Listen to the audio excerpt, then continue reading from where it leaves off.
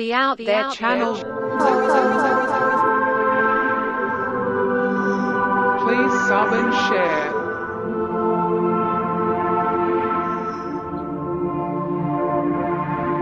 Searching for the truth.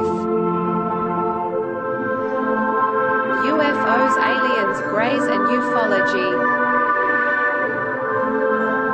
Real images, real stories, real videos, real cases, researched and investigated by professionals in the field and cutting-edge discoveries. Multiple witnesses, abduction accounts brought to you by Team The Out There channel.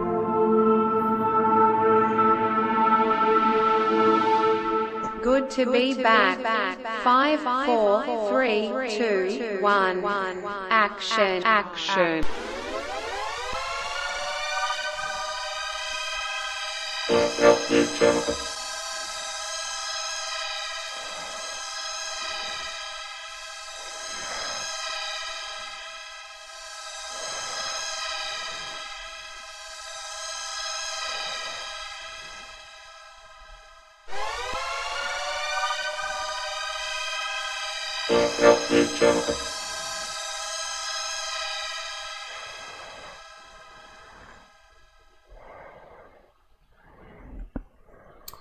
Yo.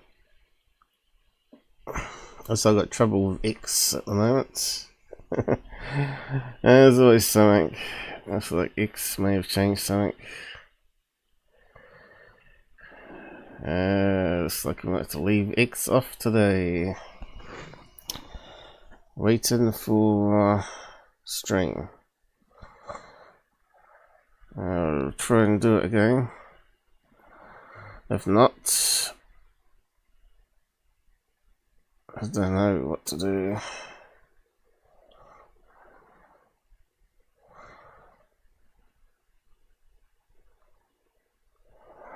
No, it doesn't look promising.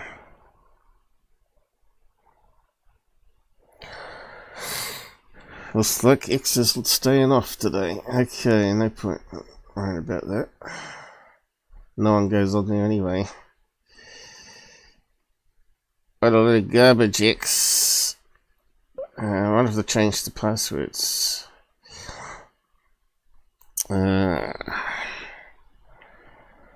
Probably found a security hole.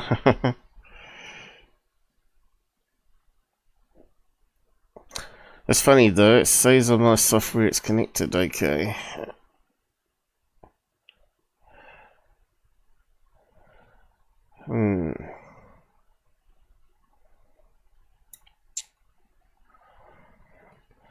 Maybe I need something in there.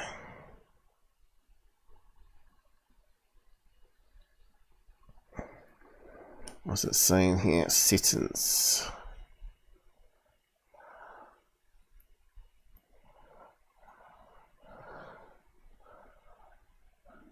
No.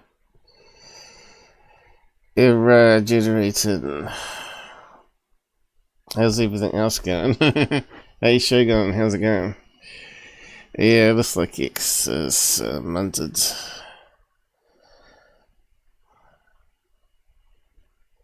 Maybe it's just too busy with the Biden news today. Apparently he's dropping out. Yeah, looks like I'm gonna have to worry about that another day. No broadcasts. Seems to have lost all my broadcasts too. Something's changed since I've last used it. I was then going to have to go through and check everything.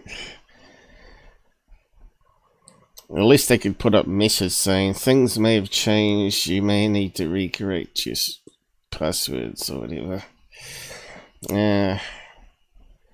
Useless really. How's it going over here? Looks like YouTube's working good. How's Pilled going? Looks like Pilled is going alright. Hey, we got someone commented already. That's really rare. On Pilled. How's it going? Quantum Lotus or something. Sharing recent encounters. Yeah, I guess. But some of them go back a couple of years. But you probably haven't heard of them, so yeah. Just keep it on the stats here. So how's the stats looking? Are they looking a bit better this time? 2, 2, 4, 1, 4, 1. Yeah, that looks alright, doesn't it? I'll just keep it on. So that may have dropped out with changes to forever having to update things, right? Twitch, here we go on Twitch. There, we've got one watching. How's it going? And Rumble. Let me just double check on that one.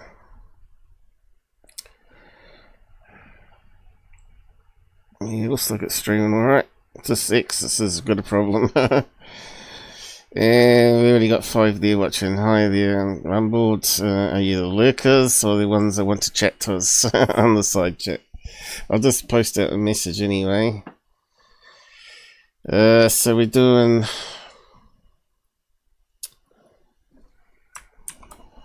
some review of a new TV show that does UFO videos.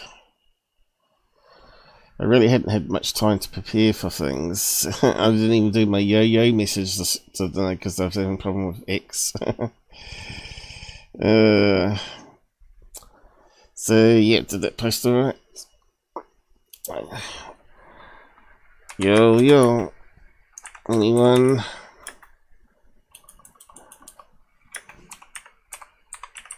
Oh dear. Damn it. He still hasn't done me the pop out though. So it looks like I hit the A, did I? That'll do. So it should go to 4 places. 1, 2, 3, 4. That'll do. Stream into 4 locations at once. That's progress. Could do more, but it's a lot of hassle. Especially when you're doing it alone. All these other big podcasts employ people because they're not technical people like me. Yes, so web link and all that have to do. Okay, let me just post up my web link if you want to donate or look over some of the top videos we've had in the past. And all the other social media links, of course. I'll catch up in the comments in a minute.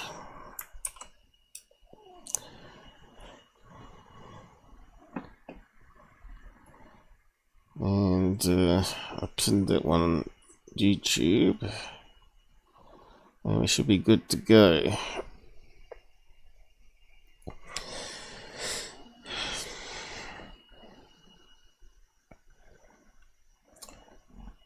So, just scroll down here. Oh yeah, all went. So here we got here, Shogun, how's it going?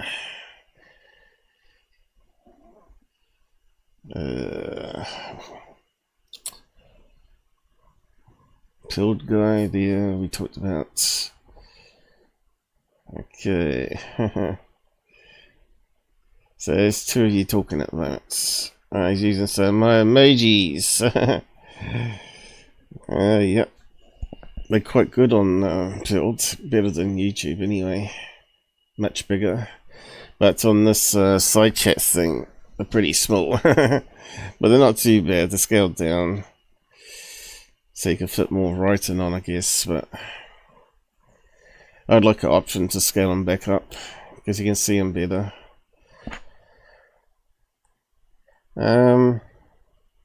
Yeah, what am I forgetting? I forgot something, haven't I? We're still waiting for the King Michael. I see he's on Discord playing games, or his son is.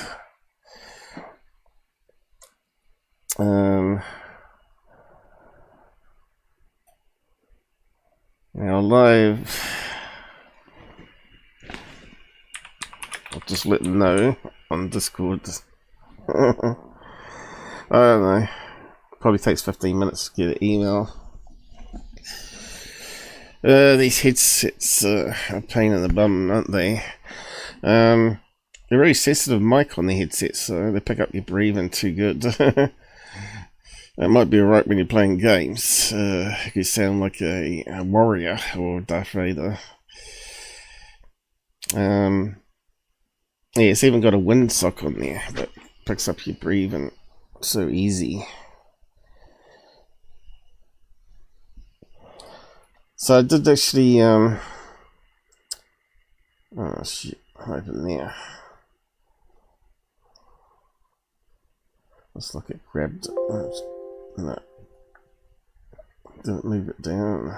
Open there. I didn't do it. The mouse must have been knocked as I was moving. Has it got the grab handle? Yeah, so I have managed to do a few things, but I haven't managed to look around for all the latest viral videos, apart from what's on the TV show. But the TV show is a fair bit to go through, as you'll see. I've got a few snapshots here. And there's about 10 cases there, so we'll just go through that. Probably a minute. What have I got here? I'll just do a refresher from the week. Because I've been doing my because I'll just show you the recent thing on the game too. I'll just open up another folder before I begin. This is what's been taking up my time. It's coming along. I just need to add in the community cards, as I call them, the merits, the demerits, and the cash cards. And questions. I've improved it a wee bit here since my last show. As you can see, there's a few more files there. So run up the game.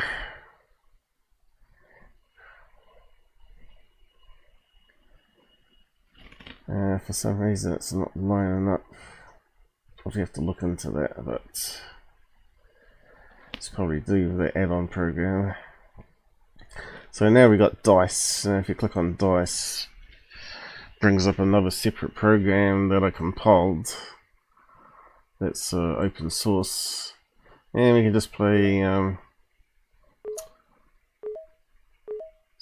when you're not using the online string. You can play it separately if you wanted to, and you can specify how many dice you want to, which is kind of good. So you can use it for other games. I thought it was a pull down, but it's actually. So I suppose you can play Yahtzee. That wasn't too bad of a game, that one. And also it's got cards here. Although if it was me writing this, I'd scale that font up. But this is a limitation of the Windows stuff.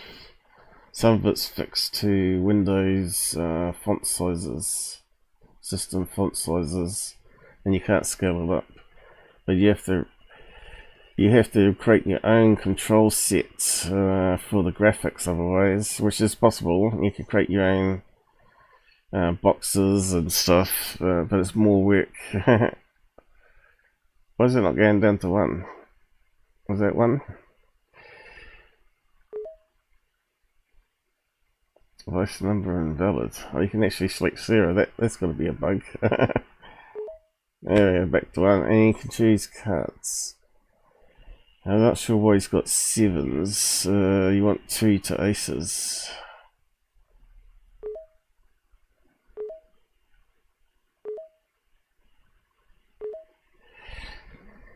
Yeah, I wonder if it cycles through a deck on that one, buddy. Yeah, it's quite a good program. It's actually generating the graphics.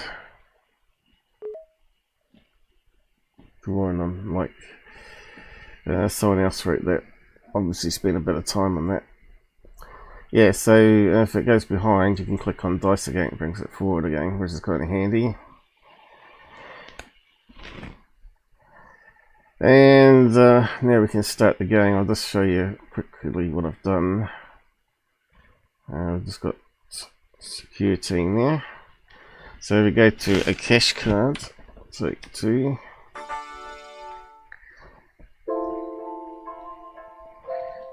Now I managed to shorten some of the music, which is handy. And it now comes up with random question cards as well. Not just a cash prize, but sometimes you may not get it because you may not know the question. So I need to formulate a load of questions for it yet. So how much did Tyler Security make from YouTube Google ads on his channel? 3 million, 2 million, or 2.4? So it's like a TV quiz show, isn't it? So you can say, so you can see here the control circle on the radio buttons, window size. Can't scale it up to a bigger font size. Kind of crazy, but limitation of Windows and its APIs.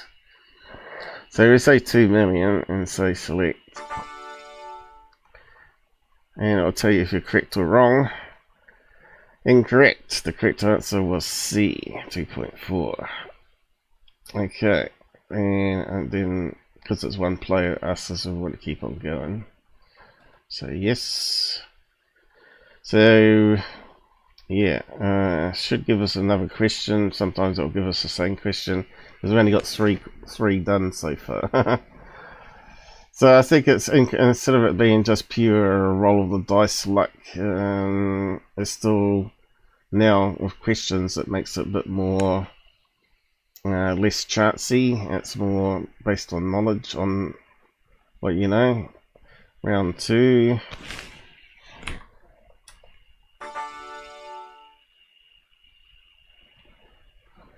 And we want to 1. Let's see what comes up this time. It's got 1 in 3 chance to get the same question. It has come up with the same question, so you know what it is. And we got the nice doodly music.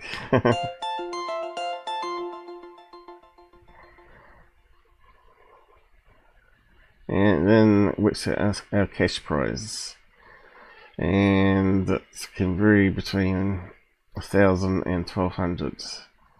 So there you go.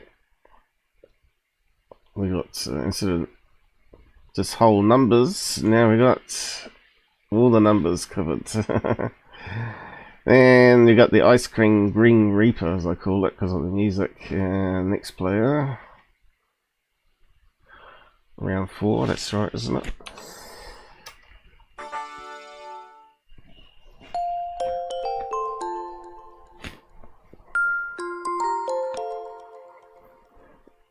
There we go, the Ice Cream Green Reaper. And it said here, the generic one. I haven't got any questions for that one. I haven't added that function in yet for the Reaper. So what kind of questions would you have for the Reaper to be back? I suppose you could give them a chance, maybe a chance system where they don't get so much cash loss. But yeah, it could be improved in time. Tyler pays a channel helper to troll the out there channel, so he loses $1,000. Okay, so and this keeps on going like that, and you can add in other players. So randomly, Dr. Greed. Let's play out 5, goes back to 1. Now it should bring Dr. Greed in. And there you go, player 5.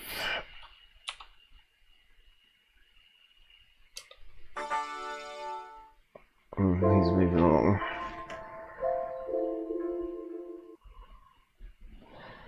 And does a UFO presentation, doesn't he always? Cash reward only $1,000. That's pretty low for him. So yeah, it's going to be a bit of fun finishing that off. And of course I've got quick going down here, and I can push up here for instant exit. So I can press down here to play the music, and that one will play, go straight out. So I added that feature in too.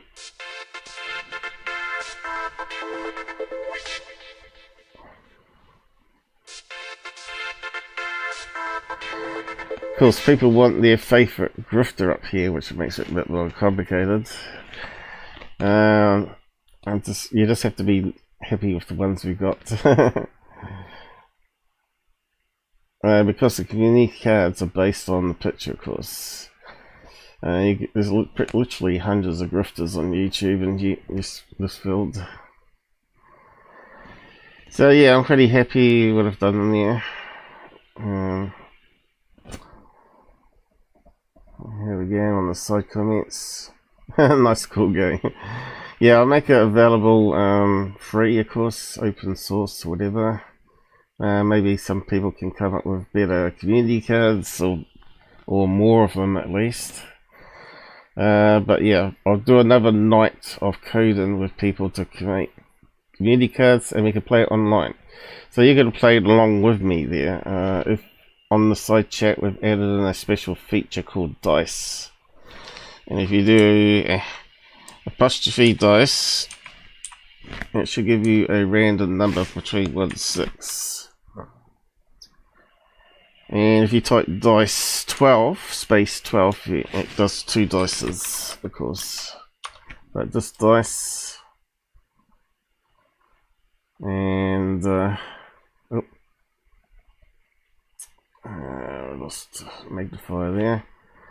The robot throws me a 2. Alright, but anyone can do that in the side chat, and you'll get a number. And you can play along next time that we finish the game. That's the idea of it. It was meant to be like a worldwide board game for the ufology field. Yeah, maybe you can convert it into a Android app and maybe sell 100,000 of them. Who knows? But then you've probably got problems with copyright of the faces, right? And people claiming you're slandering them when it's actually true, you know. None of these grifters actually admit their lies, so that's the problem. About talking to aliens when it's just a cactus tree for Dr. Greer, and Tyler's now only admitted that he only did 1 or 2 fakes when he actually did hundreds. So none of these people come clean fully. They try and do some damage control. Tyler's tried to write it off, saying, "Oh, it's when I first started my channel. It was the first year that I faked stuff," which is also untrue. He did it over multiple years. And even when I was created my own channel, he's still faking stuff with Photoshop and whatnot. But anyway, yeah, we could use that game to educate people about the grifters, right? But yeah, it was fun. It was fun for me to do that while I still can see. But apparently, I have got a hospital appointment for operation for October. Fingers crossed that nothing goes wrong, like flus or anything like that, or COVID. We'll create the next wave of stuff being released by the Biden administration into regular elections or whatever comes out. It's funny, he's endorsed Kamala Harris. They'll get less votes if she's running, that's for sure. She's an airhead. She was in charge of the border crisis and never went there once, apparently. To see how bad it was. It's pretty bad, you know. If you're in charge of something, you normally get stuck in, don't you, as a minister? Well, you do in my country anyway. So yeah, on to the UFO stuff. So yeah, middle of the week again, I'll probably be doing another show on the game. We can join and maybe play it and test it. Now I've got hiccups. So what do I posted here? Ancient cave paintings. Alright, I forgot to mention this last live show. Hess, Shanabad, Hashamabad, India, reveal a cosmic connection. Discoveries of 10,000-year-old art in Chinchiga depict UFOs and extraterrestrial life. Could these paintings rewrite history? Now, I had a look at this because it kind of reminds me of Aboriginal art in a way, and also Indian art in America. But they're talking about India, the real India here, you know, not native Indians. Looks like Muslim ladies here. So I'll just play the video here and we'll have a look at it.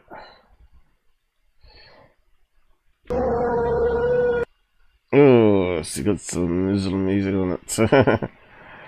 Sounds like a TIE fighter going into crash. Ew. Is it playing now? Here we go.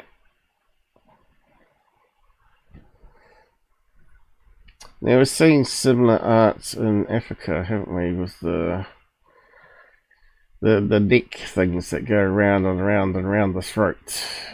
Of course, who's to say how old these are? They might only be a few hundred years old. Ancient graffiti, who knows, really. 10,000?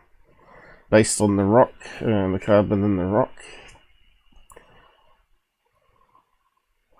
What's that one? That's a funny looking one there.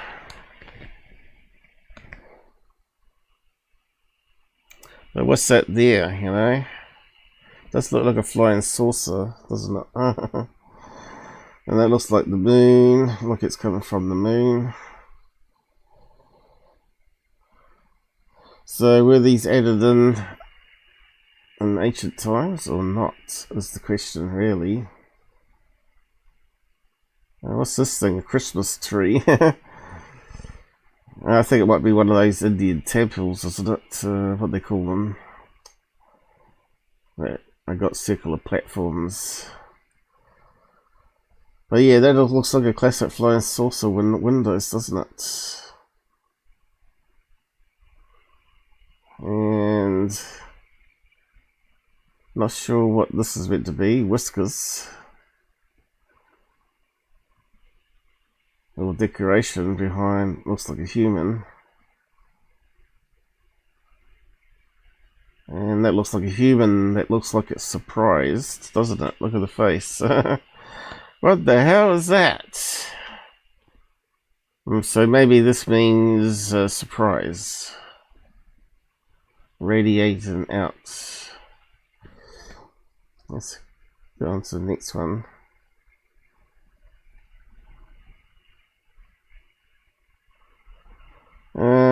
Don't see that too much alien apart from 3 fingers, is it, behind him? Mind you, his hand looks like 4 fingers there. 1, 2, 3, 4, 5. I think they miscounted their fingers. So it's actually got 1, 2, 3, 4, 5, 6 fingers on each hand. Why would they get that wrong? You know, you have to ask questions, and whether it's, unless it's a modern fake, of course. Maybe it's been modified. They sort of drew extra one on the hair or something. But that one does look like it's been added on, doesn't it? Doesn't look like it's connected to the hand there. Yeah, someone could have modified it. What's this here? It looks like it's been blacked out, like a mistake. Kind of weird.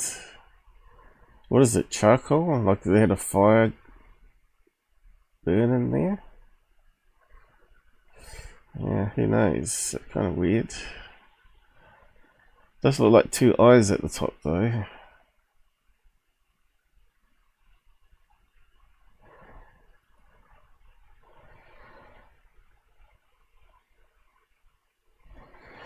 And again, that does look like a flying saucer, doesn't it?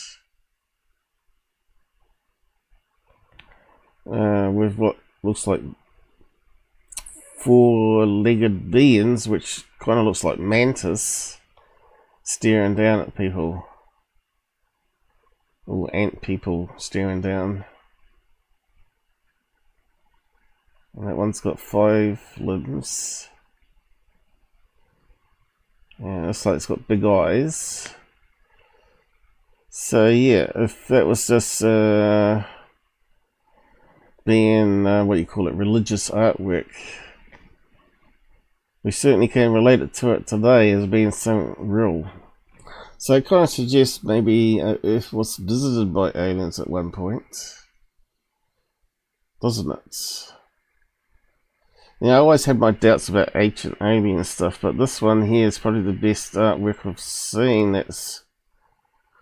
But maybe you have to do some research on this. Maybe it's a really good forgery. So why have they all got the same hairdo? You know, like Barbie dolls. We're here, the 6 slaves to take it with you. They're strange looking too. Look, the eyes are right on the edge. So are they human hybrids? Could be. Why is that one looking straight back at us? And that one is too. Kind of weird. Why is some looking away?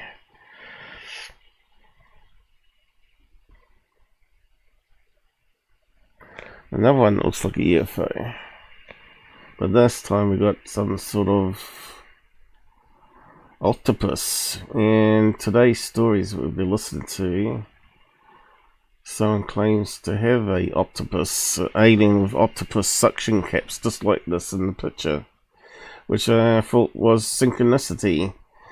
You know, you get a lot of synchronicity in UFO cases and people that you meet online. You come up with the same thing when you're talking to people online.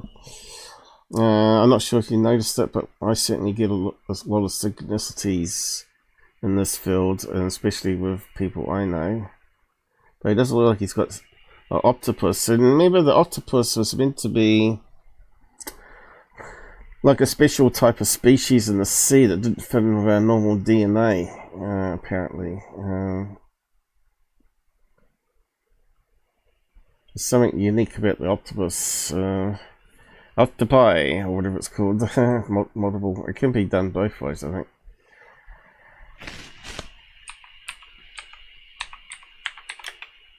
DNA. It's meant to be something unique about it. Let me just see if I can. Where's it typed it? I typed it down there. How did it get down there? Ah, he's got copy text. Looks like he added that on. That's good. It copies all of it. Not quite what we want. Okay, the genome of the octopus shows a staging level of complexity with 33,000 protein coding genes, more than is present in Homo sapiens. And here's the piece of resistance. The transformative genes leading from the consensus ancestral nautilus to the common cuttlefish. Just good. So there's something there from the science page. What animal did the octopus evolve from? It wasn't the monkey. Raphiropod was likely the ancestor. oldest known dimmed vampire was around 240 million years ago. So I've always said this, aliens are either going to come from a ocean world, or it's going to come from more likely an insect world, because insects dominate us on our planet. Lucky enough they're just small. But it doesn't mean it didn't involve with humanoid features with a external shell that may not be the same type of thickness shell as insects have, which suggests that if you've got an external skeleton, you can withstand faster speeds in craft. You can handle inertia better and g-forces better. Ooh, I'm bumping all sorts of things here. Hopefully it doesn't interrupt the stream.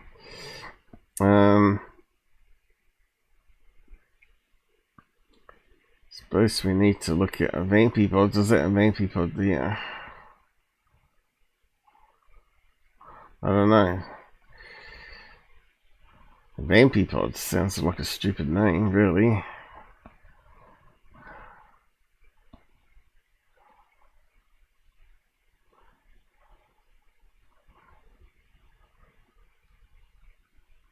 No picture. Soft body. 8 arms. Still a stupid name. Vampire. Sounds like vampire, doesn't it? So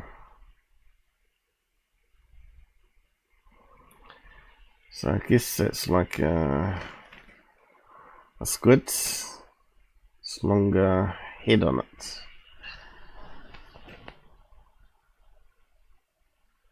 Right, so that's 240 million years ago. So it could be those that living in our sea are quite intelligent and built themselves flying saucers, and they can leave the sea anytime they want to and fly around. Maybe they're not from outer space, but inner space. Who knows? If they've been around a lot longer than us, they probably know how to hide from humans, and maybe they're not worried too much about us until we started putting pollution into the sea, because it's their food source as well. So maybe that's why we're seeing more of them since the atomic bombs went off. Who knows? It's good sci-fi. All these good sci-fi movies that you could write scripts for.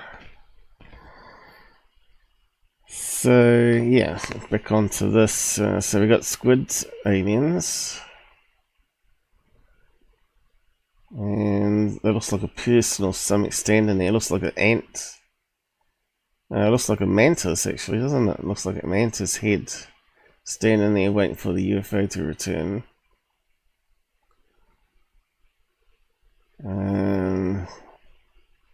Not seeing any regular animals from Earth on that. Now, what's this thing here? Looks like a doorway, doesn't it? Like a Stargate. There we go, down the conspiracy road. Okay, next one.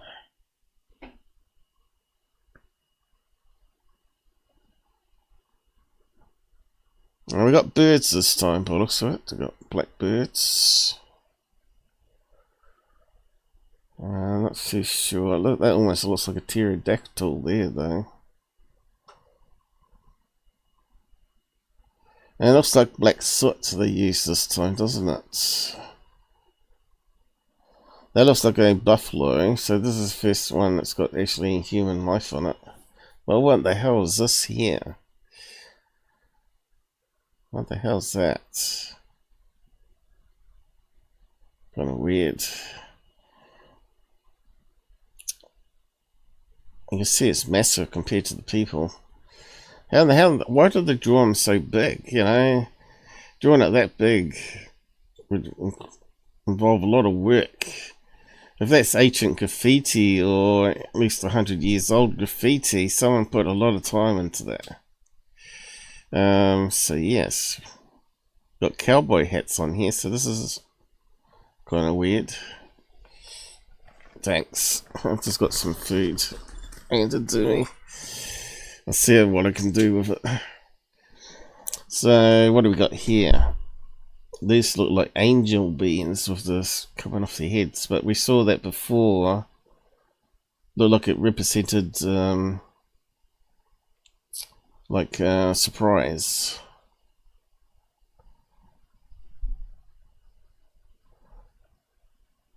Halos, energy, some special suits.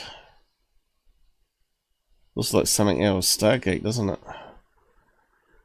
A costume, or Egypt. But yeah, again we got something that looks like a mothership above. Or also it could be a blimp, right? It could be an airship. Remember I was talking about ancient airships.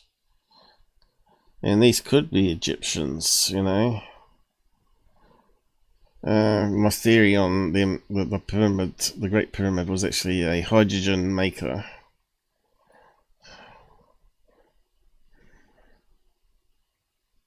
And what else we got here? 1, 2, 3, 4, 5 UFOs. And we got beings with antennas this time. And they look like they're in suits, like space suits, doesn't it? Like they got helmets on. But is it like the last one where it's meant to be an energy field? Just a new interpretation, maybe years later. So we got little flying saucers here and what looks like a mothership above. But you gotta remember, these are big pictures on the wall. And there's quite a few of them. Now we've got another creature here. It looks like it's got wings. Kind of weird. And it's got 3 limbs. Or 3 feet, 2 arms. It looks like a different type of species again, doesn't it? 1, 2, 3, 4, 5 fingers. That almost looks like a robot, you know.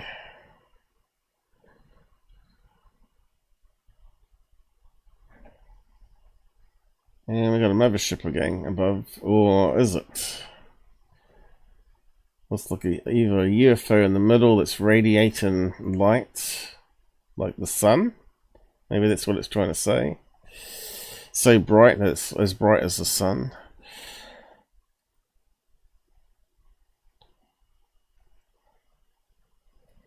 And we've got another one of that start one that we saw. But this is where the 3 eyes come in India, right? It looks like a 3rd eye. And maybe that red dot in the eye is representing contact with aliens where they had a 3rd eye. Doesn't really look like an alien grey, but it looks like it's got tits. Well, it's got some dangly bits on its tits, so it's probably a bit, what do you call it? Where's its whip and chains? What do you call them? Dominant sex acts. This one's also got some things on its titties. And this one here looks like it's got no limbs at all, or it's tucked behind the back. You know, it's like the arms are folded behind the back. It looks like it's got a head and some sort of weird headdress. But that one's a really strange one with the 3 eyes. There we go, people. Just check out the comments. How come we only got 1 on YouTube now? I went into Shogun. Gone to bed. 4 on Pilds, 2 on Rumble. That's pretty low. If humans can't consist with each other, they are gonna miss the boat. Very true. I think the aliens probably know they can't cooperate with humans, and that we're a very dangerous species, right? They probably know this. So what they've probably been doing for many years is collecting DNA, or even taking people off Earth, because a lot of people go missing, right? And putting them on a new planet and trying to maybe change the way humans behave by bringing them up again on another planet. Maybe we're the experiment that went wrong initially, right? Now, why is it not scrolling up? I can't. I can't seem to scroll up sometimes, but I can't read that size font. There are so many different beings. We have billions of galaxies. Yeah, but the problem is, if it's a multiverse, you can times that by 100, you know? So you're talking about trillions and trillions of galaxies times 100 multiverses, some that may not connect to us, but we may have one or two that connect to us. So yeah, this brings in another level of craziness. Okay, is there any more on that one? Yeah. Oh, what happened there? Good old What's your gang? That ended too quick, didn't it? Let's get back to the end. Ah, crap. It's not going to work now. Where's it gone?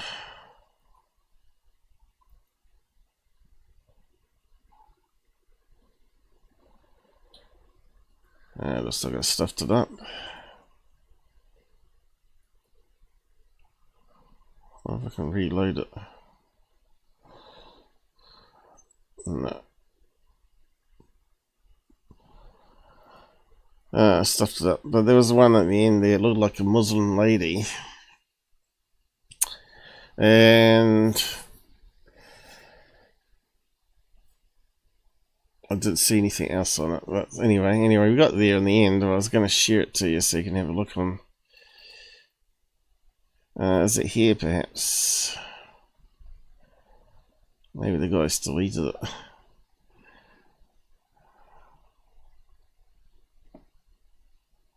That's weird. I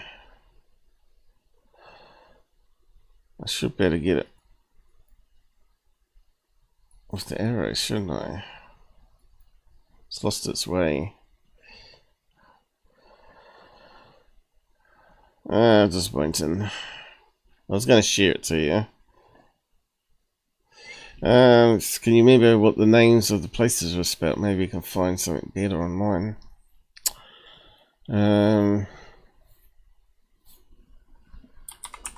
So aliens.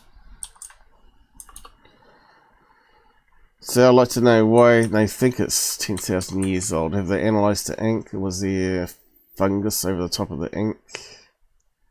Ancient Indian. Yeah. Here we go. It goes back to 2014, but looks like it.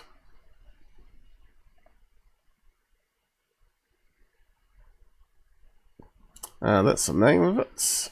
As if I'm going to remember how to spell that. But yeah, they haven't got the pictures up, have they? Oh, I got some of them. Oh, we got some new ones. A blob with humans inside. So could that be like a teleportal opening in the side of the mountain? Another one surrounded in black soot, by the looks of it. Why, I don't know.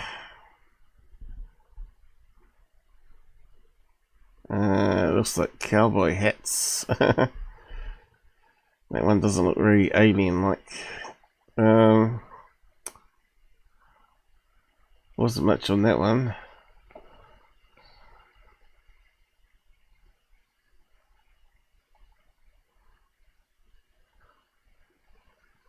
Thousands of years ago, painted over otherworldly.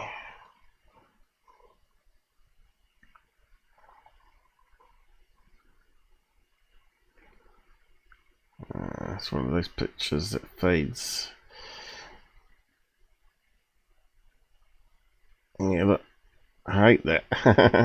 I really hate that sort of stuff.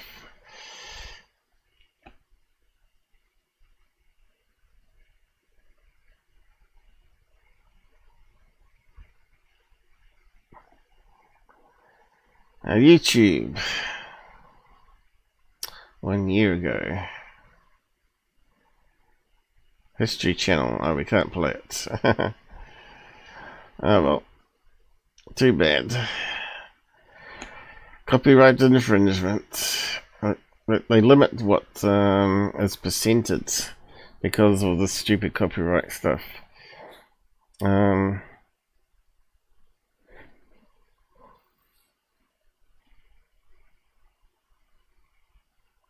Astronomy, discovery,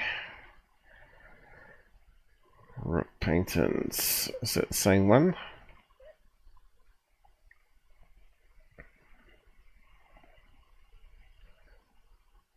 Are we alone? So what's she got to say?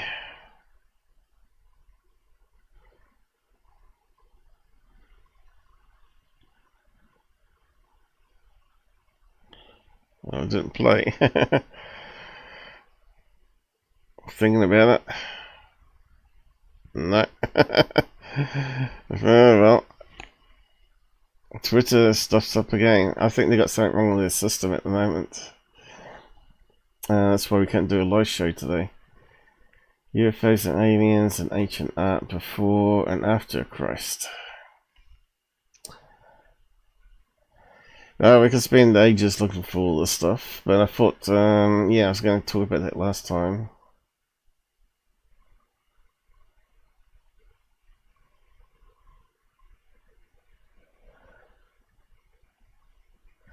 $10,000 years ago, because we think the pyramids are much older than that, but 10,000 would be a realistic time and number from when the pyramids were built, though. But I thought it was more closer to 100,000 years ago.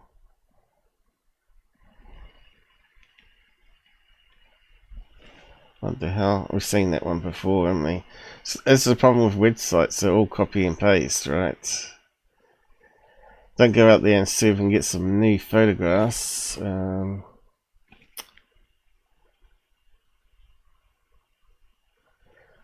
Aboriginal. Let's have a look.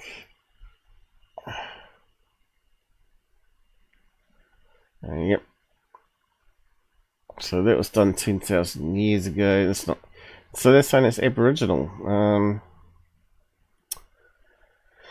I would have thought Aboriginal would mean Australia, but yeah, that looks like the same rock paintings as we're looking at, right?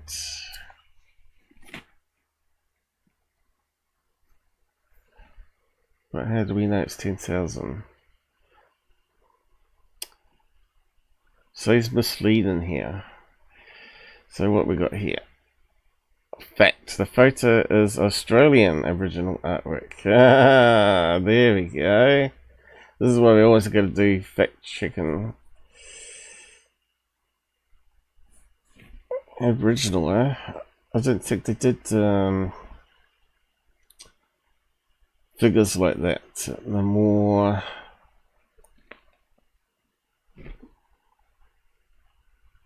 different than that, I thought. But yeah, there we go. Live and learn. The painting is of creation ancestors. Nano Dick. I don't know. Too much words there. According to 24 article by Times of India, Chhattisgarh State Department of Archaeology and Culture had planned to seek help from NASA and ISRO for research on the 10,000-year-old rock paintings depicting aliens and UFOs in Charama region of blah blah blah. The French expert had contradicted these claims in 2014. We could not find any recent credible news reports that confirmed or contradicted these claims made about rock paintings. Hence, the claim made in this post is misleading.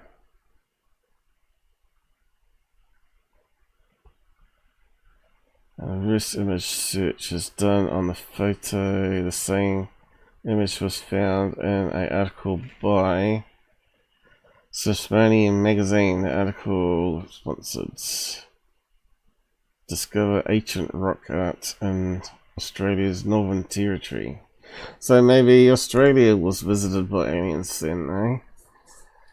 I think that'd make more sense than India, actually, when you think about it. It's a big, massive land mass, right? And if you look at that colour rock, it matches more of Australia, how it looks, that sort of iron sand rock formations.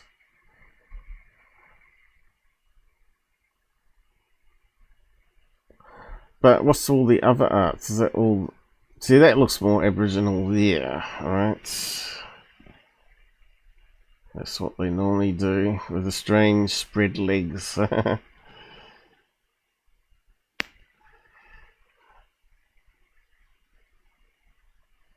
And what's this one here? Maybe some of them are true and some are not. One of the ancient rock paintings carved.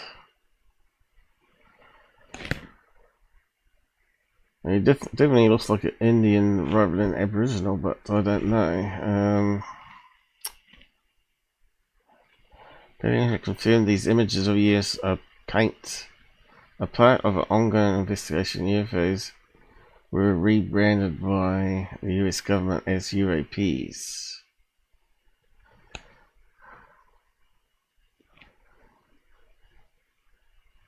Yeah, I don't know.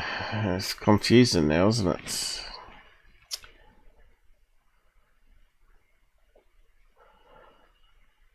Didn't realise it's going to take this long to go through it all.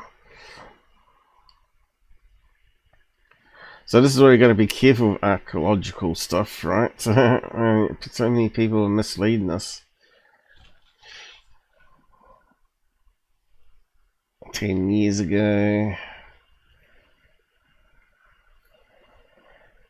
But that one's a recent article.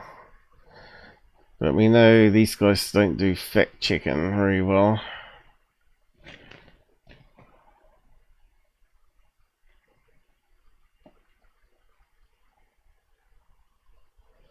Okay, so where's that one? Utah. So that would be native Indians.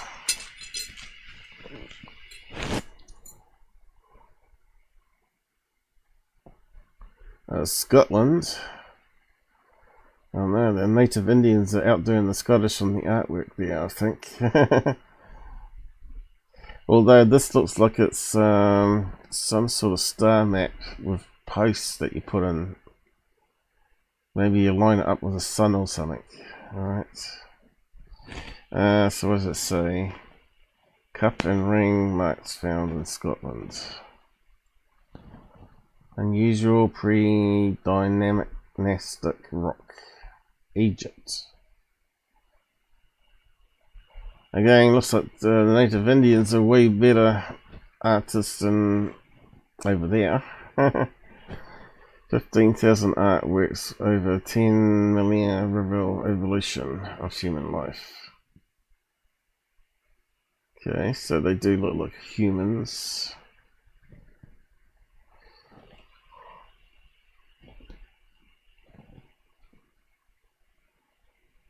So what's this one here?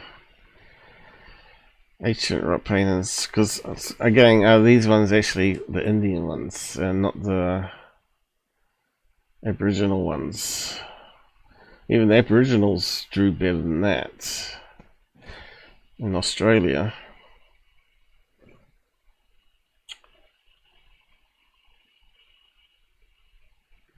Looks like crop circles.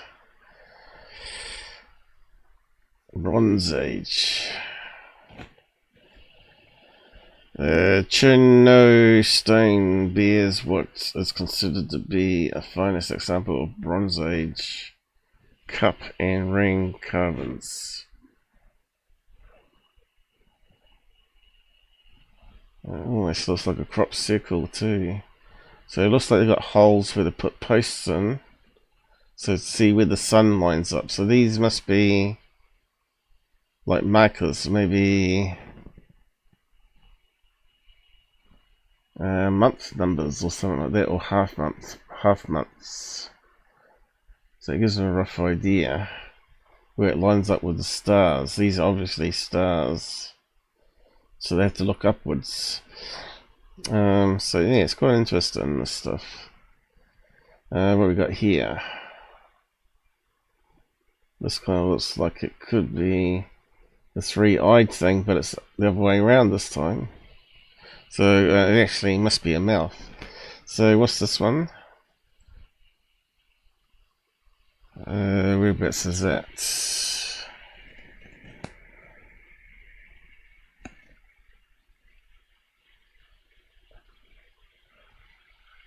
Yeah, I'm not sure. Large black eyes, head surrounded by a halo.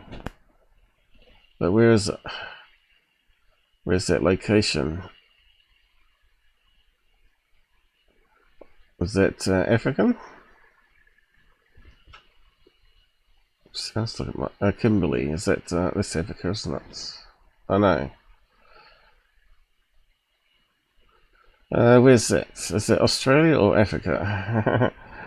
I always get a bit confused. Kimberley could be Africa or Australia. Top of Australia, isn't it? There we go. It's way up there. Top of Australia. Okay. So this is definitely similar to the artwork we saw on that video then.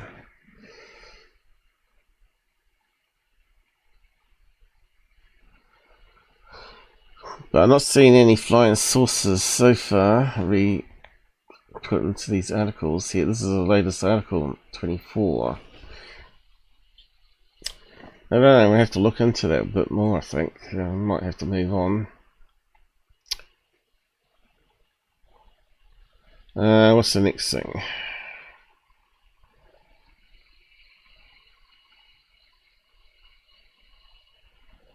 Senate Intelligence Bill gives holders of non-Earth origin or exotic UAP material 6 months to make it available to Arrow. I think that's old news, isn't it? I don't think that's the link I had, was it? Let me just scroll up. Something's going crazy here.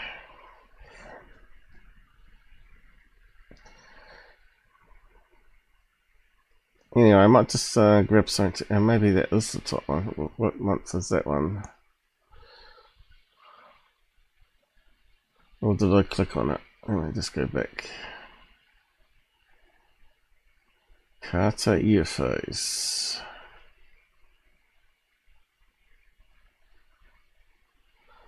I think we've lost our place on that one too, have we?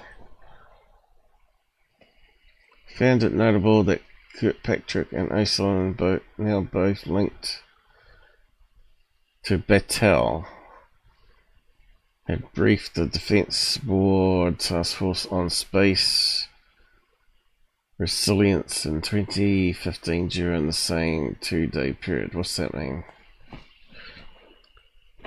Battelle's the one that worked on metamaterials, wasn't it?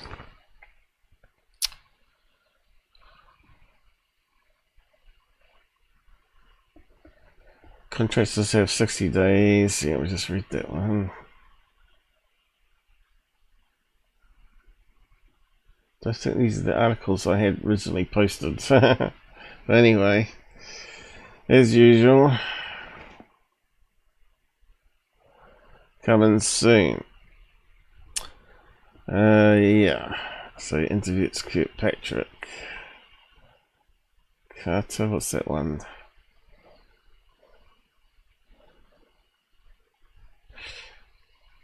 Yeah, I don't think it was meant to be that one. Also, I've been sabotaged.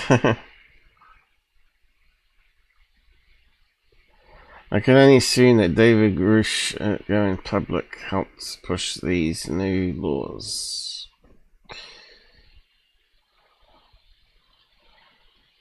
No, I don't know what's happened there. I haven't gone back too far or something. No.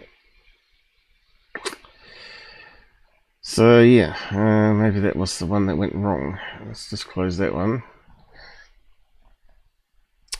Alright, this is the Mick stuff.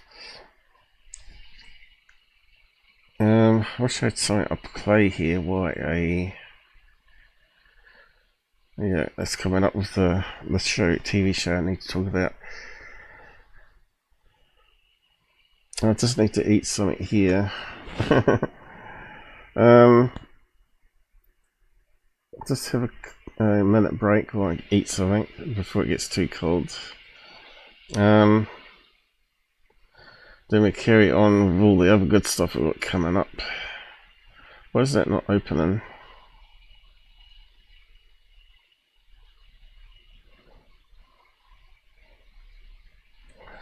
Where's my control panel?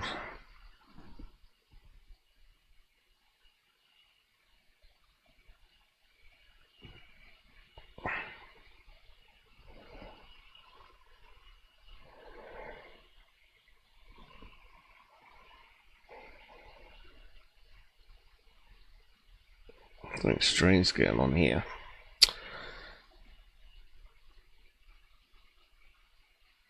It's not let me click the screen.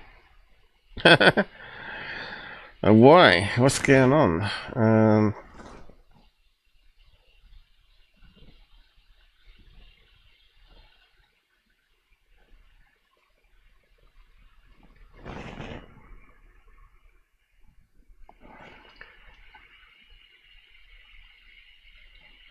Can't click on anything. What's the story? It's never ending. How can we get around that problem? It's like there's an invisible window on top.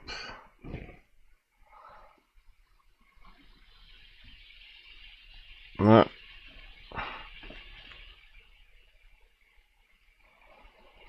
In fact, I can't click any windows. Won't let me click on anything. If I do Control Alt Delete, will it screw up the screen? Well, that works.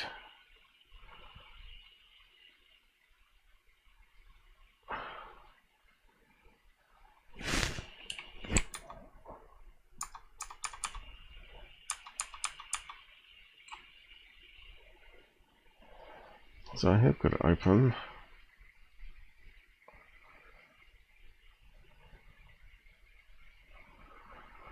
What's causing it to look up though?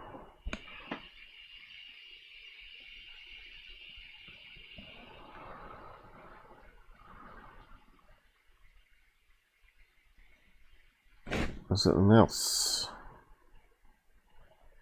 I fully charged it though. No.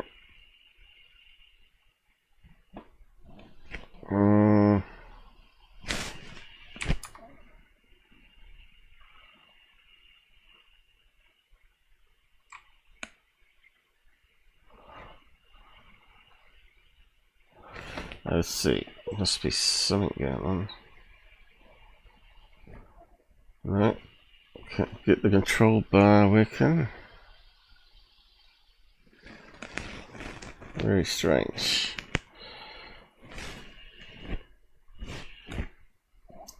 Does that work? Yep. That won't let me take it off now. Okay, Control Delete, guys.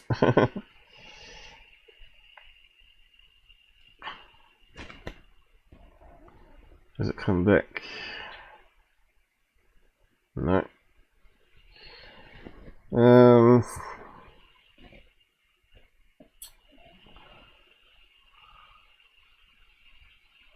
What's happened there?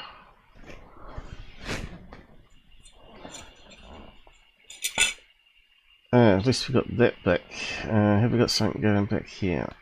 Right, we might be operational again. Is the streaming still working?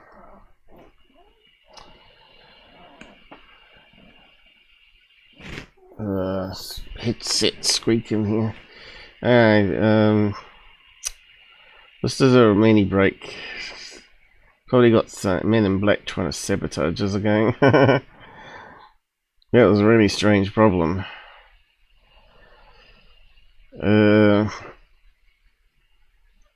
I suppose we could play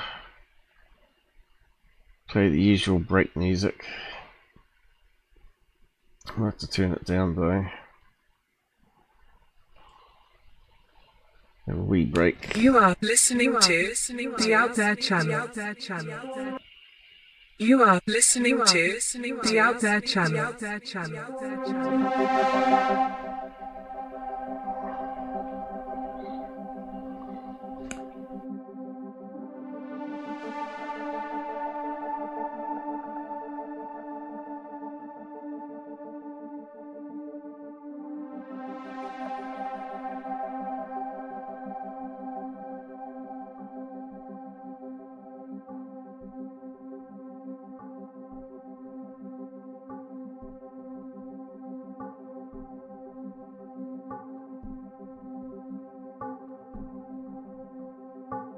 Searching for the truth behind the UFO phenomena.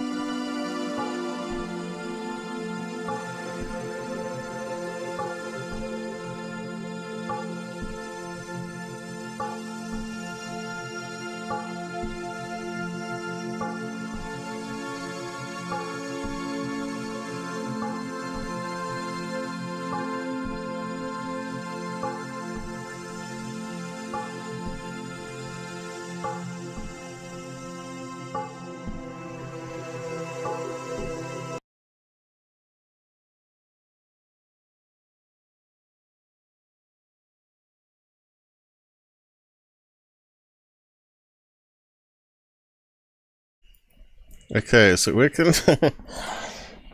Okay, I think we might be back to normal.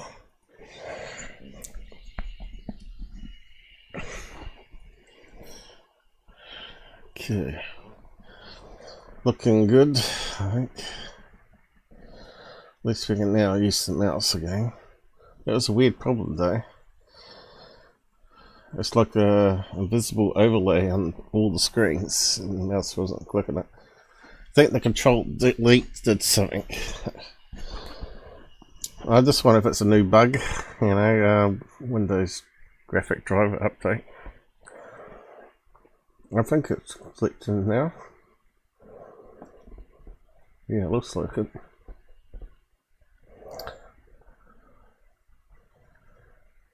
Google Earth probably need that at some stage actually. Let's see if that opens.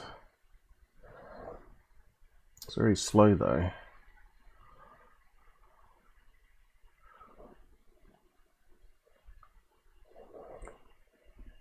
I was going to look up something from the show.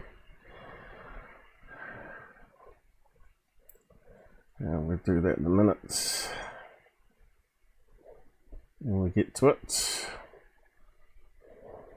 Yeah, it's incredibly slow though. I just wonder if there's a fault developing on the laptop here, which will probably end me doing live shows if that's the case. What's that saying? Error message. Oh, so I got turned on. No thanks.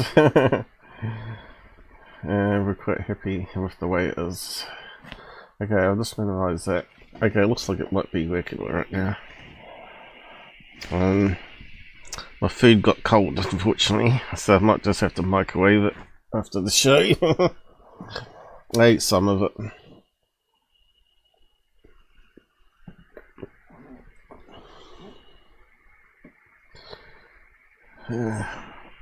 Squeaky.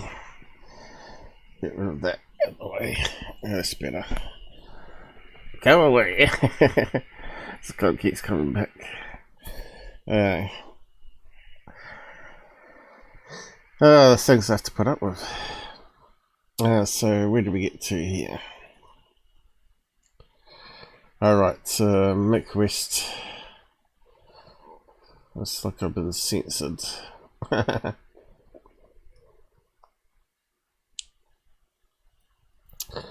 So we need the other browser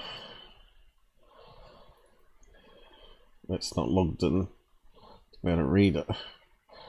Well, it's logged into another account. The things you have to do to get around censorship.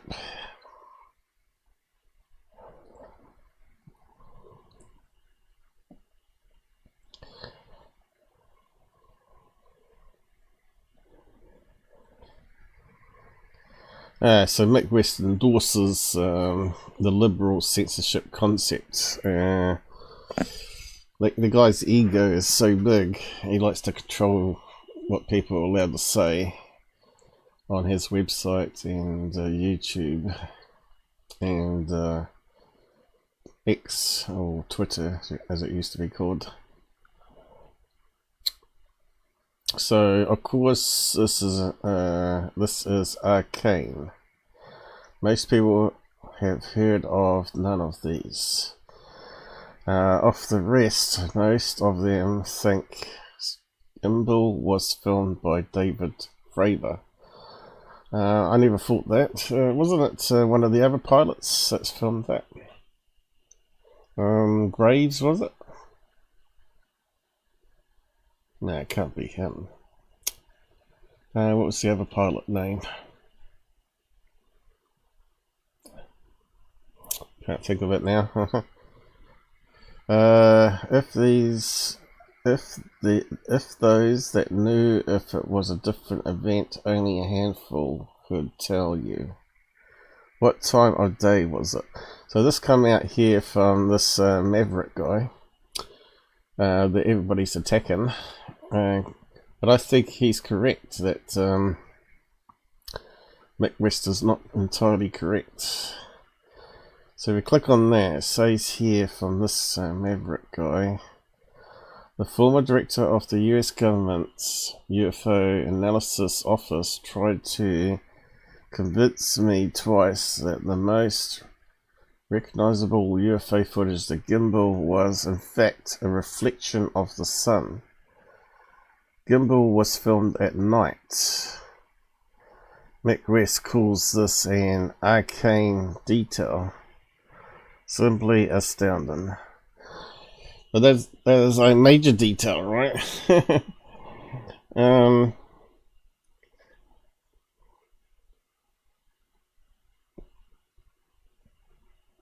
Because the sun would generate heat on the surface of the aircraft more than not having the sun out at all. And of course we're talking about thermal images here. So what else I said here?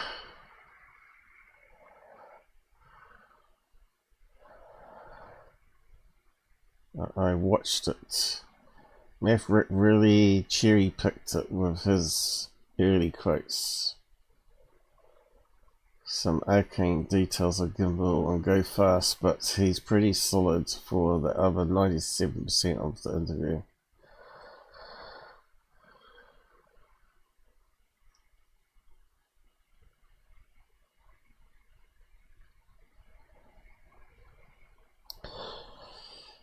Yeah, so that's the first I've heard of it being filmed at night.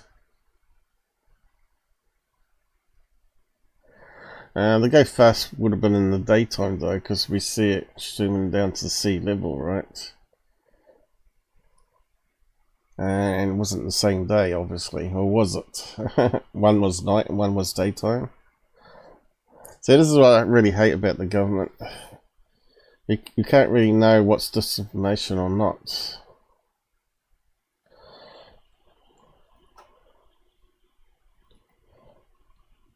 Why is it not shrinking down anymore? Anyway, it doesn't matter.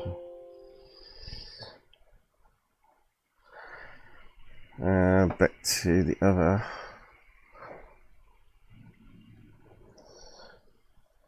Seems everything's going wrong today. My end anyway. You probably don't notice it too much apart from the time lag. Yeah, so LuReviews posted this out the other day because he didn't do a show. But the information that he's going to do an interview with Mick West is what's important here. Anyway, no show today. I know it's totally a total bummer, but there is good news. On Monday, we are welcoming back Mick West. Boo! We talked about his new show coming to PBS called What Are UFOs? Because I've asked around people about this one and they said, well, I don't want to watch that crap. Anything with Mick West in it is not worthy of watching because it's going to be biased. Which I believe it will be, won't it? If Mick West has got his own TV show called What Are UFOs, in his mind it's going to be mundane clutter in the sky, and 100% it's man-made or hoaxed. And why Max Wren, don't know what that is being insufferable selective with information he chooses to share when arguing his points on the gimbal UFO. Is that the Maverick guy he's talking about here? And we take your questions. Here's a little edit for Maverick getting frustrated because the expert he found is debunking him. Enjoy your weekend. So yeah, so he posted this out here and I thought it's just garbage. So they got a FLIR expert here and he's a reporter, this Maverick guy, and we know who Mick West is. sort of taking a clip from an interview they did a long time ago, wasn't it? Now I'll just play it, I guess, some of it. So hello, audience. My name is Jeremy, and I am a Navy veteran. I served for 6 years in the Navy. Spent a majority of my career in aerospace, and from 2006 to 2013, I worked on Raytheon, primarily on the AT FLIR program. Since, hence, this is why these guys contacted me. Okay. Yeah, thank you for that brief. Just the guy we need to talk to. I want to be clear, this is not AT FLIR, but this is some really violent movement by the pod. Extremely violent. It's comparable in function. Okay, awesome. So look at, I mean, this pod is working hard. It is spinning fast. No steps. Yeah. And all the test footage, no steps. It's always continuous. Yeah, no, and that's certainly, like, you know, sounds compelling, and that's partly why I think that it could be something like something Jeremy suggested, was that it might be a malfunction. You know, if we're not getting the correct voltage, or there's something else wrong with it, you might. I think, Jeremy, you mentioned that it might be some kind of somewhat stepped behavior. Yeah, and so something else I wanted to, because I know I made a reply to someone saying, you know, try to give a little context to everything, and a little bit of the context is also how the Navy operates. So you're thinking they're on a ship out at sea. All these squadrons, each of those planes doesn't have an AT FLIR. So there may only be one or two that are up, like a squad of 4, maybe 2 have them, and it's usually 1. And so there's only going to be a few of them on the ship to where they can swap in and out. And sometimes they have to do like that ship level repair where we got to be up in 10 minutes or something like that. Let's try to, you know, get this thing, you know, working. Sometimes they don't have the facility or the time to do stuff. So it's just about, they just may not be equipped, but there's also different levels too. So there's the ship level, then there's also a depot level in Jacksonville. And then it's like, if they can't do something, then they send it off to, you know, back to Raytheon. Right. So can I dive into the operational thing? So Yeah. being operational, it's So with that in mind, knowing things is like in a clean environment, then that throws in a lot of suspect variables that can happen. You know, some grime and other stuff, you know, can get, you know, thrown in. Can we just finish on the malfunctions? Sorry, before we move on. Okay. Jeremy, have you ever seen that kind of a malfunction, like what we see, or what Mick's theory is, where it's just kind of like chunk, chunk, chunk, chunk, chunk? Yes. And that was kind of what I was talking about, like the resolvers. There's you know, the gears that are right next to each other, and there are 2 of them right next to each other, and they're spring loaded, you know, to, you know, prevent, you know, lash. And so if that gets off, you know, now there's slop in the gears, you know, and now it's, you know, kind of doing like chunk, chunk, chunk, chunk. Because now it may be like, okay, well, I'm not seeing anything yet. Then it's, oh, it's too much, and it's weights. And so again, there's a lot of variables that can do stuff like that. I can't imagine that the AT FLIR pod would malfunction and just happen to start rotating exactly when that 3D trajectory says the object's making that turn. That is just a stunning coincidence that I cannot ascribe to any prosaic. Again, there's a lot of variables that can do.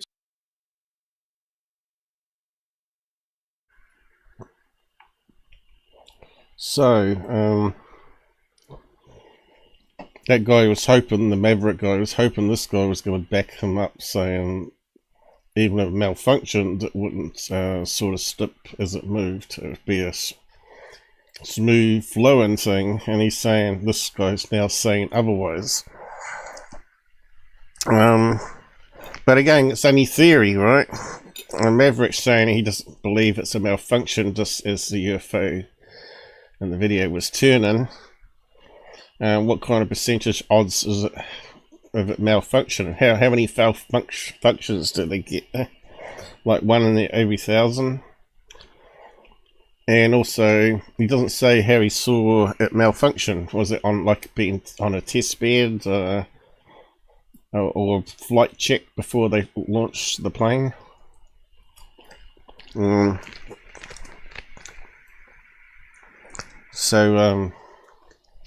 LuReviews thinks it's really funny, of course, that a debunker is winning. Mick West is winning. LuReviews is such a pathetic turd now. It really is. Still only a theory. The guy said there's a lot of variables there, so you can't rule it out not making the clunky movement that it did on that gimbal video where it sort of flipped around.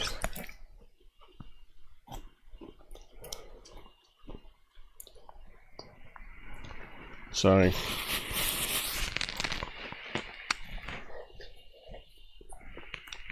That's all the sort of drama I've got today, I think. I'll move on to the videos now. What's this again? Just refresh my mind. Okay. That was something to do with the videos, so we'll just go through it. Come back to that.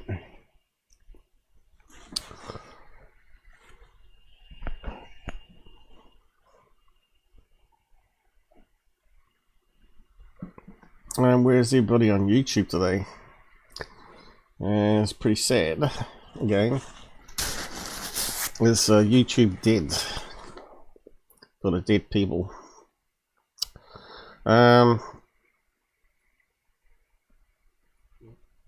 Let's click that now.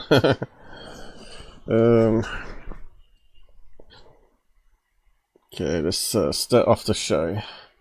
So it's a new show that's come on. Maybe I should have kept the browser open. Which is a lot better than Skinwalker Ranch will ever be. And it hasn't got people that sound like they're from Disney World, like Travis Taylor. With a funny voice. It was really hard to listen to. It's called Alien Encounters Fact or Fiction. I'll just bring up a search on it.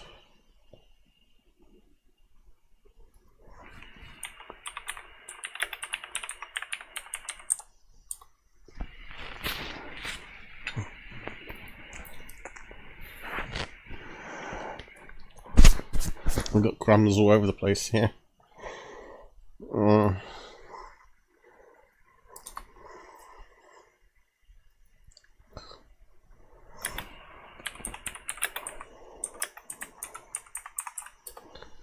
Okay, so we've got this thing here, new series 2024, and still got a fairly high rating here, because I think it's quite good. It's very similar to what I do, and they debunk stuff and do it properly, but they don't show you on the show how they debunk it. They just get the end results, right? It's like a 5-minute episode per person. So yeah, go and check it out. So spoiler alert coming up, so if you're not seeing it, you may not want to go through this, but it doesn't really matter because you still want to listen to the people's stories, I guess. And see the videos. I'm not going to show the videos, but various frames from the videos. So you can still watch the TV series and enjoy it because the stories, some of the stories are interesting. TV show.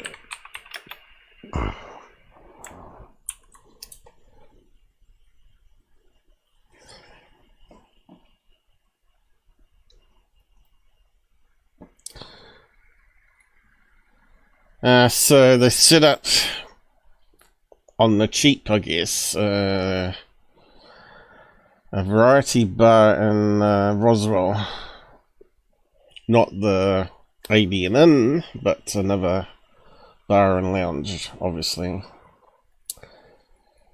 So they just get a table while people playing pool and drinking in the background, which is a kind of strange way to do it, a TV show, but it's obviously made on the cheap. And I'm not sure if it's staged or not. It's hard to know, but the people come in and sit in the chairs opposite these guys, and they talk to them like people in a bar, which is kind of strange way of doing things.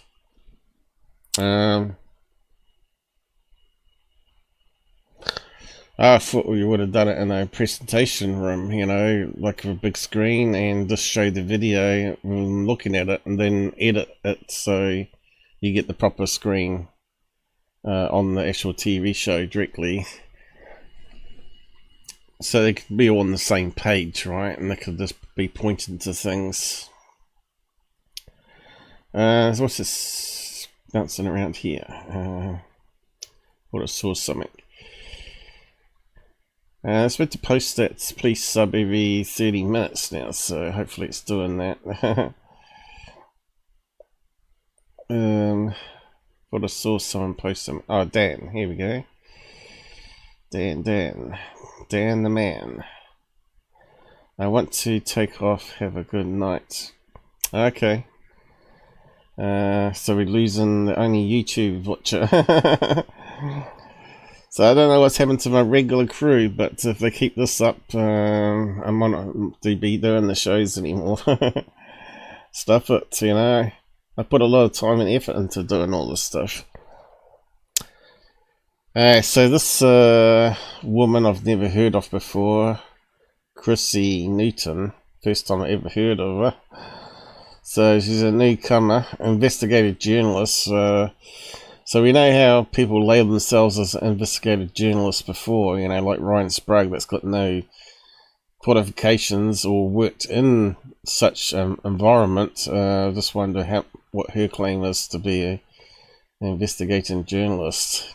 Is it the same as Corbell, who's also using that term now? Who else uses that term wrongly? I think you have to have the qualifications and background. George Knapp, you'd probably say is, for sure, but and also Green Street would be. But yeah, we could look up their bio, I guess, but what's the point?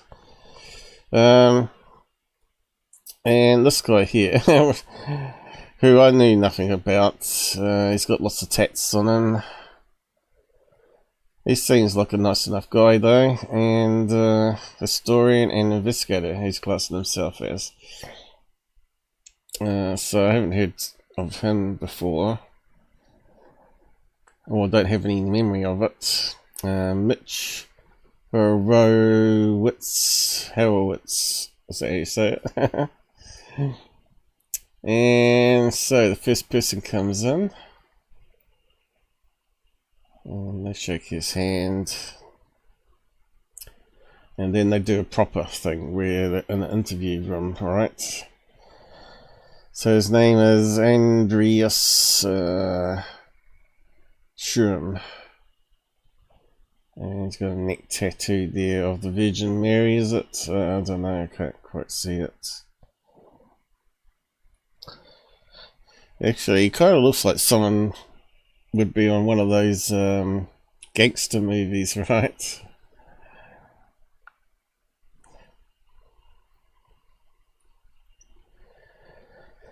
Anyway, they're driving along and they capture this video, this thing in the sky. Yes, I know, I see it, says the wife. So this was August the 7th last year. I don't remember seeing it on third phase. New Mexico.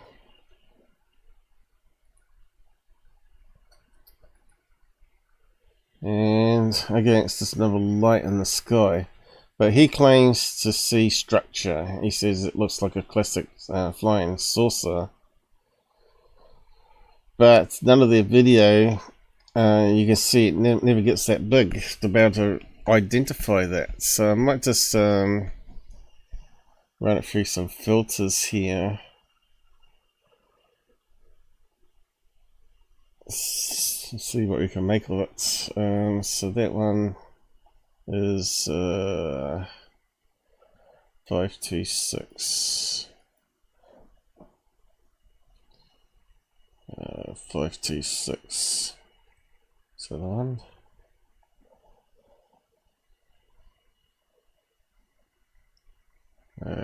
Can't quite see. It's not scrolling down either. Just making it harder for us.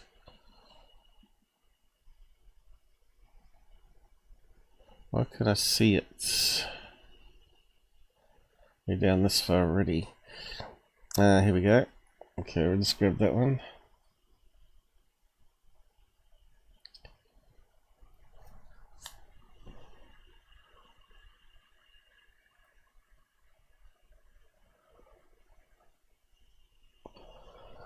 So we'll be able to look at it.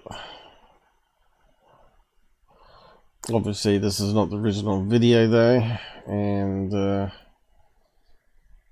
taken from a TV show quality.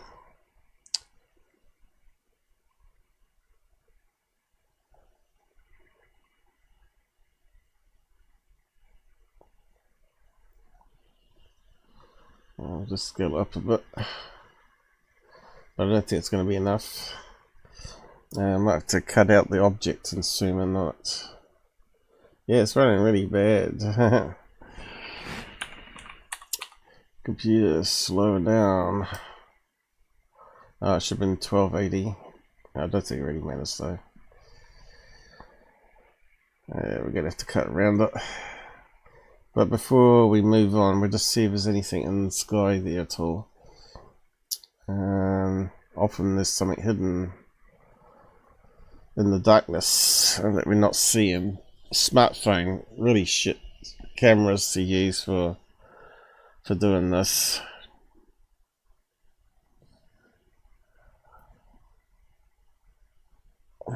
Just deselect it again.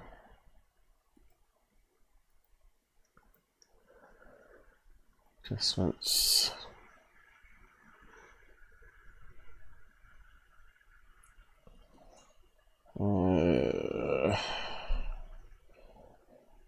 These cues. Right.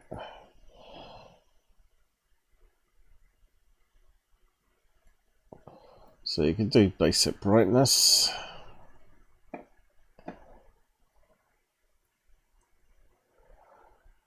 And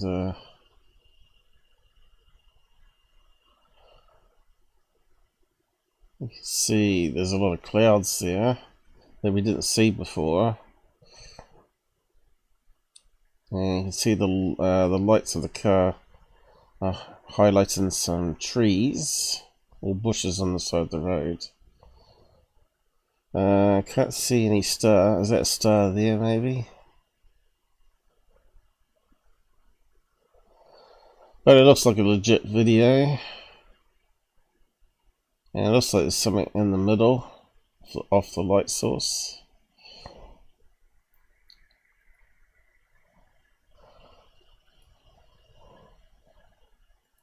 Now flip the colours, which gives us a bit more control of seeing stuff.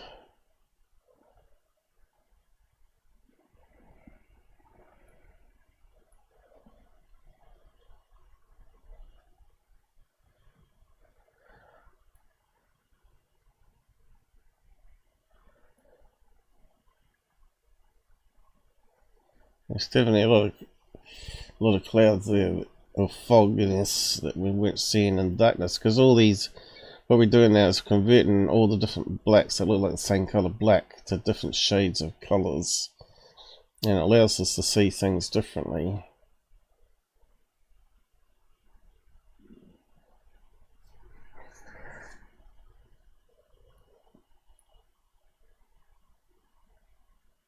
I think we might have to zoom in.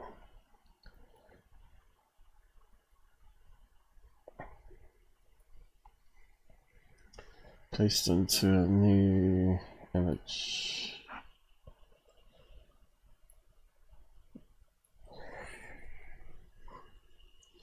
It looks like it's tilted too, doesn't it?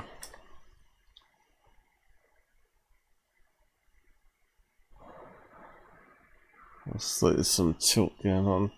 But to me, it looks like a kind of spotlight on it, you know? Could that be the object here and that's the spotlight?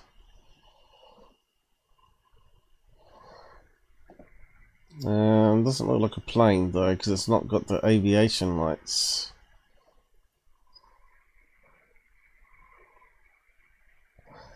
But this is a close-up one we've got out the whole video.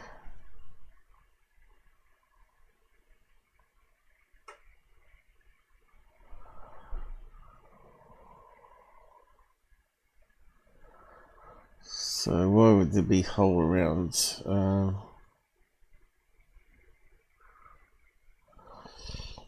Kind of weird, isn't it? Like maybe there is a craft, a black craft there. That was absorbing the light.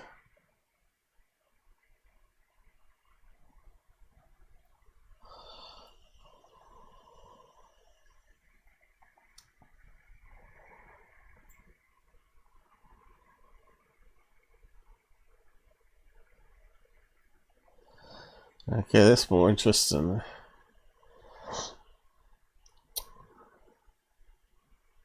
It's like there's a light there, and a light there. So all the shades of white now have variations of shades, right?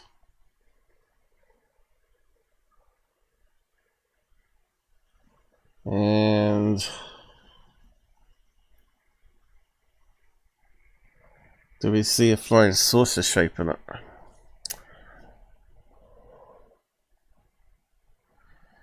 Kind of looks like it could be a plane, though, it doesn't. It looks like the three lights you get on the plane.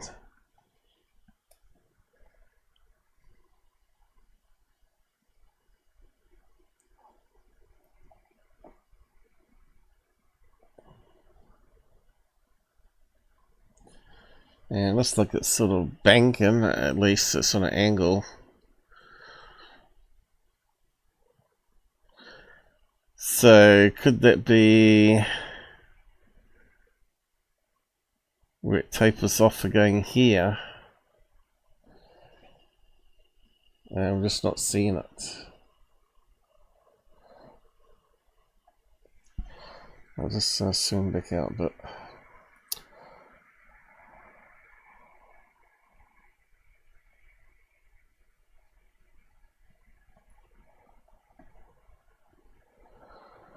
And you can see there's a lot of shades of different whites in it.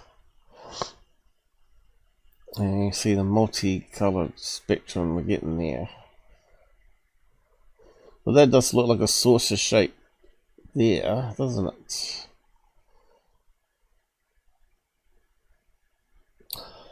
Interesting, but we'll carry on.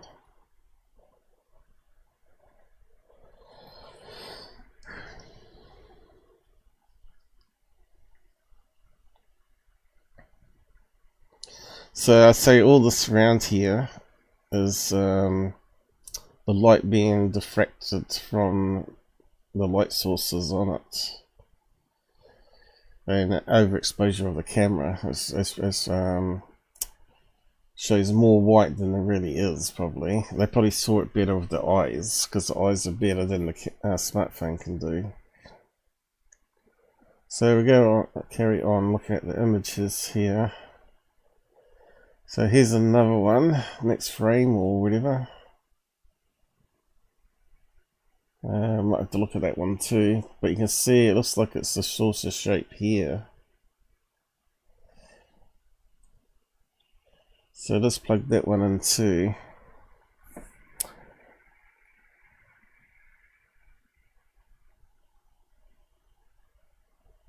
Probably can get rid of the other. The gang one for time being.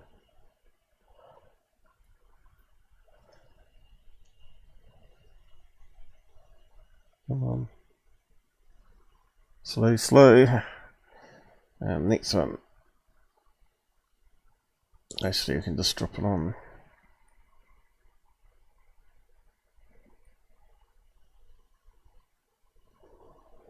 I didn't want to do it on the top. Damn it.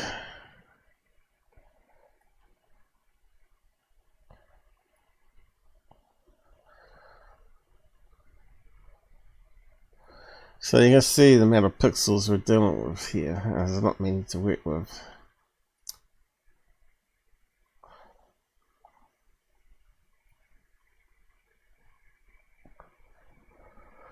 So yeah, we're not going to be able to identify anything from it.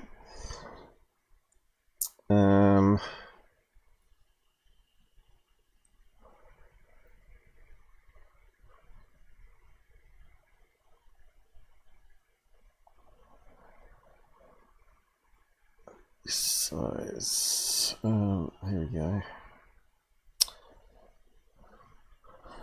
My eyes are a wee bit blurry today. Can't wait if I get the operation, I might better see better. Oh, there we go. Okay. Supply the same filters as the other one. Where is it? So anyway, I can see what I'm doing. Yeah, that's the same filters. And look, there's that black hole behind again. That's quite interesting. There's a little spot of light there. It almost looks like a portal coming out of the darkness. Could it be simply a hole in the clouds? Yeah, it could be, because we recolored it. Alright.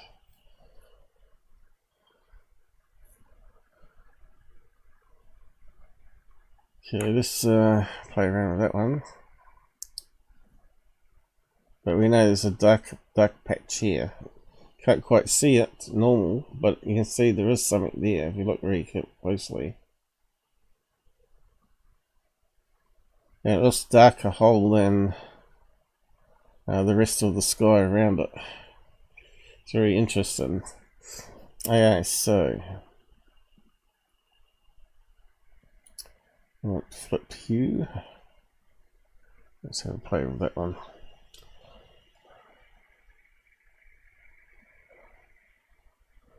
See, it makes things a lot easier to see, doesn't it?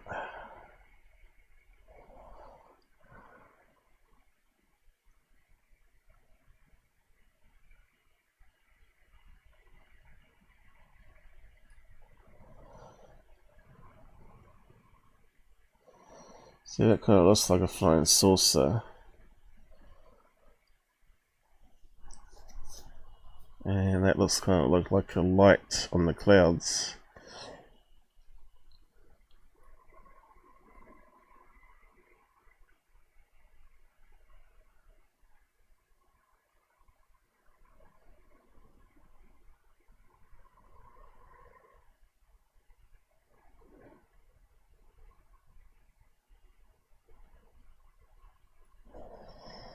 Now,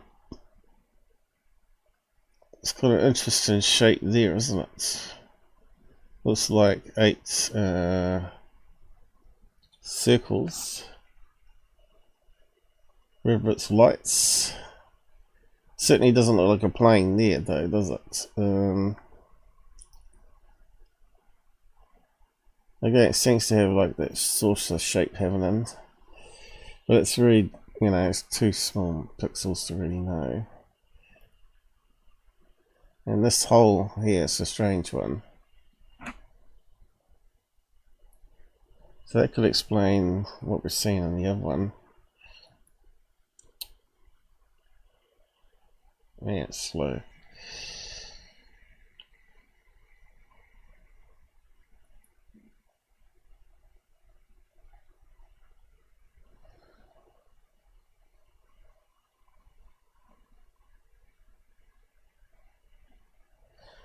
And they did say it disappeared and reappeared again, but I think it might be some of that cloud cover. So let's have a look at the other images. Not that. Where is it? Not that one. Not that one. Don't close it down, did I? I might have done.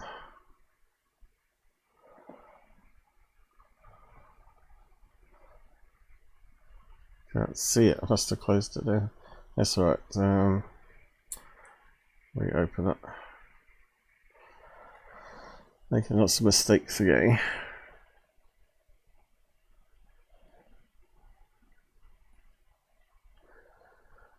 So we're looking at that one currently.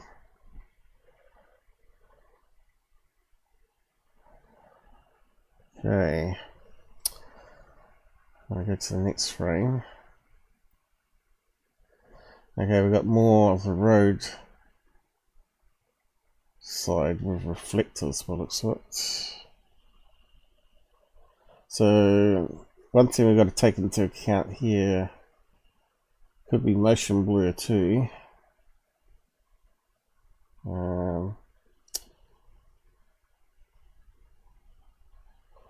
So you can see it looks like it's got smaller now, like it's moving away.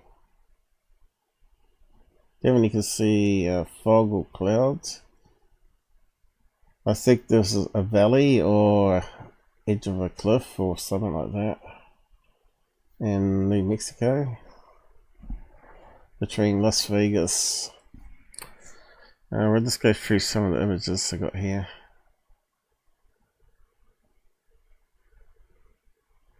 I think that was the first frame, so I might have to look at that one. That one looks quite good. And then they analysed it and said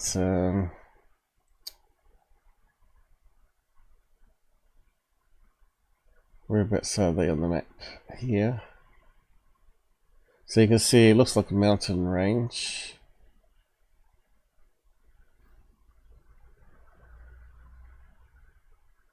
So where were they? That looks like the road there, doesn't it? Did they have a picture of the road? They're saying those planes were too high up to see, but we've been fooled by that before, remember?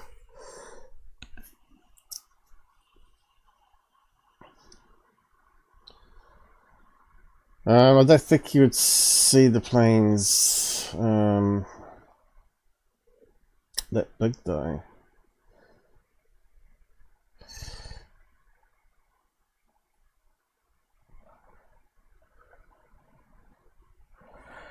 And then they said there's other reports in the area. Long cylindrical object sounds like a plane though.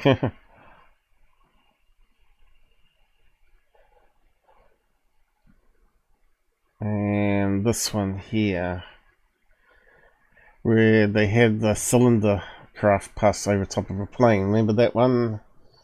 Which Mick West looked on the flight radar, found that because they were testing out their radar systems, and they had the normal radar systems down at the time or something. But later on, the flight tracking software got updated, and there was another plane on the flight radar 24 that showed a Learjet that passed over top of them very quickly. I think they were flying sort of blind. They're just using their radar and other methods of not causing any crashes while they were doing a test run. So that's the next person. I thought I had a map of where they were driving down, but it's not too clear here, is it?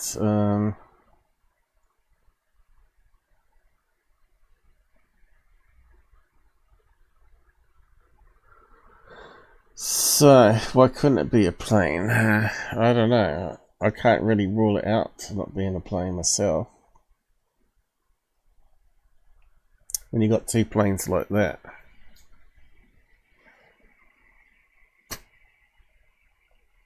I think they're on the wrong side, I think they said, which would rule it out, right? I think they're looking at the UFO over here. Yeah, I think that's the case, because if they're driving down this way, they're looking out this way in the camera, right? So those planes are on the wrong side. So that rules out the planes, and they said even though they're at 30,000 feet. But I don't think this might be entirely accurate because they're on a mountain road.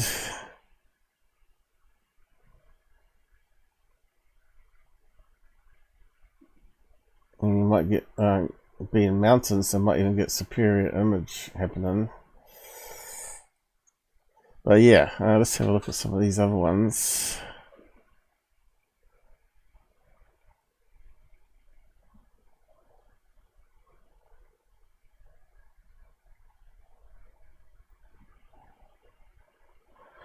Could it be simply a reflection off the plane lights on the other side of the car?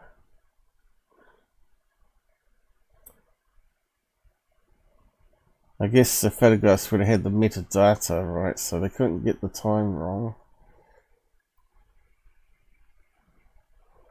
Could it be that the jets were coming this way, and there's like a formation of ice crystals that it was reflecting the light off the spotlights on the front of the plane? I can't really rule that out, right? But he said with his own eyes that he saw a UFO, so I don't know. We just do take his word at it. we probably would have to, I suppose. But she didn't say she saw a UFO. I suppose she was too busy looking at the camera. We want to get that one, don't we?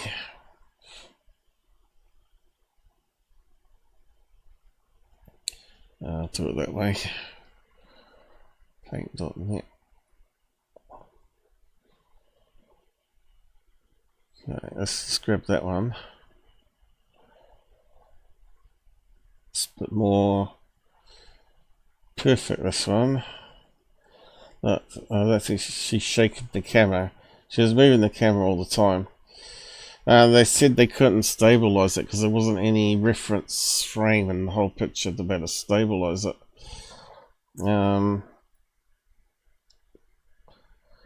Of course, that makes it a bit harder. Because if you could see the actual thing, how it was moving, opposed to hand movement, that would help very much. They didn't even stop the car and get out and film it. And use the car, you know, top of the car as a stabilizer. Because that's what you normally do if you were seeing a UFO.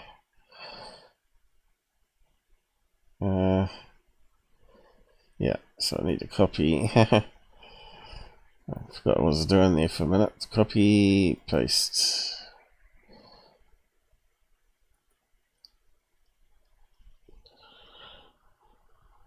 This is just the first case. We've got another 9 to go through. So we're here for a wee while anyway. This resize it. Dealing with pixels here.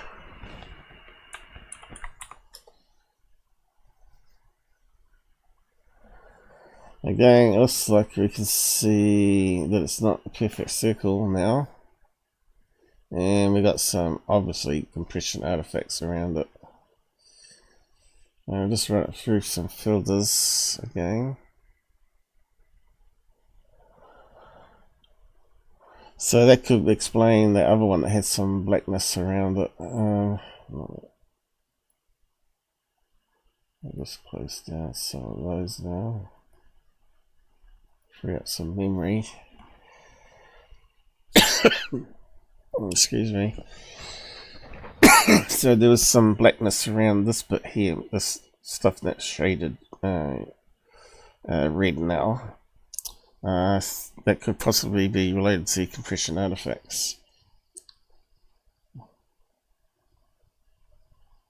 But that big hole there couldn't be, you know, the other one. That there definitely is unusual. Okay, so what's on this one?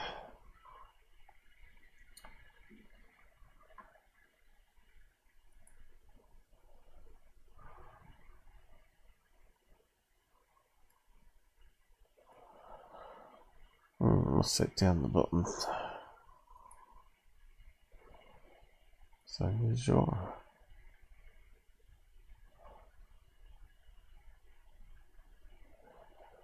So we get rid of the overexposure. Almost looks like we can't get any more down, can we? It still looks like that funny shape that we're getting. Kind of look like a tear shape. Let's try that again.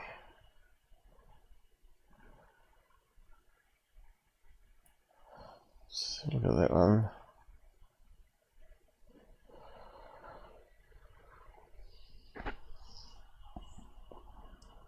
Definitely looks symmetrical there, doesn't it? Now we've dimmed down the brightness. But yeah, it almost looks like it's a classical saucer with something else underneath it.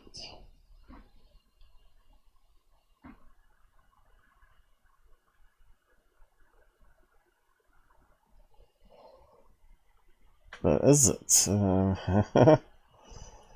Let's try the color swap.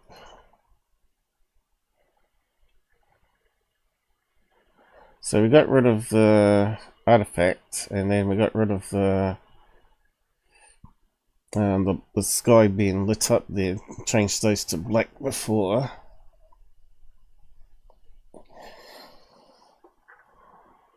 Let's see what this shows.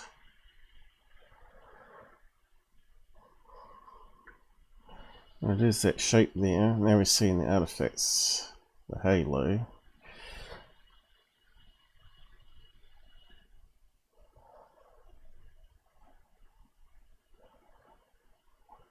That's really blocky, but we're way down to pixel level, so that makes sense. It's kind of blocky.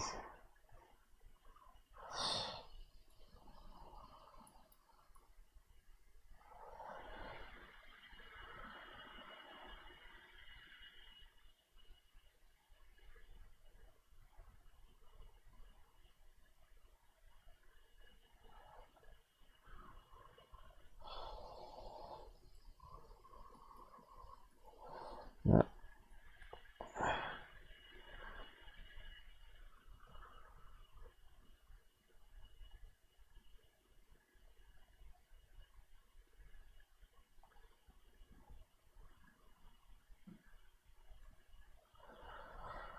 That's why you got more exposed. Yeah, it definitely looks like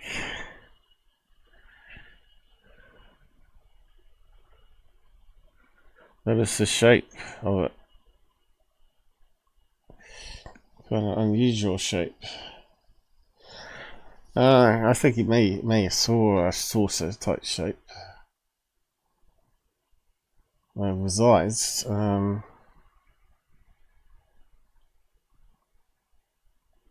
He must have really good eyesight though.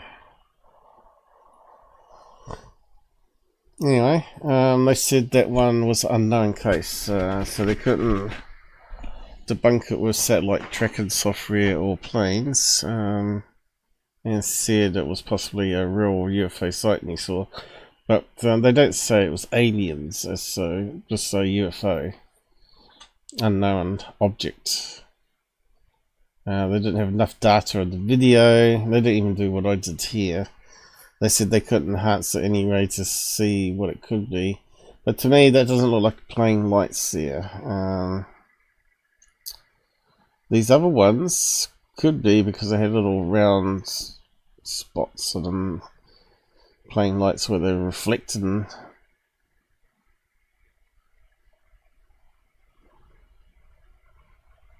Strange way, but that one's unique. There was another one too that looked like it might be good to enhance, but anyway, we'll just move on.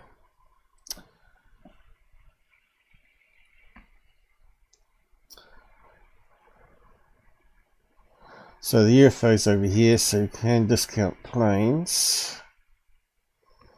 But could spotlights reach that far? Yeah, they could.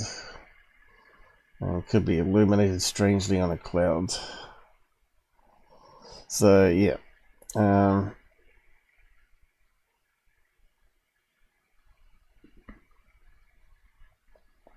they're saying the height above them is too far.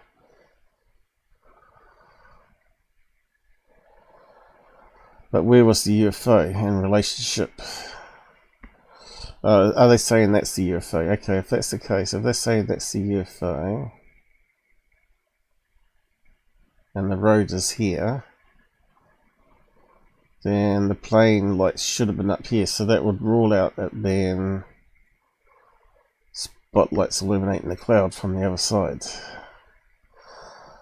But I don't know. People do make mistakes. But yeah, that one could be a real UFO. So we'll give them that. But this sighting here, we know, was debunked as a... I don't know why they bother adding that on. What they do is they look for any other UFO reports to see if anyone else saw anything that night. And often they don't find anything. And they then look for any other reports in the area. And one of it was a plane seeing a UFO, which turned out to be a Learjet in the end. Next person, Marie Luna. Luna, what's that come from? South America? Puerto Rico? All my life I have been reconnected. Okay, so now we got one of these Dr. Lear type people.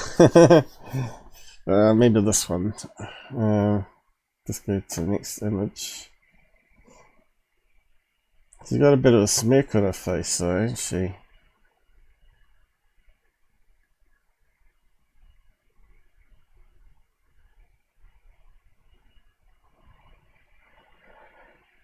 How old would you think she is? 40, 30? Spiritual beings. So I suppose the name Luna gives it away, because that's if they're Puerto Rican, they're going to be quite religious, aren't they?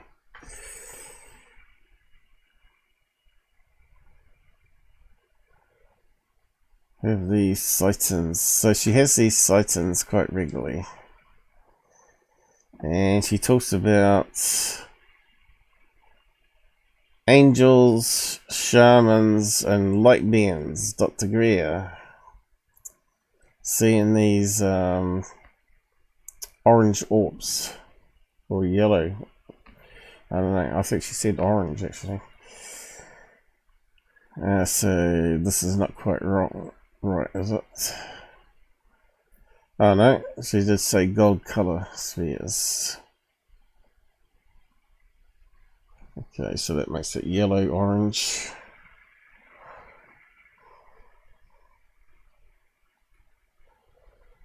And in March the 11th, 2022, organised a trip. Now what's she doing there? What's touching her here, is it? I got the message and this vision. Now, is she lying? Isn't touching the hair a sign of body language no-nos to do? Let me just look that up.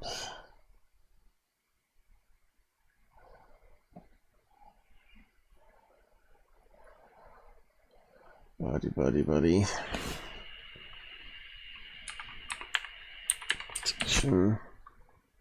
Means insecurity, doesn't it? Touching here. Interrogation. Interrogation.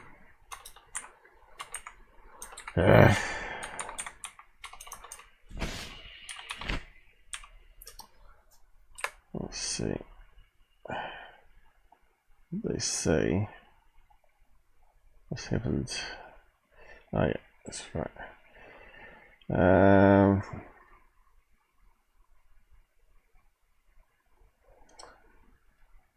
That's not what you asked. What does it mean if someone is constantly touching their hair? According to experts, playing with your hair is usually just a nervous tick, self-soothing, mindless habit. So, how would we read that though? In this show, nervous, telling the story about the UFO, or nervous being on TV, maybe telling a lie. And now she's got her hands up. Spaceship, and then the sky starts opening.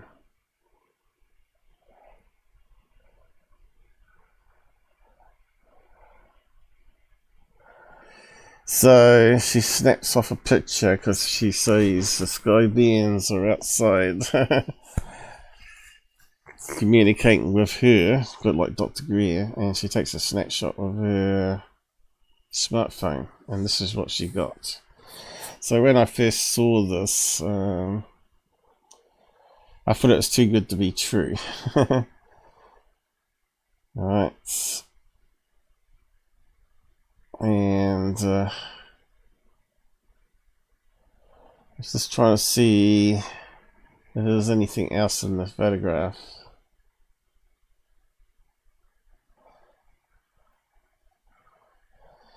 And one thing you do notice is that it's not quite in focus.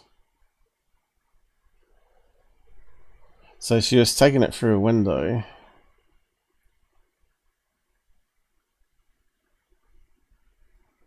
And as you can see, it's not in focus. And it looks like it's going through a window.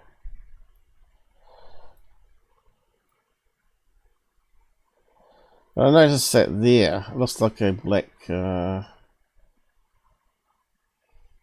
orb, doesn't it? And no one here, look.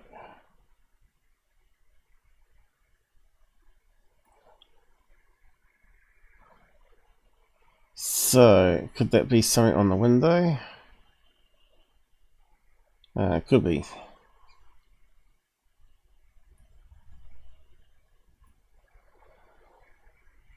Droplet of watery dirt, maybe. So, strange looking UFO, right? And we have seen this before, though. I said this looks very familiar. Now, we got another reflection of the window here, which is not actually on the object. So it looks like some bright light of some kind reflecting off the window. And then I saw what looks like a rim, and I thought, hang on, could that be inside light, a ceiling light of the vehicle she's in? So I kept on watching the show, and they started comparing it to the Calvine, and he said, oh, this is almost as good as the Calvine photo, which obviously the Calvine photo is not as good. And then they run it through some JPEG analysis software to see if it had been photoshopped, and because that changes the compression. And the object's actually there in the image, right? So you can look at this and tell by the error map, as it's called, that it's consistent throughout the whole video picture. So it wasn't edited. We've gone backwards to one. Way over there. I must have clicked slightly below it. So she brings up the evidence folder. So she's not actually a video specialist herself. She goes and talks to people like MUFON investigators that she knows to help her on the side to analyze something. Probably pays them money, probably. She also talks to maybe other people as well, but she never gives it any idea who's doing the analysis, like the other TV show Proof is out there. So they get a bit suspicious of the photograph and ask her, was she in a train? And she said, Peru Rail. Yeah. And kind of this table and places. So she asked where she was sitting in the train. She said it's a bit like the table with chairs on the side and a railway wagon, right, carriage. So she actually got a picture of the train, and here it is here. And there's the tables that she was sitting at. And straight away, what do we see? Bright lights, and they look like what's in the picture. Yellow with the outer ring. And I thought, yes, this show is actually good. I thought, oh, this show is really good. They do what I do, and they actually are getting it correct. And you can see they've got these other lights around the outside here. But you can see the reflections on the window of the train outside here.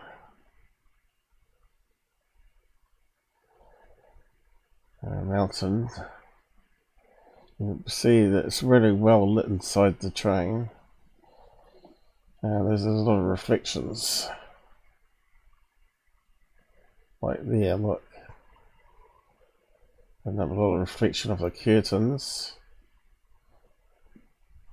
But I don't know if I can see any reflection of the ceiling lights on this angle.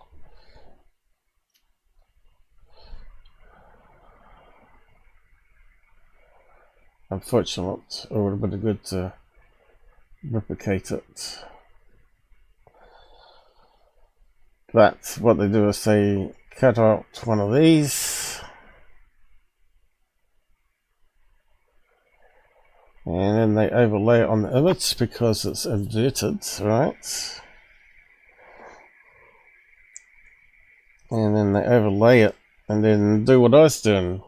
Probably been watching the Out There channel because it's exactly what I've done, and they fade it between this light and the image of hers, and it shows as a total match. But she still doesn't believe it, right? From my life, I know what I know, and I know what I saw. I don't really care what anybody thinks. So that to me suggests maybe she was trying to trick them to get okay that she's actually in contact with aliens, light beings, and that's proof. And she didn't get the answer she wanted, so she's on the defensive. So I suppose she grifts money from it. Oh, I pushed the wrong button that time. So on to the next people. So that was a really interesting one.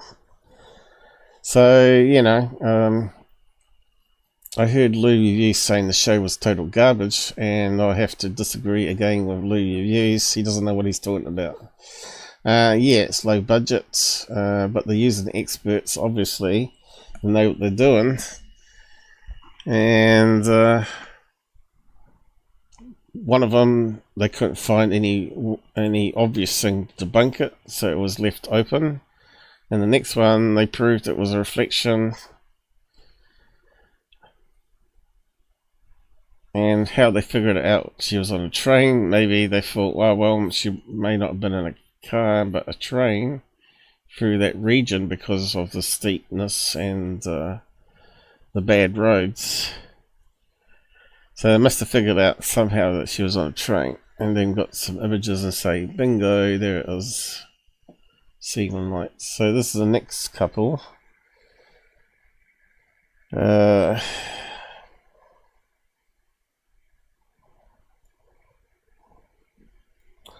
And I think these guys were abducted. Another Betty and Barney Hill. So for it's the other way round.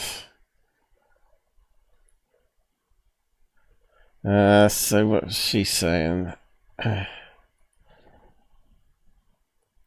No. So they're driving along in a car. This was the Las Vegas to California one, I think it was. And they get lit up by this humming noise and this blue light that fills the car.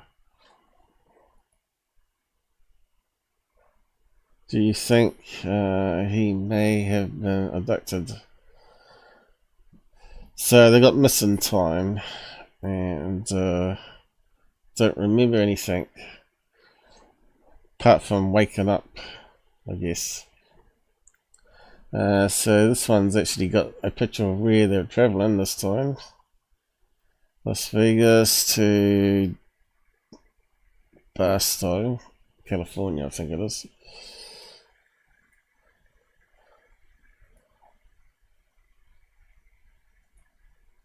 And of course, she hasn't got much to go by apart from this story. But basically, she just looked for any other UFO sightings on that day and time. And I don't think she found anything. And that was it. So, it's not much you can do with that one, abduction story, when you got nothing to go on. They didn't take any pictures or anything like that. And they didn't do any hypnosis on them. But the guy said, I believe their story and something happened to them. So the next guy, here we go. He's a wee bit of a smug guy, this one. You can see by his look on his face, right? Indy Riggs. What a name.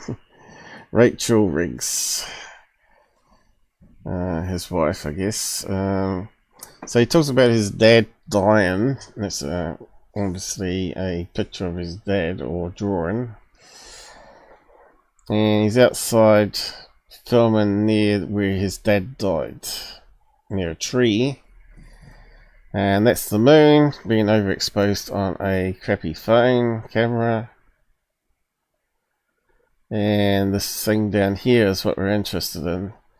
So he says he sees an orb light in the sky travelling along. As you can see, it's going further down in a diagonal direction. And now there's soon the video down there, but and that's in California. And it's just going to go behind the tree. So he thinks it was his dad talking to him. Hey, Dad. And they come back and say it's International Space Station, which is what I thought when I first saw it. Because we looked at these type of ones before, where we see the light coming down and slowly disappearing. And the duration of it and all that sort of business. So she said it's International Space Station, and they show some printouts on those reports that she gets from the experts. So first of all, they looked at planes. So it wasn't a plane. And down here, because the sun had only just set at close to 5 PM, many people might believe that just about an hour later it would still be too early to see pass over of the International Space Station.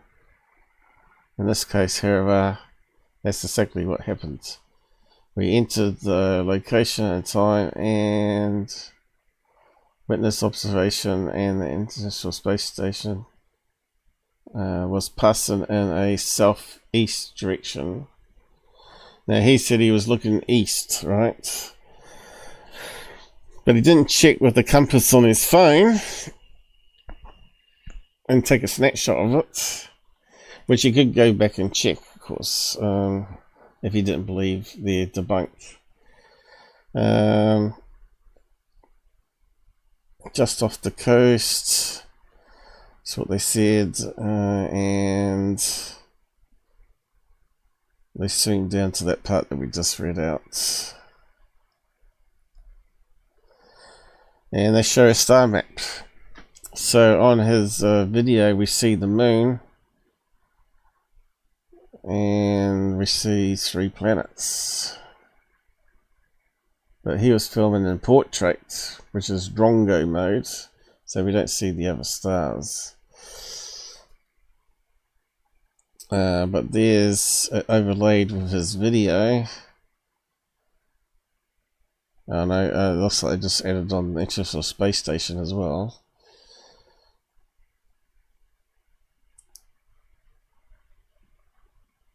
That's south. I guess east would be over here, but not west over that way. So it's heading southeast. He's saying no, it's definitely east.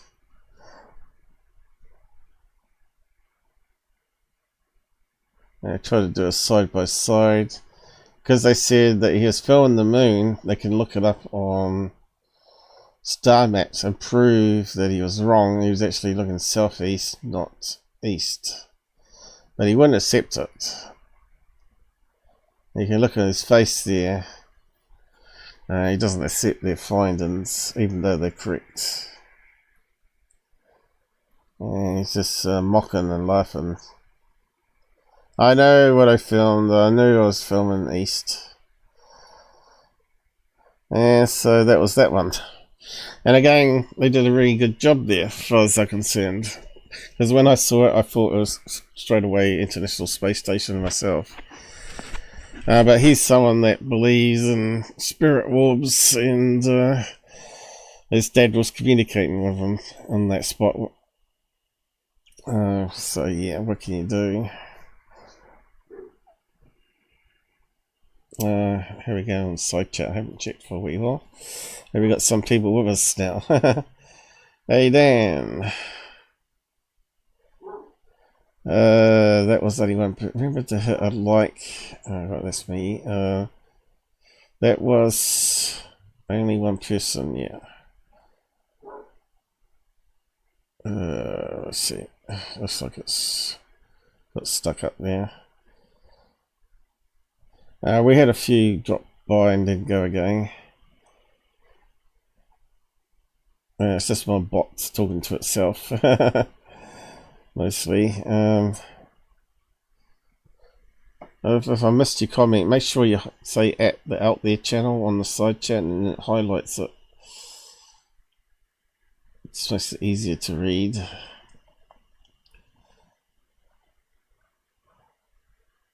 Okay,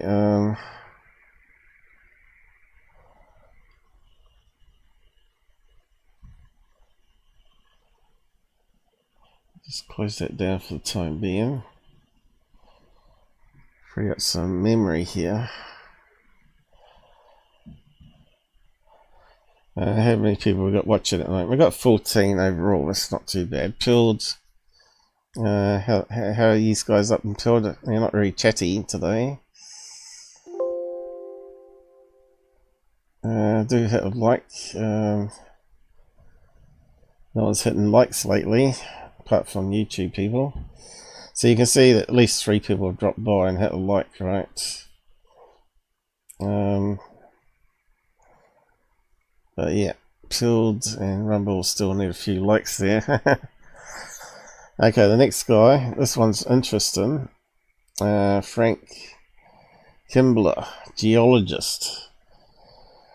So he goes hunting on the Roswell crash planes, and this is where we're going to need the Google Earth. He finds this piece of debris in an anthill.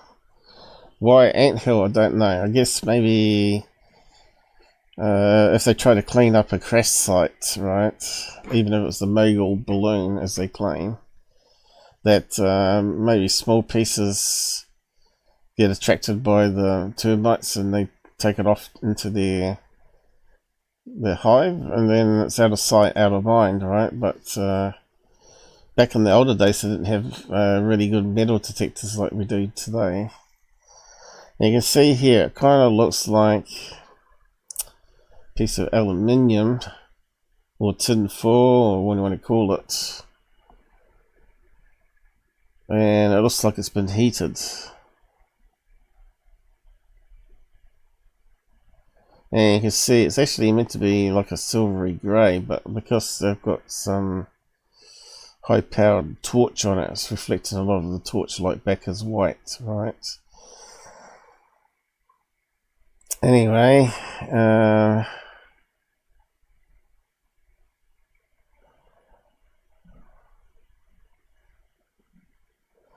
so it wasn't really shiny, is what he's saying, but a burnished or a dull colour, I guess. And then they talk about the New Mexican disc ended up being a weather balloon. And this is the location he's at where he found it.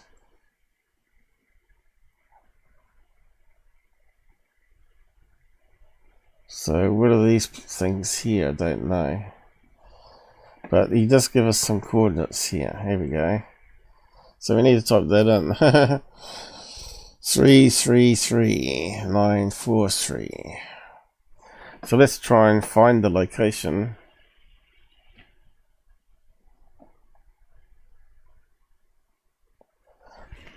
Three 3.3 493, was it? So already forgotten. And you have to get the precise numbers. 3943. I don't know if it's going to work in Google Earth, but I think it will. 3943. 343. And what was it? Already forgotten again. Was it north? North. Yep, north. Okay. 104. Negative. Negative in front.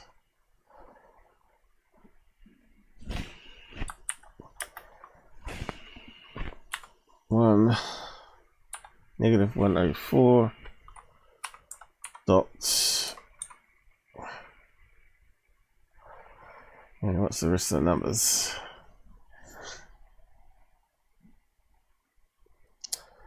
5230 west. 52 west. 5230 west. So at least he put a GPS coordinates on where he found it. Let's see if it works. It's probably the wrong format. We could not understand this location. Does it need a comma in between?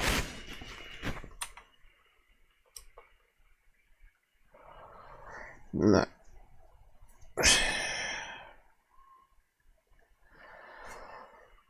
So how can we convert that to what Google likes? That's the next problem. We have to put little circles. I don't know how you get those though. How do we get those in the keyboard?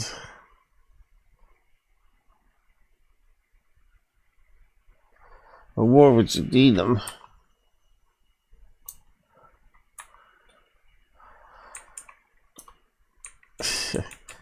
I don't think you can use circle O.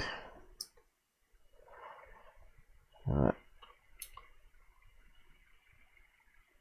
That's a bit of a shame.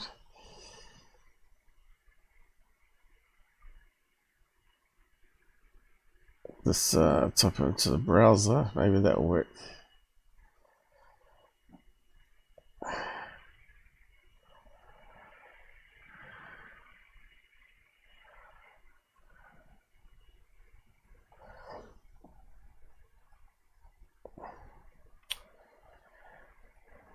So why won't it work? Why?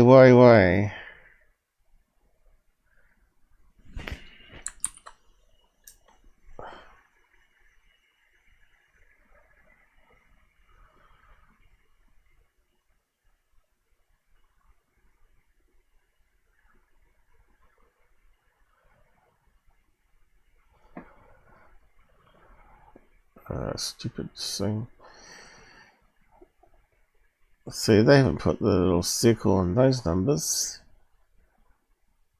Amazing race. So it looks like they passed through there. Roswell, it's a location. Let's just bring them up.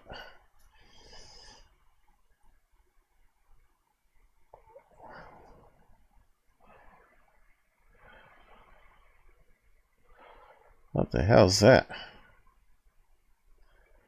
Alright, some sort of map.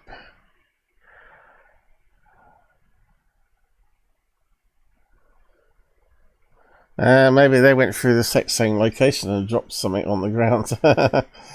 No. There's more to it yet. I'll see cats. Well, how do we get it on Google? Yes.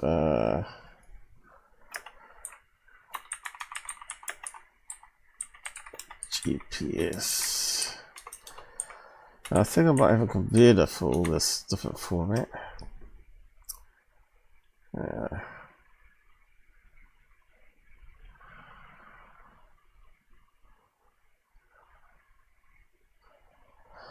That's frustrating. I did have a converter here, I think, for GPS, different formats. Let's see if I can find it again.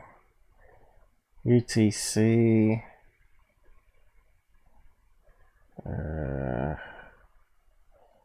optical,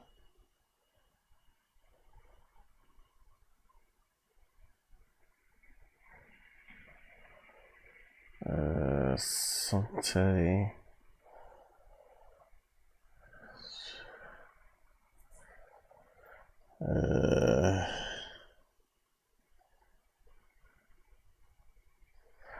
sure, I had something here.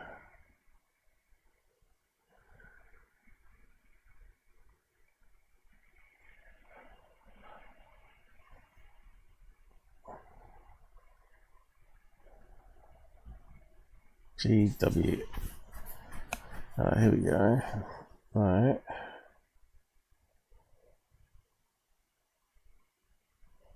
Might be that one. Let's have a look at that one. Convert latitude and longitude to DMS.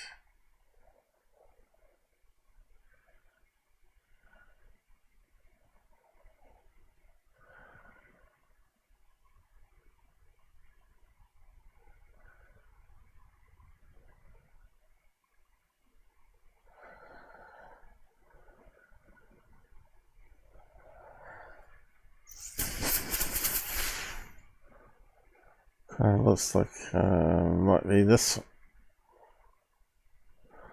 one, but I don't know. I suppose it won't paste in, will it?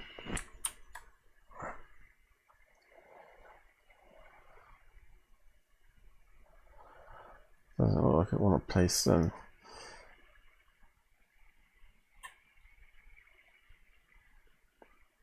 There's no paste, is there? Copy. Oh, that one. Paste on that one.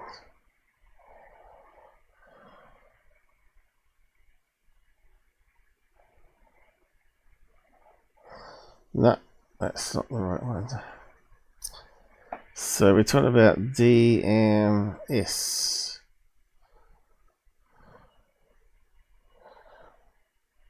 DMS, latitudes. Just roll degrees. I don't know why it shouldn't work.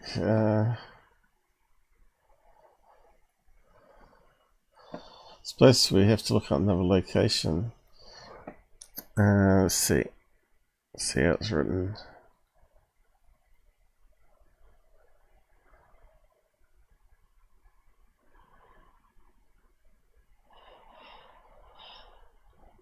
Flat mountain antennas. What we got? Properties. Was that not working?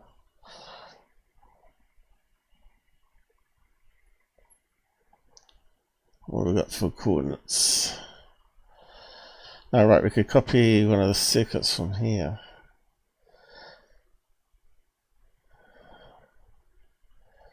So you can see it's different number, it hasn't got any negatives in it.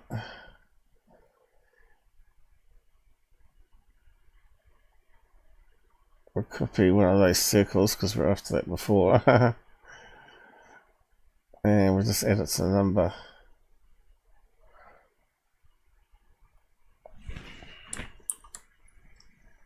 And let's see if it works.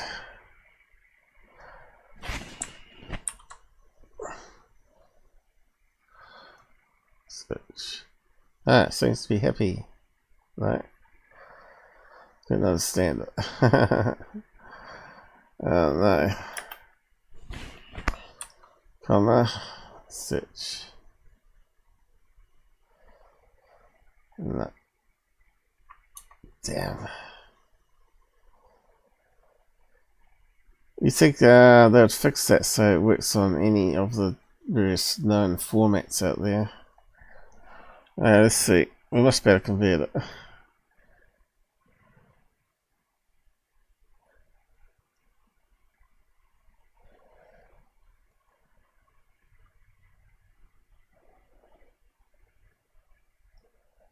What's it doing? It's not doing anything.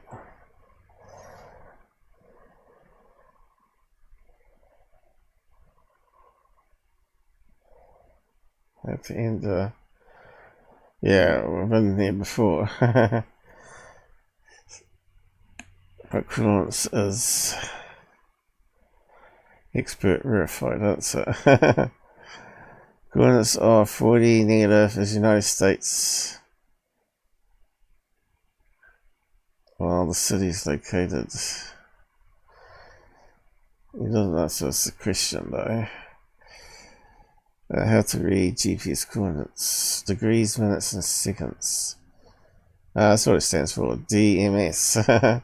There's a format that coordinates the Eiffel Tower. Right.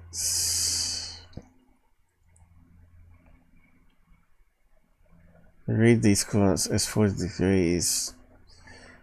So how do we convert DMS? This has got negative though.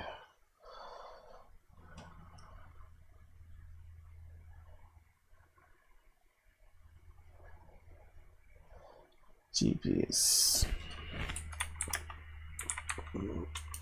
DMS. Converter.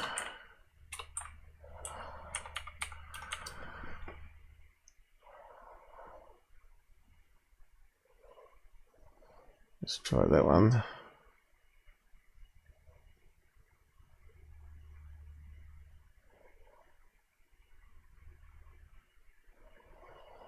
Looks like it does the same as the other one.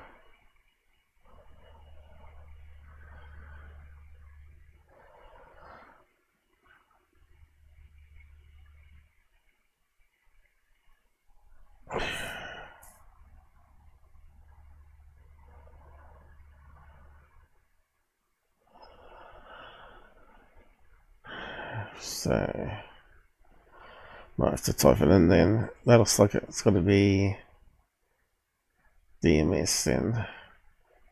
This one was north, wasn't it? 33. Can't remember now. This one, at least that's supposed to 33. Stuff it. 33, 39, 43, north. 39, 43. And the other one was west. But it had negative value, so I'm not sure if that's valid or not. That was negative 104, wasn't it? Negative 104.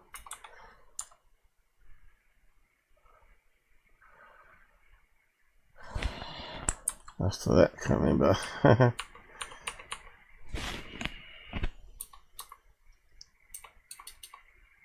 And it doesn't give it the rest of the number. Let's truncated it. Okay, back to that one. What was that again? 5 to 30. 5 to 30 west.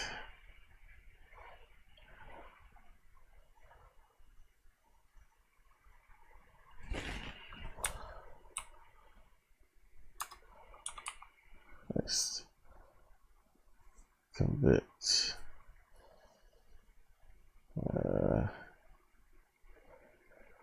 What 3 words?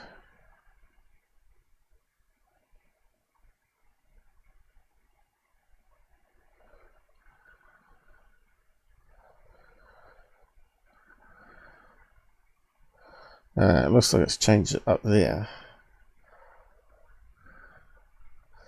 So maybe that's numbers we need.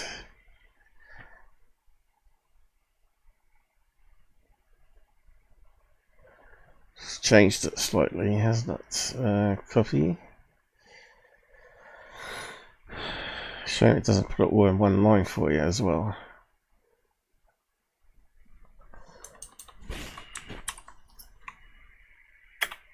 I'm not sure we need a comma, but we'll try it without.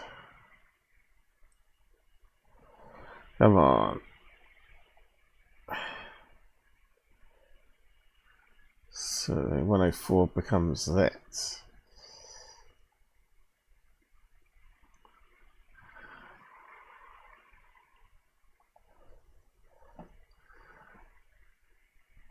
So that's longitude on DMS.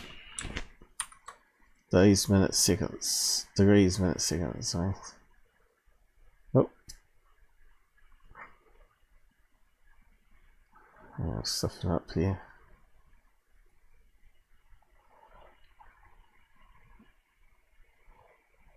Okay. Search now. Is it gonna like it? Yeah, we got it. Does it go into Roswell? Okay, looks like it, doesn't it? And let's just pan out here.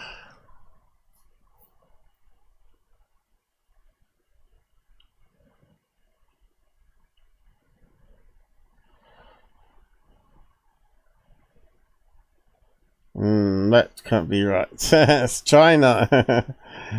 No.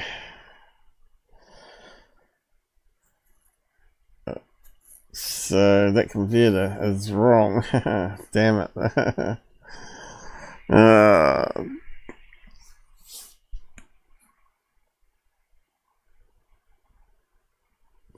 Damn it, where did we go wrong?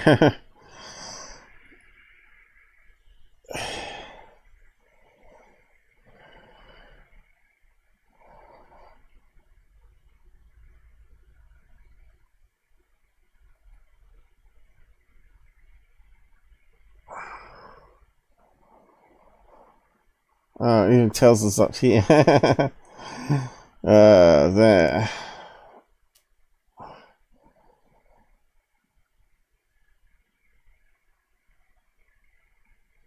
It's changed it down here.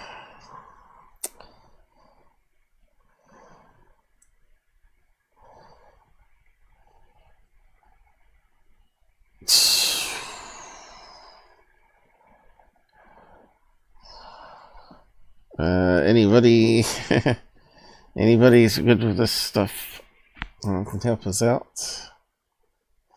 Let me know.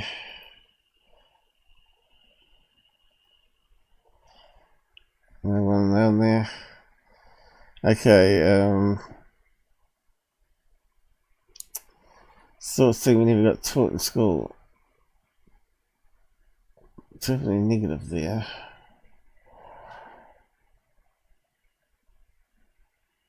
How come it didn't work when I typed it in though?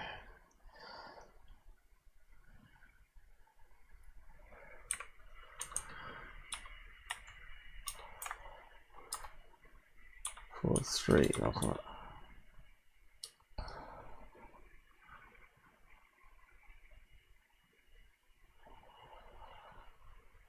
And that was negative. Which I would assume would be on the other side of the globe.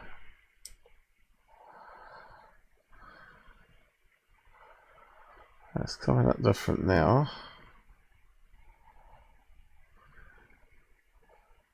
Still says it's in China.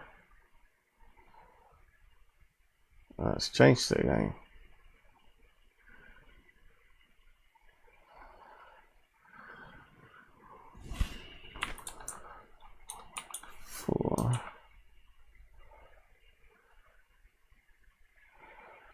Let's keep it.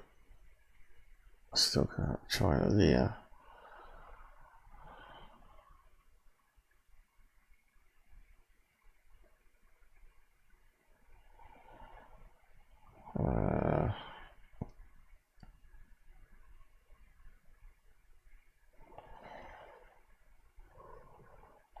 Now let's try another one.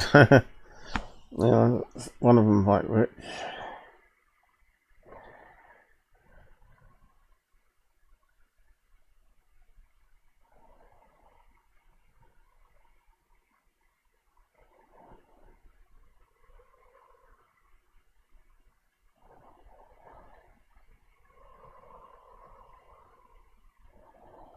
Degrees, minutes, seconds. So there's DDM as well. God, money.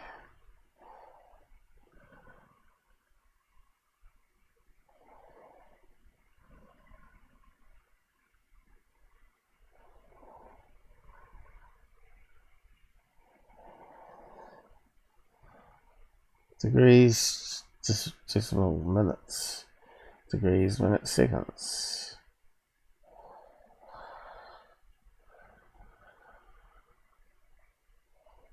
What's the difference?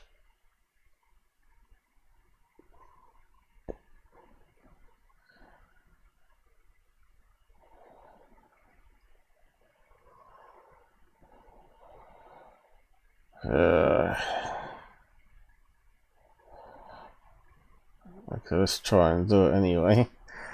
3 3 3 9 4 3, and that was negative.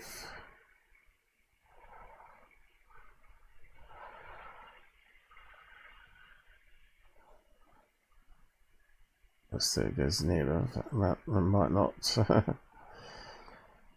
And that won't go below 0. So does that mean it's not that one then? Okay, next one. Let's got Won't go below 0 either. And this one here looks like it can. So let's type in here then. 333943. And that one was 14. Seems to be doing something over here. Change that there. What's the rest of the number? 5230.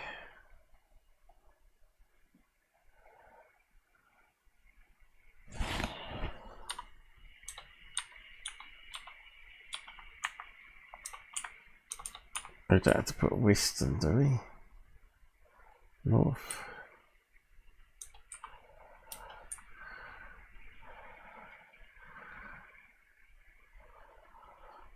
So update it.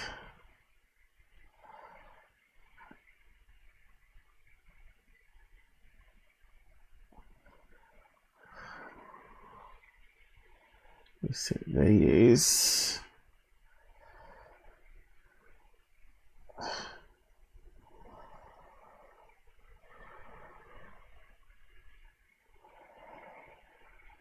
Why's it got red there though? What's that do there? Degrees.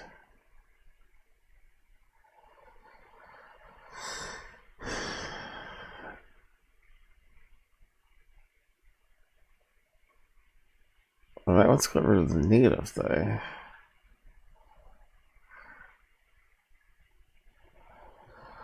So 332339.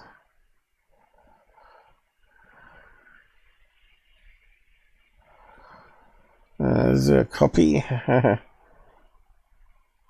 no copy, is there?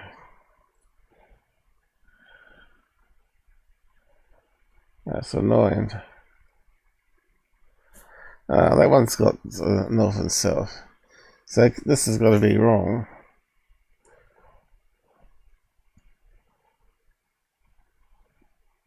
Alright, let's just try that over here then. 3943. And that was north. Why is it not coming up there? Really weird. And that was negative, but let's look what's around us to type it in.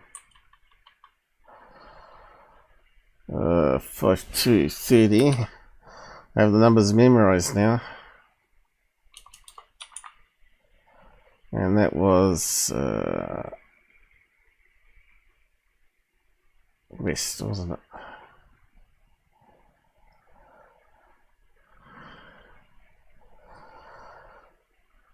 So I thought we tried these numbers before and they look similar.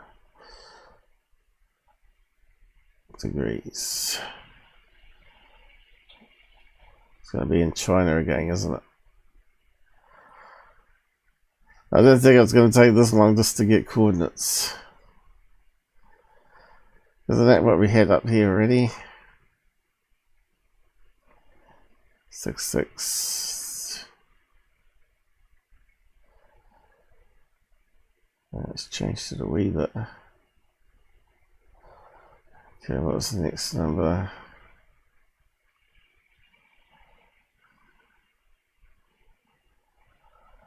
Now, should that be a negative, maybe?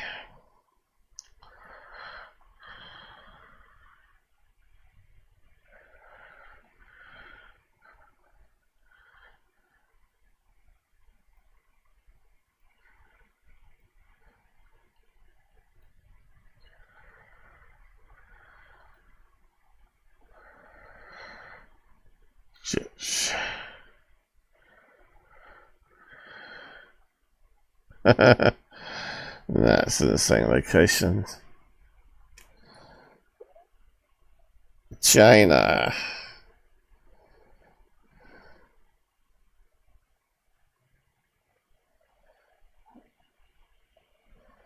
I don't think he was in China. I think he was in Roswell.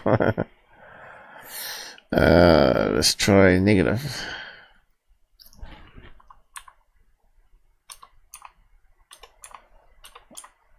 Come on.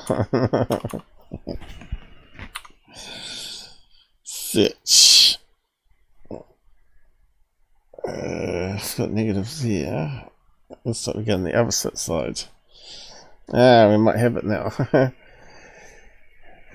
Yeah, that was similar to something he had on his picture, wasn't it? Yeah, that was like Area 51, was it?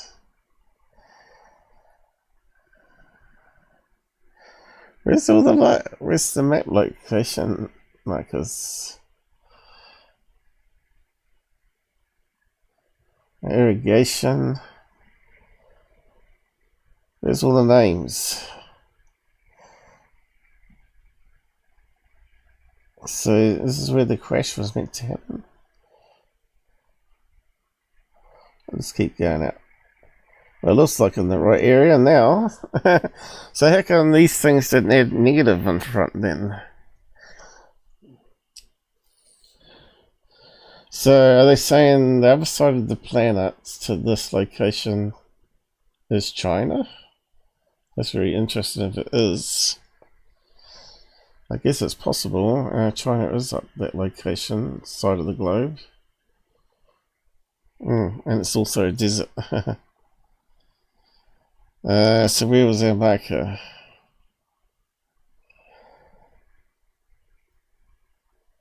Here somewhere. Oh, there it is.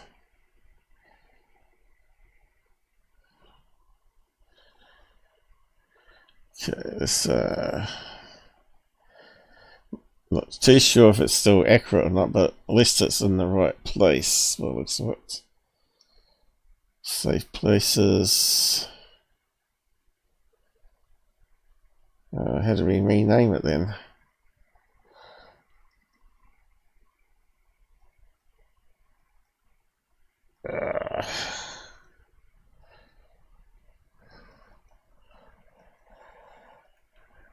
Frustrating. How do we rename it? Over here, maybe.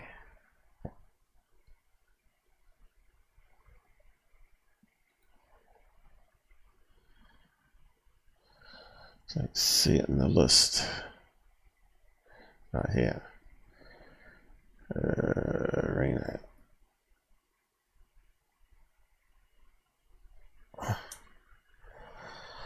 So let's see. Roswell debris from TV show. Okay. What is that? Roswell. Let's just put it on the map then.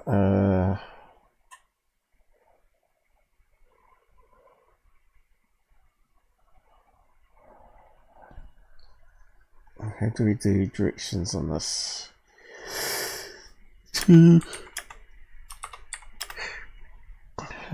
Roswell.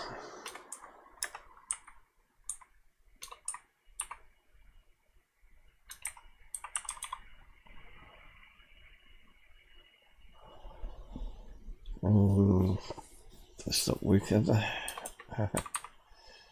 What's on that? Mexico. Okay, let's just try Roswell.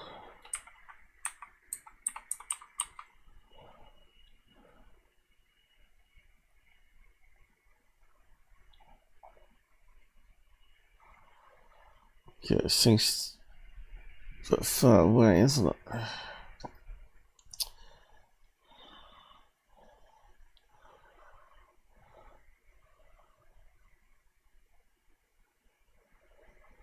Fair distance. I thought they said the debris field. Well, that's New Mexico there as well. was located there.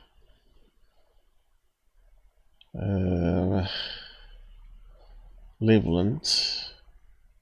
It's Texas, isn't it? Yeah. New Mexico.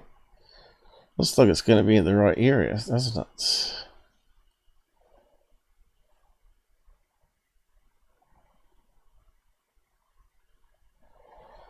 Okay, so we zoom down to that. So let's have a look at this map. He had some other things on it.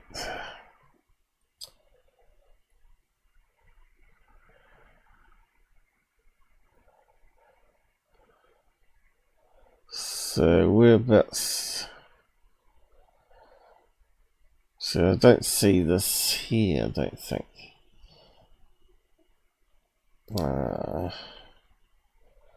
Where's our pin gone? There.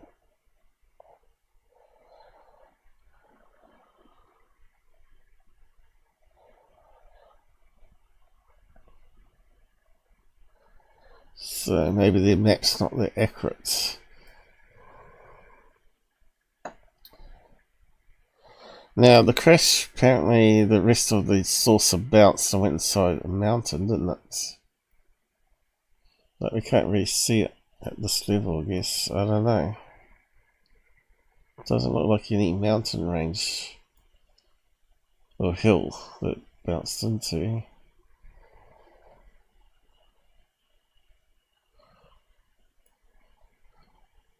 Well, I can't see anything on his that looks the same as what's on here. What's that? Looks like some sort of building. Is it water? What the hell is it? Looks like pipes coming out of it. Is it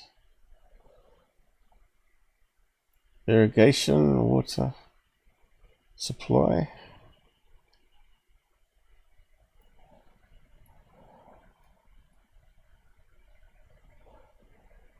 Pipe going underground there.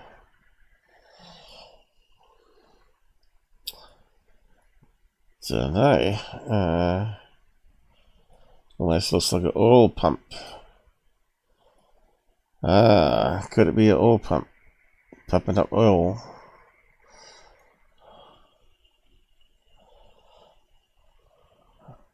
I think that's right. But how does that relate to his picture? Is that the same thing? So for they got a crane there. Is that a crane?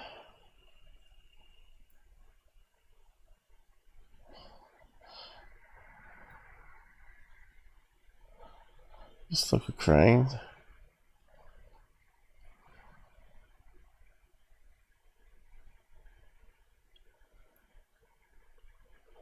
Just like a square bit of dirt. And it looks like it's going to a pump. So their map is angled. So how do we rotate it on this? So we're looking at that. So there's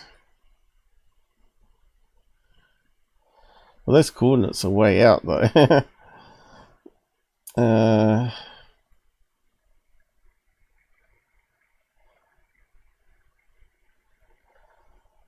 It's a fair distance away.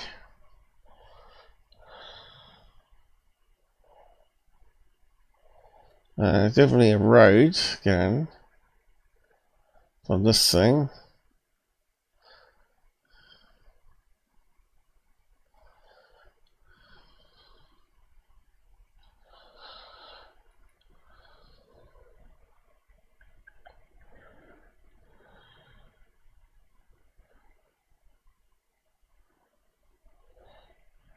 It looks like the road.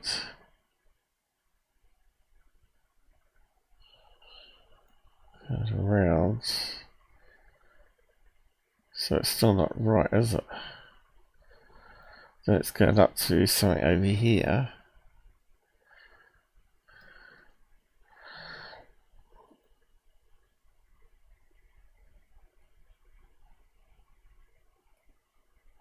So, is that the stuff there? Looks like it's changed. Anyway.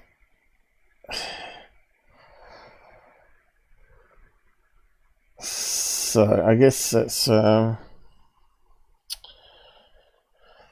we need to verify, is that the location where the Roswell crash was?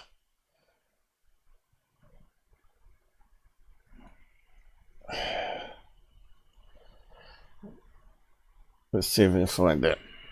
GPS codes.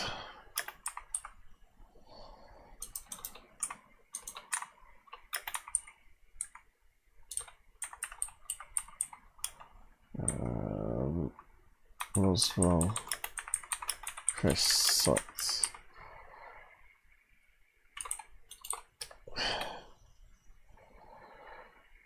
Okay, here we go.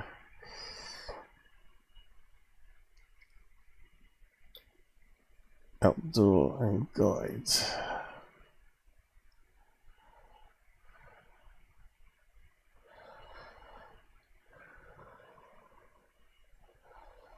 You think it'd bring up a map, wouldn't you?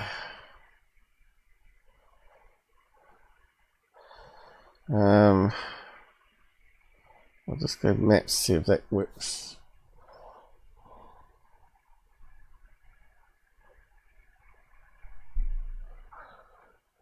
UFO museum. So let's say it's a landing site there. Okay. Does that map to where we got it on the map? Let's have a look.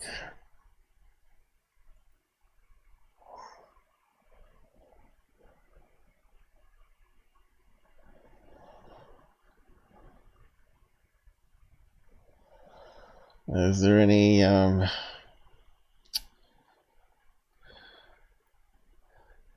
rig there?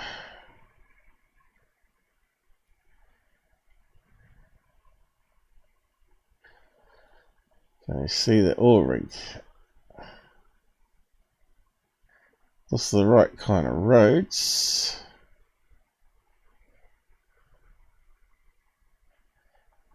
There we go. So let's go.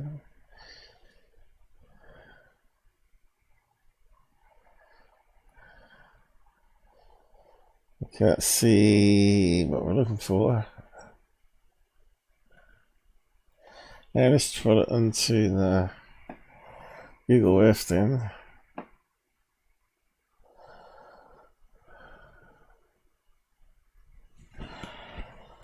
Roswell UFO crash. I haven't come up with anything here.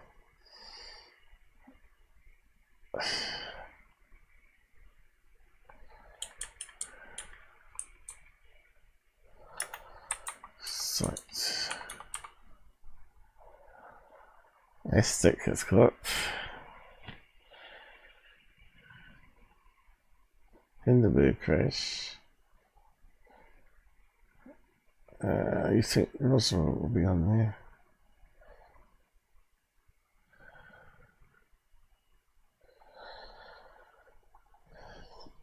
Okay. Again, it's not easy, is it? Can we get coordinates? Let's see. What's here? Directions. Oh, here we go. Looks a very similar number, doesn't it? How can we copy it?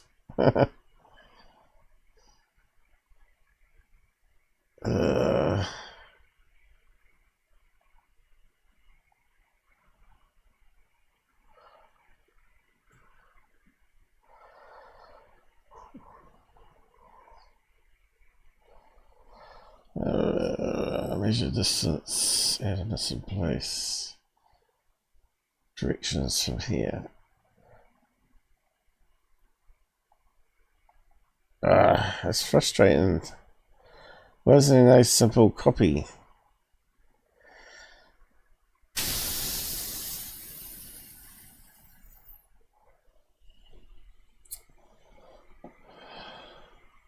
I just want to copy it. Prints.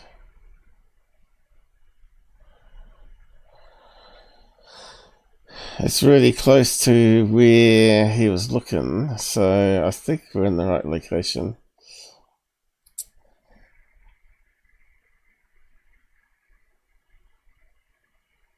But I don't know how you get GPS coordinates. I don't know what's happened now.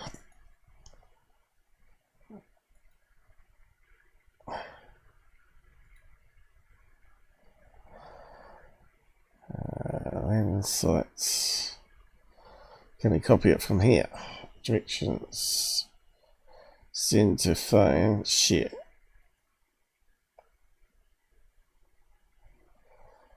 No, that's not what we're after.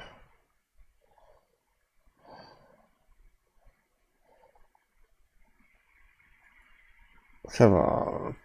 Come on, Google. Why is it so hard?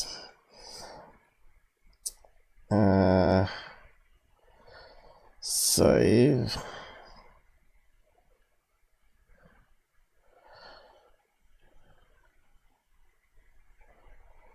I don't know. I might have to leave and defeat here.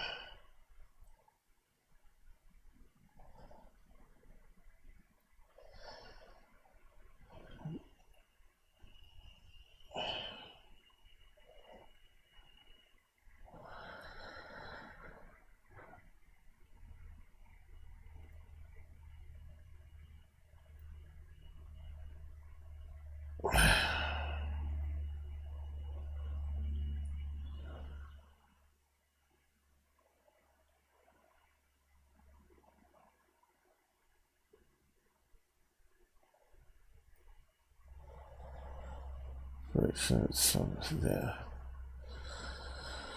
But if you type that in, that doesn't work. But anyway, let's just copy that then.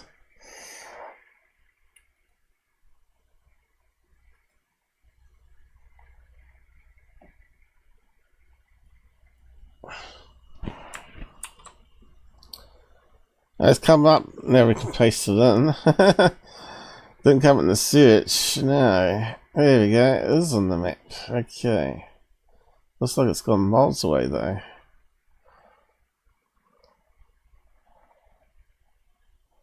It's not in the same location. So that gets a bit more interesting and complex, doesn't it?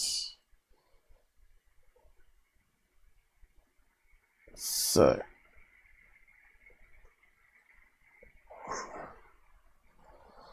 How do we add that as a location?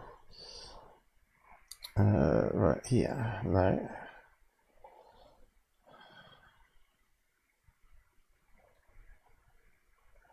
Save to my places. There we go. Where we?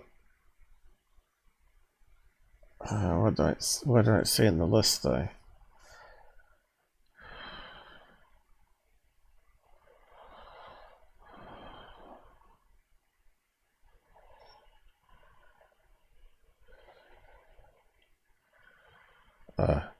There you go.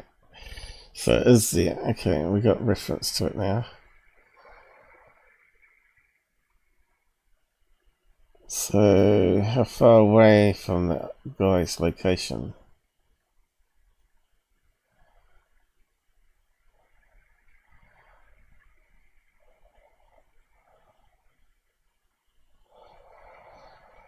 Where's the yellow pin? There. That's a fair distance away. Crash. How did he end up over here?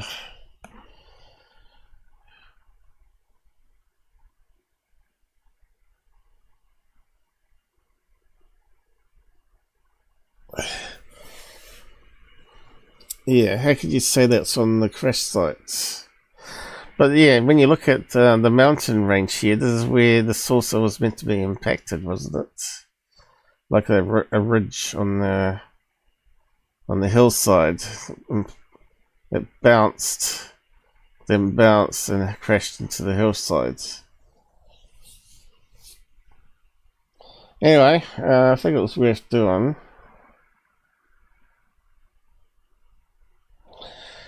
Based on what people were saying where the crash where he was.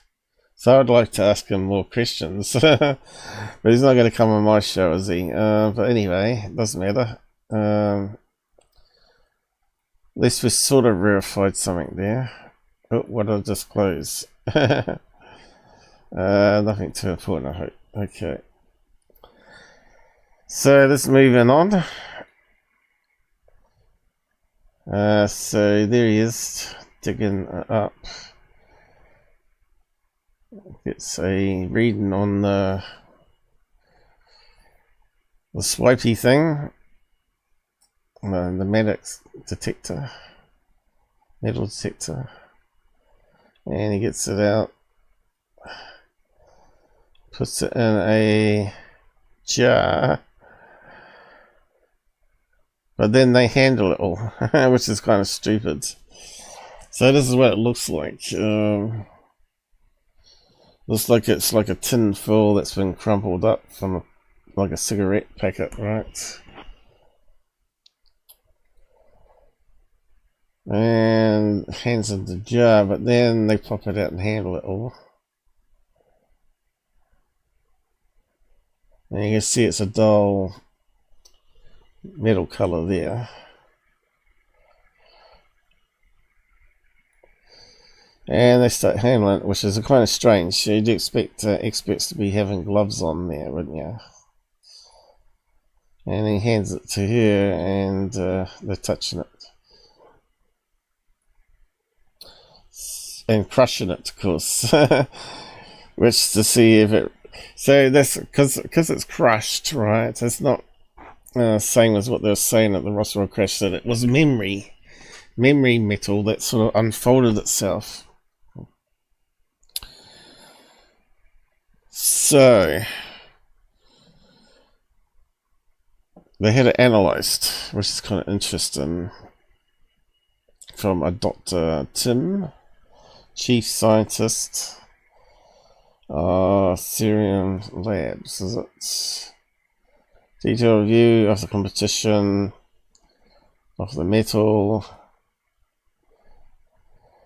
indicates it's an ordinary aluminium metal, or what the Americans say. I don't say aluminium. Piece found in metallic AI, which has not been oxidized. Oxidized.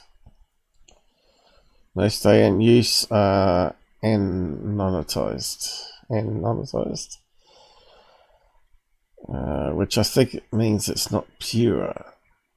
We used a high resolution mass spectrometer, and mass number 22.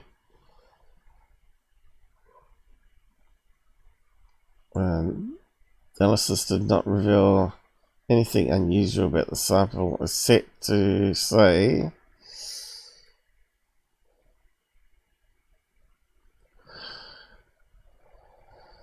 now it's important to know that most people would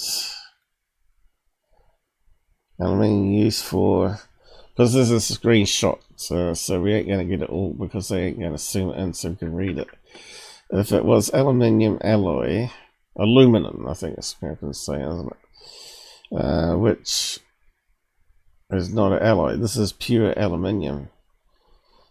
Essentially, had to be processed to occur. It's impossible to tell where it's made or by whom. So they're saying it had to be made by aliens or humans, who knows, to get it to pure aluminium. Which means they got rid of all the other elements that sort of mix in with it.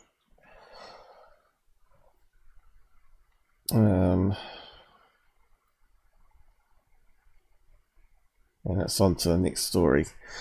So that's all they got back on that, was to say that it's been melted, and looks like it's been in a crash site to do that. And it's pure aluminium, which is not normal, but it doesn't mean it wasn't used in black ops planes or UFOs. And I think they said ATIP gave them a report saying that pure aluminium has been found at all UFO crash sites or something like that. But they didn't show us any person being interviewed or saying that, which is a downfall of the show, really. They sum it up too much. They really need more people that did analysis being interviewed on it, I think, and make the show longer. Even if the people don't want to come on face, they could at least get them on voice, couldn't they? So yeah, pure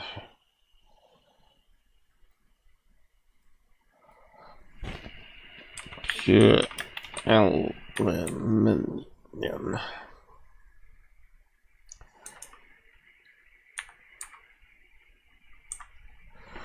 That's not how you spell it. Alum. Could be aluminium. I don't know. I'll correct it probably. Aluminium. Okay. Pure aluminium is relatively low strength, extreme flexible metal with virtually no structural applications. Okay, let's just have a read of that.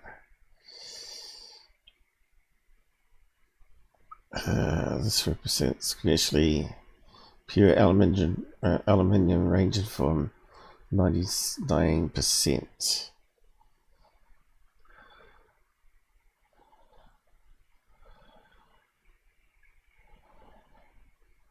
It's obtained from bauxite, and it's relatively expensive to produce, and it's too soft and weak to act as a structural material. To overcome this low strength, it is alloyed with elements such as magnesium. Many different alloys exist and have found their primary use in aircraft industry, where their relatively high strength low weight ratio is marked advantage. Aluminium is also a ductile material, and structural engineering aluminium sections are used for fabricating lightweight roof structures, roof frames, window frames, I mean. Okay, so planes and windows. Low in strength, extremely flexible. That sounds a bit like that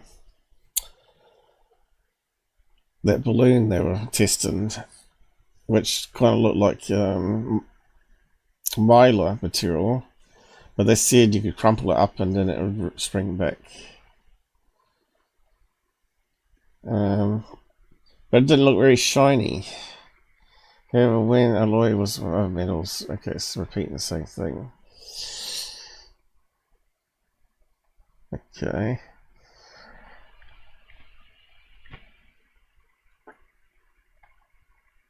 It does sound like it's off a plane, doesn't it? Plane or UFO at this stage. We can't say either way. So, but the expert there, the guy on the table said, "Oh, I think you discovered a real fragment from the crash." But yeah. Crash or what exactly though? A mylar balloon. Well, type of balloon.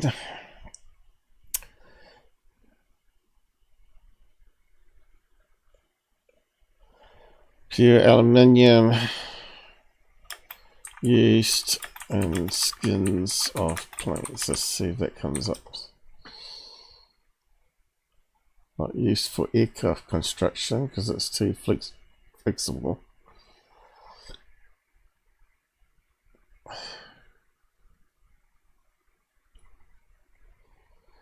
Aluminium alloy 2024 is the most commonly used in aerospace development. The alloy has a high yield strength and is high-grade alloy with excellent fatigue resistance. It's commonly used in sheet form for the wings. Oh, there you go. So that's probably what it was. The alloy 2024 aerospace.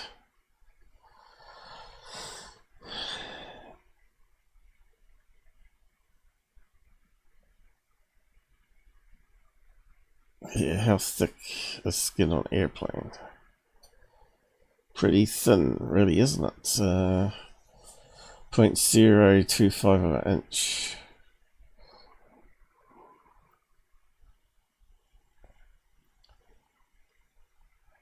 How thick is the skin on a bone? Exactly the same. And that is 1 millimeter.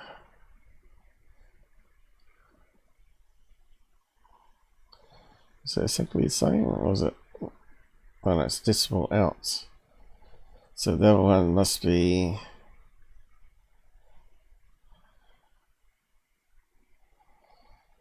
10 millimeters, right? So 0 out. 002. 2 zeros in front of the 2. Oh, where's it gone? So yeah, that's going to make it 10 millimeters. That's a lot thicker than what they're saying here for a bone. Factor of 10 is a lot. I guess that's how they get it being light.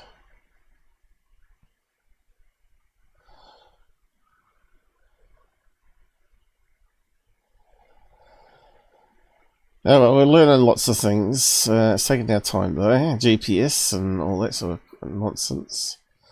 The main aluminium alloys used in aircraft are 2024 T3, aluminium 6061 T6, and 7070 T6 aluminium.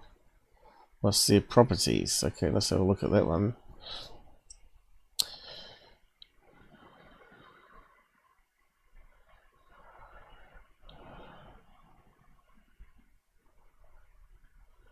Looks very similar to what he picked up from the ground. It's got the same sort of tinge to it.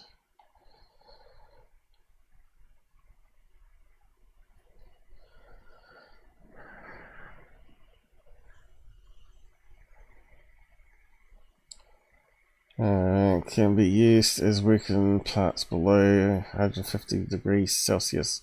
So they can get quite hot. 150 degrees doesn't really make a really good spaceship though, does it?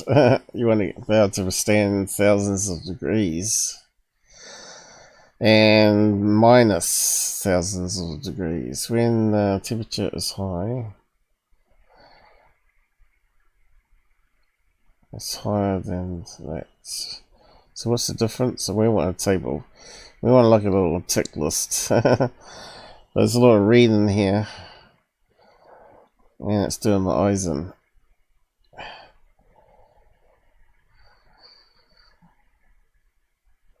And they're going to summarize it for us.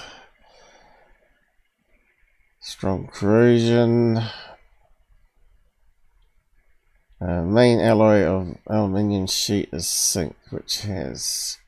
So they've added zinc to it. On that one. And this one, they added magnesium, which would be for structural strength, right? Have medium strength, good corrosion resistance. And the next one is even stronger. 7075, which was zinc, wasn't it? Zinc. Yep, zinc, magnesium, And that one was pure. That one there.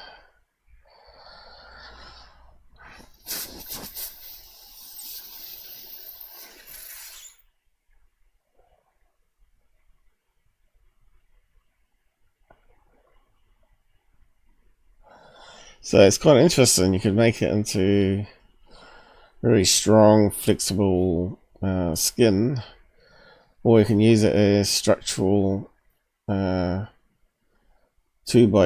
so to speak, for plane framing. So there you go. It's got to be a plane crash, I reckon, rather than a UFO, but that's just my opinion. But it's still interesting. Okay, on to the next one. How are we doing for time? Feels like ages. Gotta watch we don't go too long. It's coming up to 4 hours already. I suppose I could carry on next time, you know. So, this woman with her 2 sons.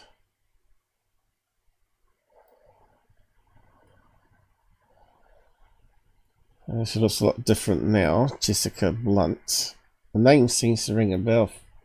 Is she the one that goes to contact in the desert or something? The name rings a bell anyway. She's got a funny chin on her. She looks a bit like a witch there. Anyway, she films this dot in the sky,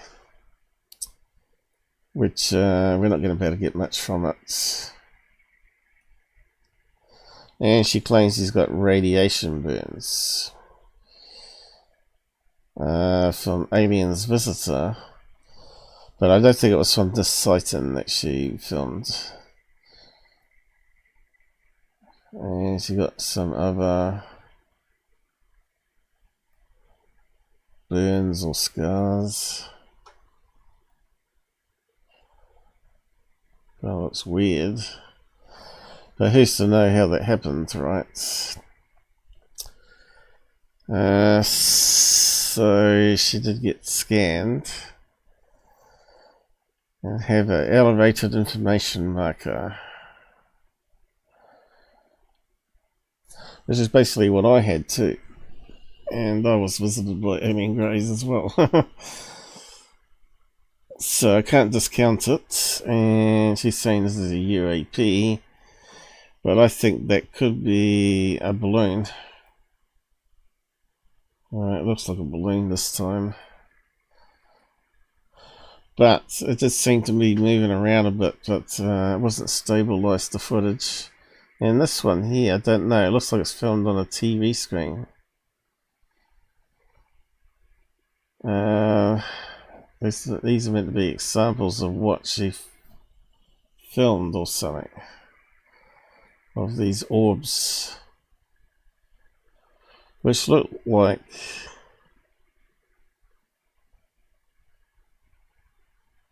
again anything.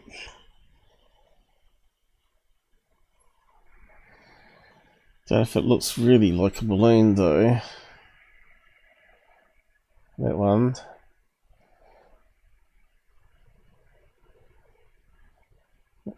Kind of looks like a cloud, you know? Or a smudge.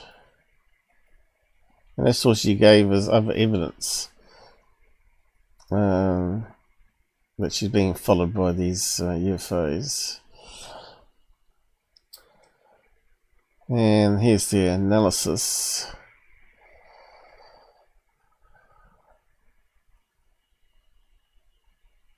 And there was no planes on that day she was filming that orb. And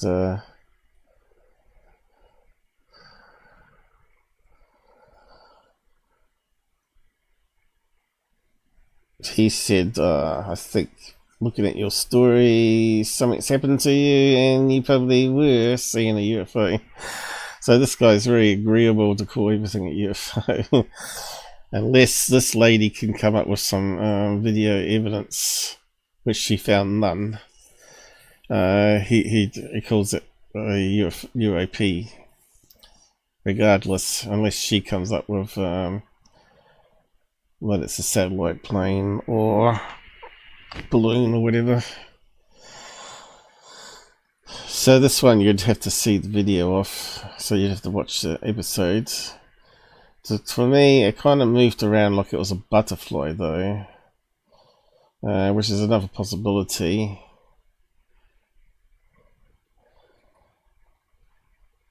But she has got an information going on there in the body. But it's hard to know to say what caused it. And that there could easily be a butterfly. Because I think it was moving around a wee bit strange. But without it being stabilized, it's a bit hard to really know. Some people are just not really good at taking videos, stabilizing it long enough to get a reference point. And of course, there's no pan down, pan up to give us any reference point there either. But yeah, moving on. That was a simple one.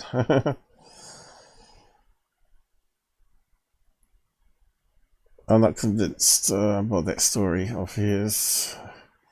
Now, when I saw this girl, I thought, what's Dolan's wife doing on there? Because it looks very similar. Rachel Hoffman. She's quite pretty. She's got 4 kids. No wonder, though. And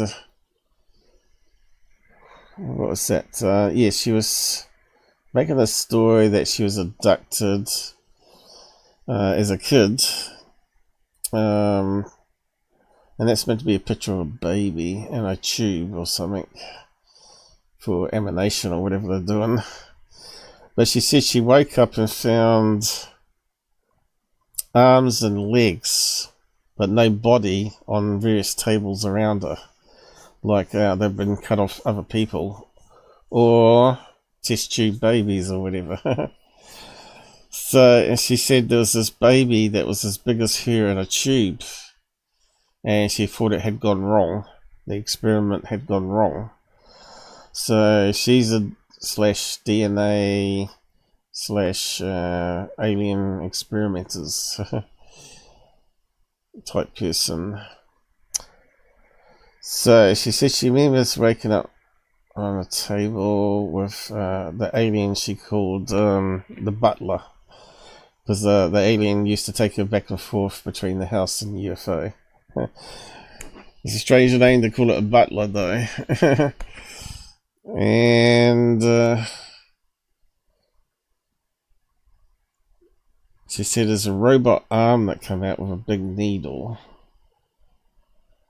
So it sounds like it was some sort of robot arm to be steady, obviously. And she said that put it straight between her face. Although she does look like she's got a little mark there, like a spot or a lump. And then this is the one that was talking about, it's looking like octopus. And their fingers had little suction cups in the end. Remember that other story I was talking about earlier at the start of the show? And obviously he's got no picture. That's sort of like a rendering of what she was saying. And she got this spiritual... Oh, right, they said... she asked them where they're from. Who are they? And it said, I'm God. So, yeah. Are they gods or gods? They class themselves as the people that created humans? I guess so. That's what she was saying anyway. And for some reason... they put an image of a church here. And that's meant to be her when she was first pregnant. Late 20s, I'd say. She looks different there though. Moving on. And what happened after that? What the hell is that? Trying to figure out what that is. What the hell is that?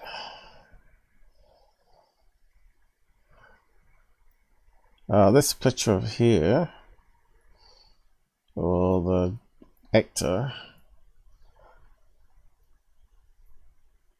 is that when she noticed something on her? I'm not sure.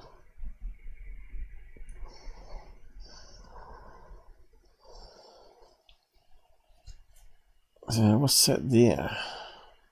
Oh, right, she's looking in the mirror. So she obviously noticed marks on her. Oh, right. She's holding up her hand to the ear. She noticed a lump on the ear. Is she looking at the ear?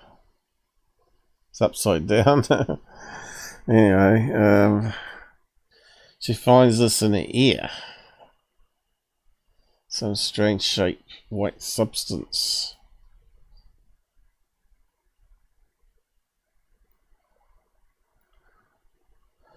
And that's another view of it. I must admit, when I saw that, I thought, I've seen that before. And it turns out it's actually a fill-in. And I remember seeing my fill-in like that too. Normally that's glued in top of a drill hole in your tooth that way. And these are all the little bits that go out inside of your fill-in. So it's a plastic cap that they glue inside your tooth, and then they put some epoxy resin on top of that to hold it in. So they said it was like a plastic, what do you call it, crown for a tooth. Now how would that get in under the skin? Unless she was faking it, maybe. Or could it be that she was bitten by another person? I don't know. As a kid. She said it happened as a kid. So that's fairly big to have inside the back of your ear.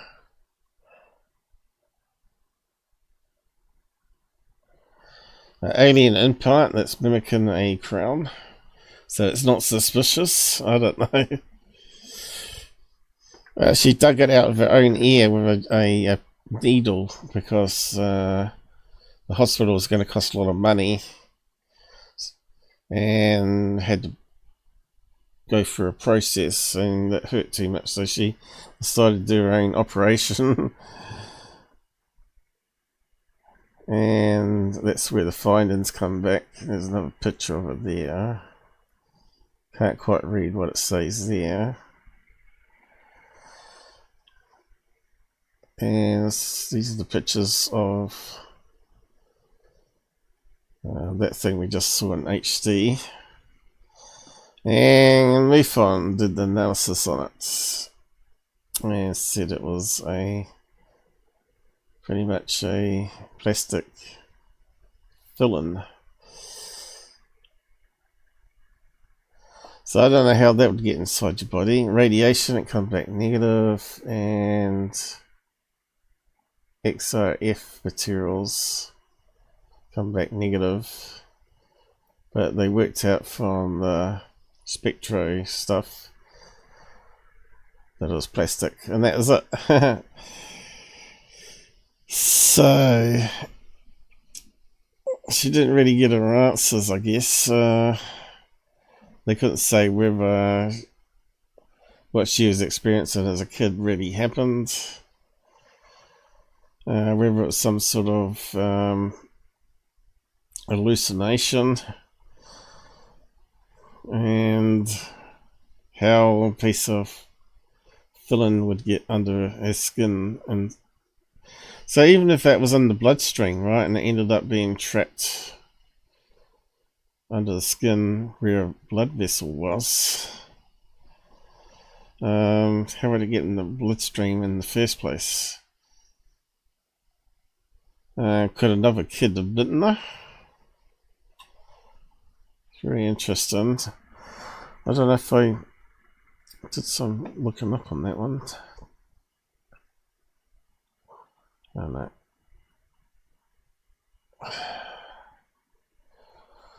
That's coming up on the other case.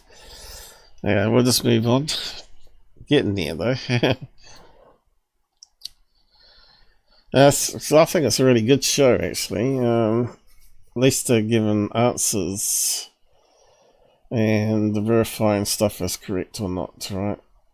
And that thing shouldn't be updating like that. So it shouldn't be updating that regularly. So I don't understand why it is, because we changed it last time. But I'll have a look after the show. Should be every 30 minutes, and I think it's still doing 15. Stupid thing. Okay. So we got this couple here. Guy with a ponytail. What was their case? Alright, he was out at Catalina Island in a boat. And he videotaped 3 red dots in the sky, which at first I thought, could it be flares in the distance? Or some lights on a boat in the distance. And changes. It goes from 3 dots to 2 dots, then down to 1 dot. As you can see, 2 dots. Almost looks like a reflection, that one though, doesn't it? In the water. And it goes down to 1 dot.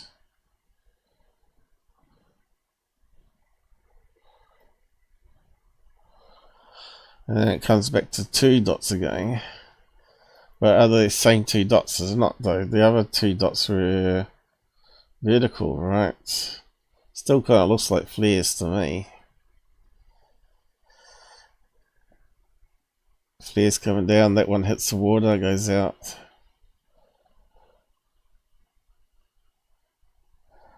Since it starts with 3, oh, I'm going to push the wrong button again.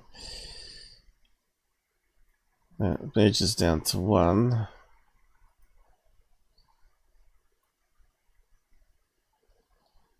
And no one shows up. So they investigate it anyway. So look on the map, there's Catalina Island, San Diego, Los Angeles. And his wife, or his partner, or whatever, is living over here, looking this way.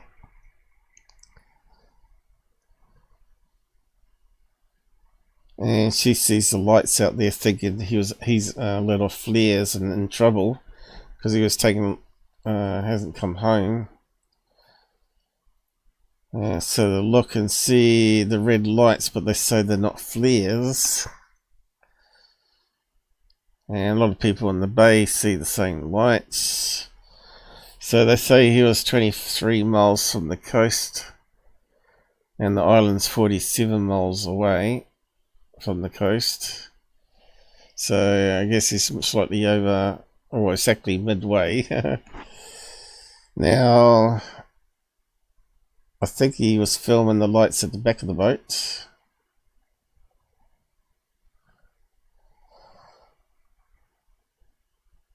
I think he said. I've got to hit the wrong button again.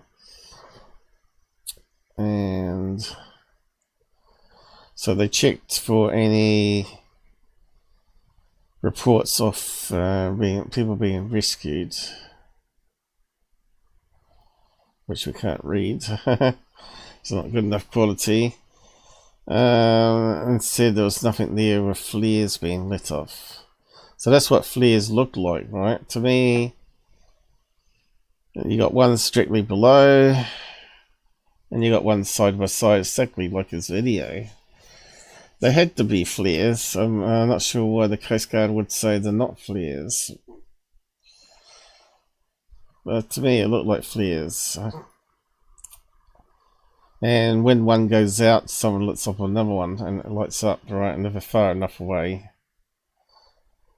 You know, people can hold them on boats as well, like that.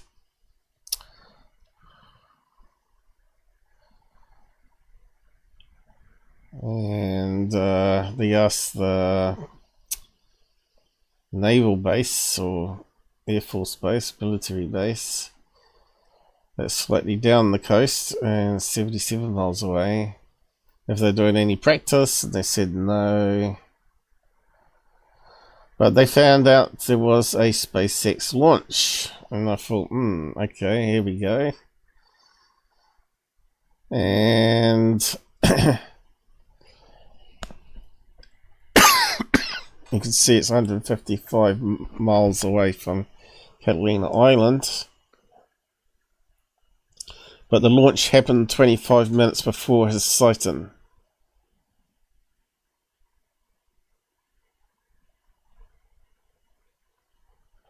Oh, so that means they're heading up to space already.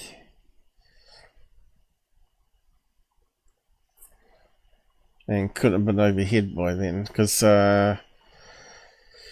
SpaceX landing gear comes back down after 10 minutes and it lands on the platform. So by 10 minutes, it's got to be a fair distance up there. Almost in orbit, isn't it? Once the boosters come down. But I think there's another stage. And then the top bit breaks off or something, doesn't it? And the rest of the cylinder burns up in the atmosphere. And then the top of the cylinder, the canopy opens up, and all the SpaceX, the Starlink satellites come out, up to 65 of them or whatever. And then the rest of that nose cone gradually gets caught back into the Earth's gravity, comes down and releases parachutes, and they pick it up in the water.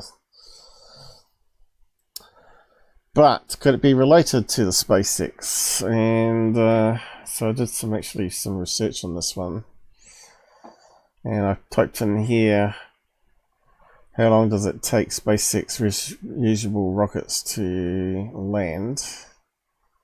So I'll just put that here just to verify. SpaceX is reusing rockets and landing boosters. Indeed, such reuse is key to the company's ability to keep costs down. But it says here about 9 minutes. Come to the ground for soft vertical landings about 9 minutes after liftoff. So I thought, could he have been seeing that? But then 25 minutes doesn't match up, does it? If it said 25 minutes, I would have said bingo, it's the booster rockets coming down. But it's not, so we can rule that one out. But then I thought, hang on, don't they have a C platform?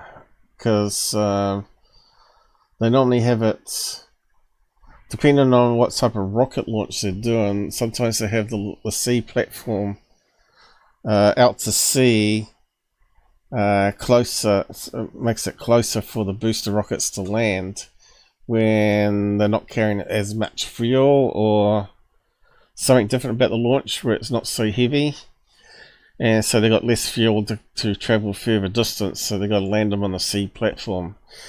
I'm not sure if it says anything about that here or not, but they call these platforms anomalous spaceport drone ship.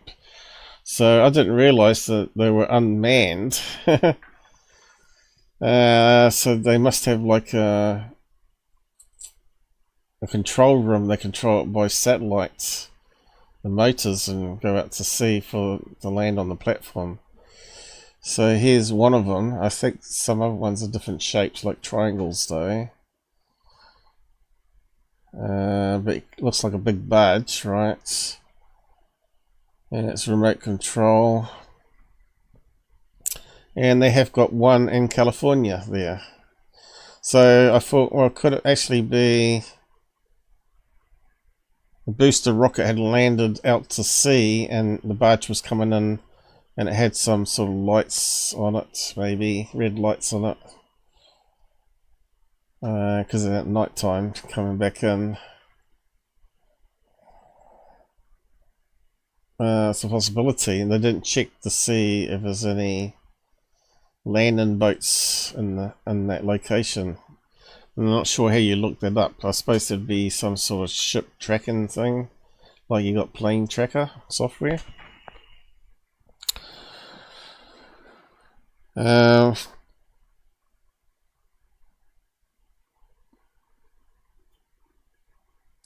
because could it be that they he was seeing it land out to sea? Because I think it's closer to the harbour. Where's the map again? I think they said they have it near LA shipping, which would put it out in the harbour here, which is where he was looking. So I just wonder if it was the booster rockets coming down. There'd be 2 lights at least, and they do have an orange glow to them. And it could explain it, but because they went on to talk about the Tic Tac being the same location, I don't think it was this time. Booster rockets landing. I've got one that's actually lit up somewhere here. Landing. Let's have a look. You can see that would be similar to what was in his video, and it would be orange below at night time. You can see they're quite orange. And that's that camera looking downwards on them, coming back down.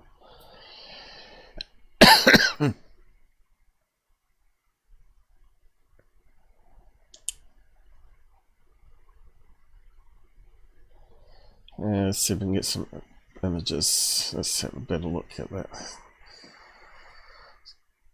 I think they do have orange sort of flame. Videos, no, images. Here we go, look. Definitely looks yellow orange, doesn't it?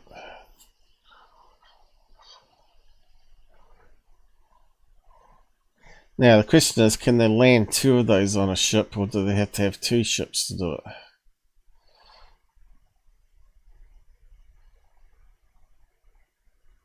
I don't know. Can you land 2 of them on the ship? There's one coming down on the ship.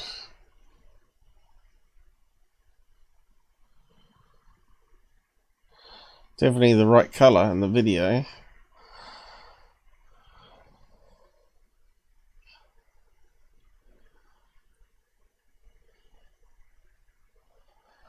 Of course, we're not going to get a picture of 2 landing at the same time on a ship, are we?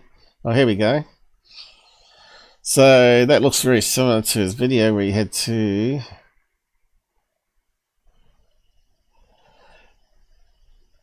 And could have the third light been some other thing? Maybe the rest of the craft going up still. I don't know. It's a possibility, you know. I'm just bringing it up. Look at the orangeness on that one at night time.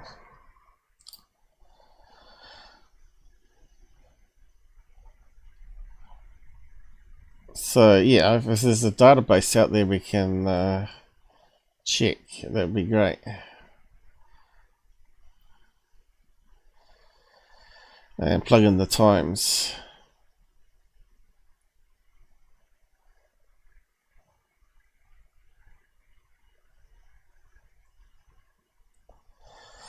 Anyway, I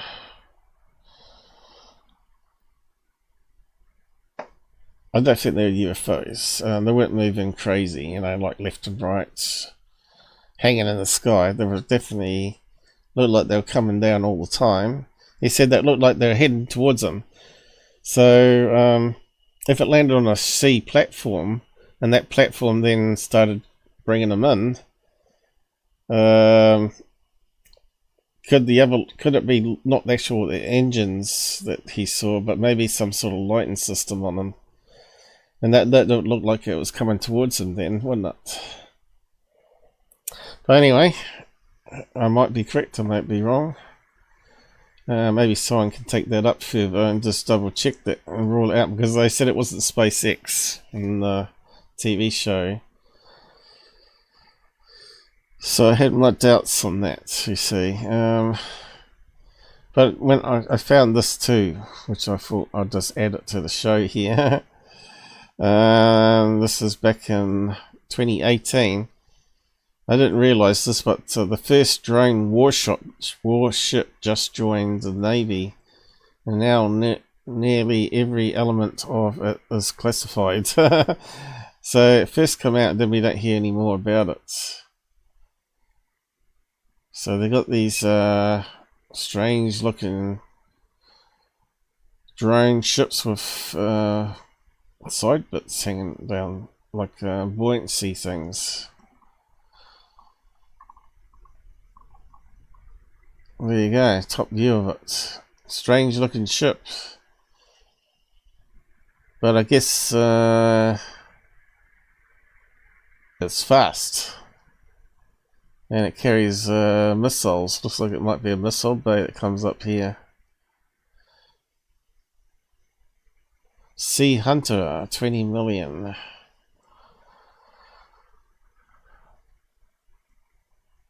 So how do they control it? Obviously encrypted signal from maybe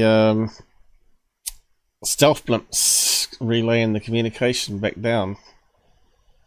Hey, maybe undersea communications.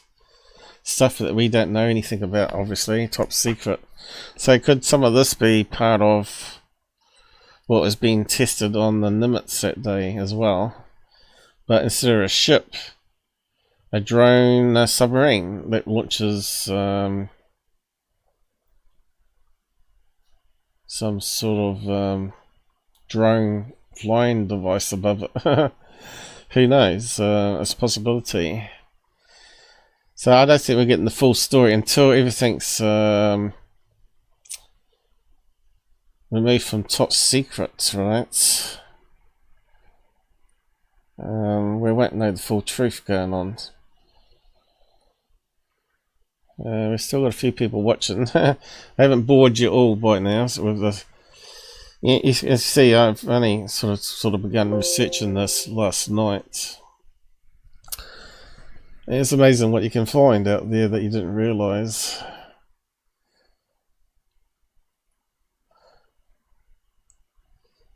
Okay, so that's the next one.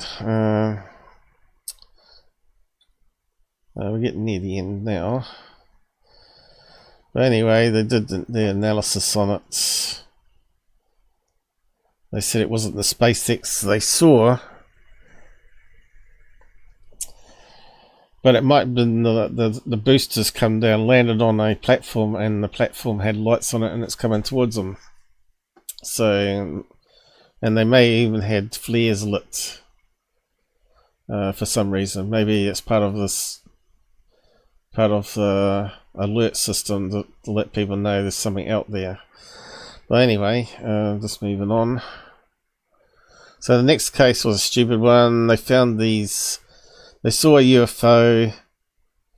Well, there were UFO watchers, and they were out in this area in the woods where they come across these prints on the ground. Hey, we still got Shogun with us.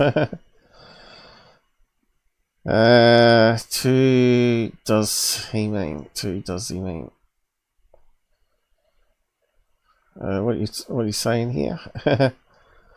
Two does he mean? Two does? Yeah, I'm not sure what you mean. Anyway, they go out in this area and they find these prints that look like a reptilian walking around two-legged. And I thought, yeah. Kind of looks like a dinosaur print. And then I thought, well, there are living dinosaurs today, and they're called ostriches and emus. They got big claw-like feet like this, and that's what it turned out to be. These two nongs didn't even put it together, didn't even do a search on three-toed thing and do their own research, obviously. And they measured them up on camera and all that. They kind of look like, those ones kind of look like fake though. But these birds are quite big. You don't realize how big they are. So they send it off to the Bigfoot experts. And they got all these different prints in the dirt.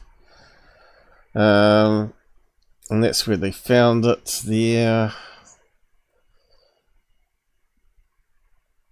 And they talked about a UFO sighted 200 miles away the same day. And they're thinking, oh, goody goody, I wonder if it was aliens landed down in this spot and got out and walked around. But I'm afraid not. The Bigfoot guy ruined it for them all. He looked at it. And they found there was an emu farm a few miles up the road where they had escaped. And you can see there's their big feet down there. And it looks like they're castings. Give or take from them kicking sand along like that to make it look like it's bigger. And there's the emu farm, there's where their footprint was. So I think it was case closed there.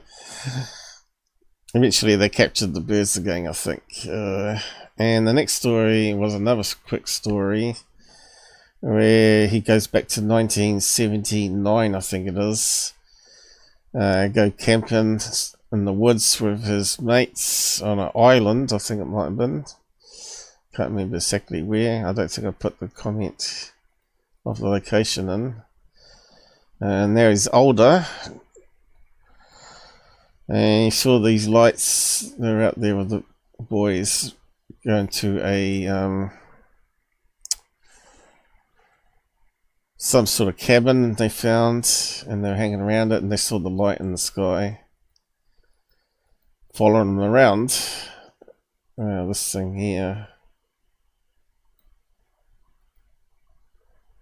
moving around the treetops, and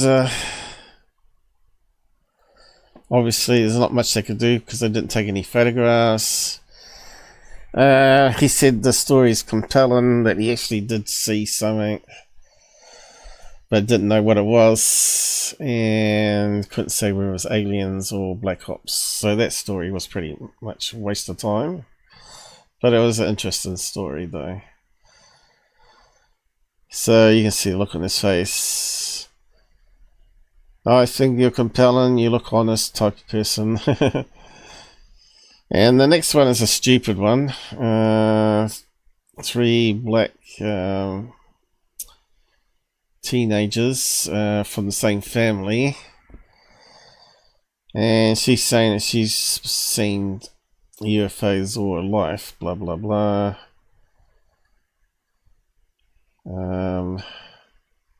So there's some emanations here.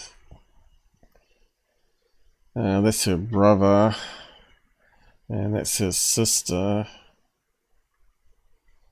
They look all so different, so I'd say they've got different fathers. They've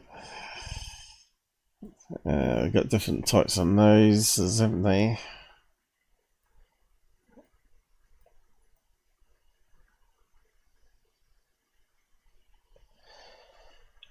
They're so different looking, but anyway.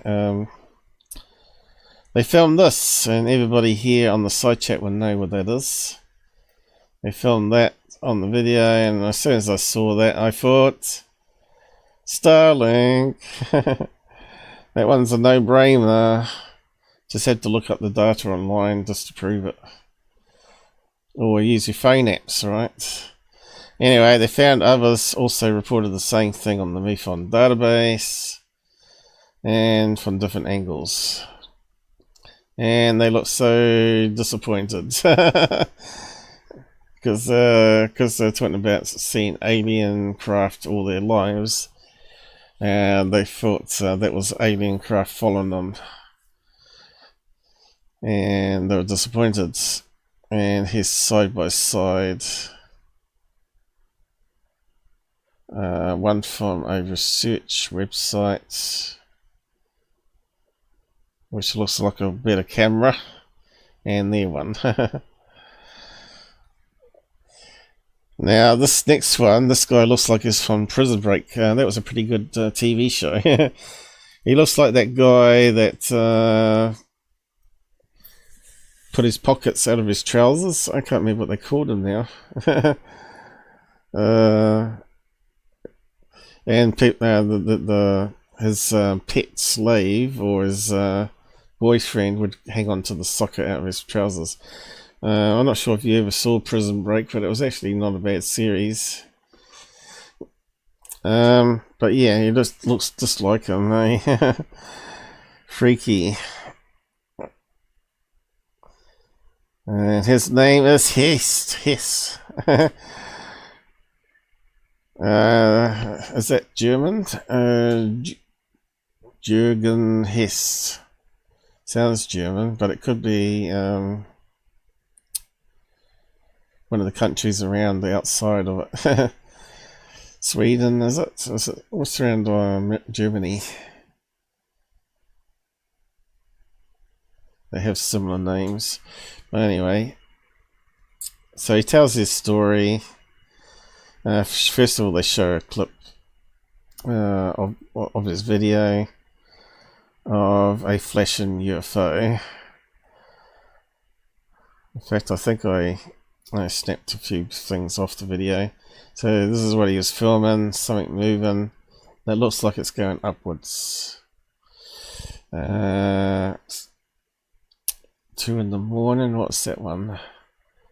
Alright, so he goes back in the past and talks about that he was going down, before he went to Sedona to film that. He was in his bed and he's found his sheets, a sheet up on his face, but like my event that happened where I had a sheet over my head, but he reckons it was tight on his head, and he got his arms up, managed to get his arms moving just like I did, and managed to pull the sheet down, but he couldn't move or see anything in the room, but he sensed there was something standing there. So he didn't actually see any aliens, and he had less movement than I did. So whether this was sleep paralysis and dissolution, I don't know. We don't know what drugs they were taking. We don't know what sort of background check they do. But it was 2 in the morning when that happened. But he also talks about another story where he's travelling down the road with his mum, I think it was. And there was a flash of light, and then they woke up in the car and they were heading in a straight line and found all the cars that they were behind were in front of them were now behind them, and he said they were sort of abducted and then brought back. So it's just his claim anyway. So eventually he moves out to Sedona, which is a picture of it there. And it's a location where you get lots of weirdness happening. Mainly because it's around Air Force bases. There's a lot of experimental things going up in the sky, probably. And they bring up all these different clippings. Home of the Strange. And then we go back to his video, in which I take a few more snaps of it. So this object seems to be moving 30 degrees to him, and basically they do analysis on it and say there was no International Space Station or satellites over him at that time, but they couldn't rule out space debris that was coming down and blinking some of the sunlight at him. And he said, well, how can it be possibly moving up on an angle like this in the sky if it's a debris coming down? Well, as you know, it depends on the perspective. As we know, when planes fly overhead in a straight horizontal line, not going upwards, they actually do, from our perspective, look like they're going up slightly all the time. A bit like in this picture here. And that's when I go back to this other thing up here about the night sky. This guy's actually done a virtual thing of space debris, or how it looks if it was being illuminated by the sun. And if we play a clip of it here, place to get information under fair use, you can see these objects do seem to be moving upwards, exactly the same in his video. I think it might be a Scotsman, this one. Just play it. on the surface of the Earth. So Okay, can you see they look like they're going upwards, but they're just flying directly above you, right? So it always gives that strange perspective. here we also find lots of Earth monitoring spacecraft, including hundreds of... So they always look like they're going up on that certain angle, right? So I think the space debris does actually make a lot of sense. Comparing it to this one of some map he got with space debris and emanating it. Dove CubeSats that image the Earth on a daily basis. Space is also important for So yeah, they can appear to be going upwards and not coming downwards. Again, it depends on your perspectives. These obviously are passing over top of the viewing point here. But if you're down the side here, they might look like they're flying straight. And some might actually look like they're going down below the horizon, right? military operation. As you can see, these ones here are going downwards on that same angle, but going below the horizon. And in low Earth orbit, there are a number of military satellites. This one here looks like it's going down. Not all of these actually officially... But they're on orbit, so when it's an orbit like that, they can look strange. I'll post a link to that video so you can have a better look on your own screen. I was trying to find ways to explain it. Hey Michael, it's a long time no see. So I missed all this. I was playing games. Yeah, I know, but I messaged you many times. And Sugar, we had no one here for a while on YouTube. We've got 3 now. So yeah, despite my rush to put a show together, it's actually a lot of material that had to go through in the end. But yeah, space debris is lots of up there, and some of it does flash when it hits the sun at the right angle, depending on where you are, time of day, and all that sort of space. Can look. Come on.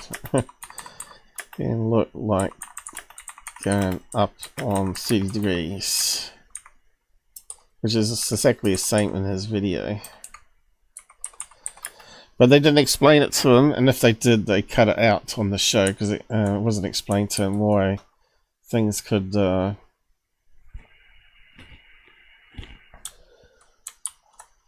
like it's going upwards. It's just having the space debris was heading towards them. But there's also another possibility, of course. We're done with that one now. I was trying to find other examples. I'm pretty sure I have come across other examples of people capturing meteorites that look like they're going upwards from 2 degrees up to whatever degrees. But again, it's very rare to capture them where they look like they're coming downwards. Either they look like they're going horizontal and slightly down most of the time. Plane contrails is one that you might see that look like it's going straight overhead, but it's actually going. I mean, it's going straight overhead, but it looks like it's going up slightly and on an angle as well.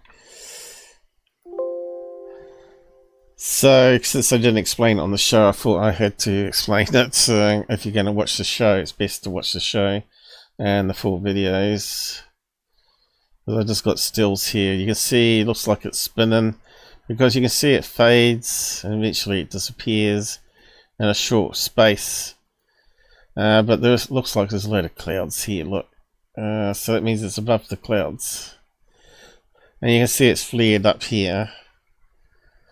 And then it starts dimming down again. And so the experts said that there were no aircraft in the air. I didn't think there was going to be aircraft anyway. And what else to say? And the International Space Station was on the other side of the planet.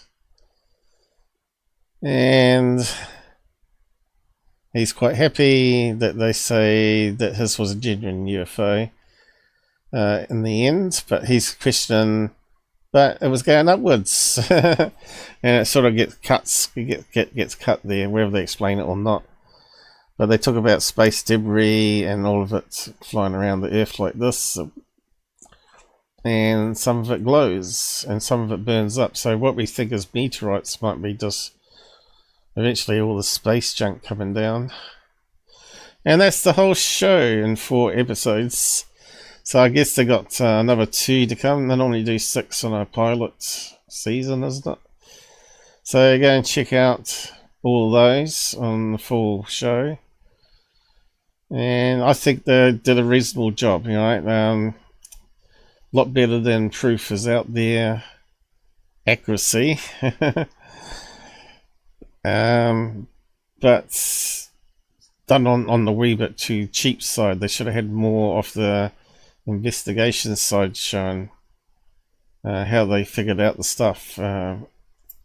So yeah, that one with the lens reflection was a good one, I thought. Anyway, that's all I managed to put together for today's show. There's probably other stuff out there to cover as well. I was going to look at third phase and whatnot, but we're coming up to, what, 5 hours now?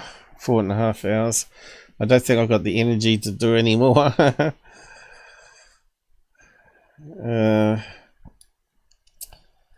But yeah, so I'll say goodnight actually. Because I'm getting a bit sore and I need to go to the toilet. And I need to fix up this timeout again. I have to check into that. It's kind of strange. Maybe I have to delete it and redo it again.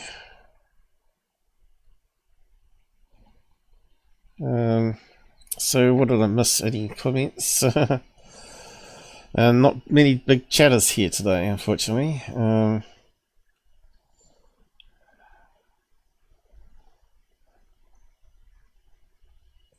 It's mostly the bot messages, isn't it?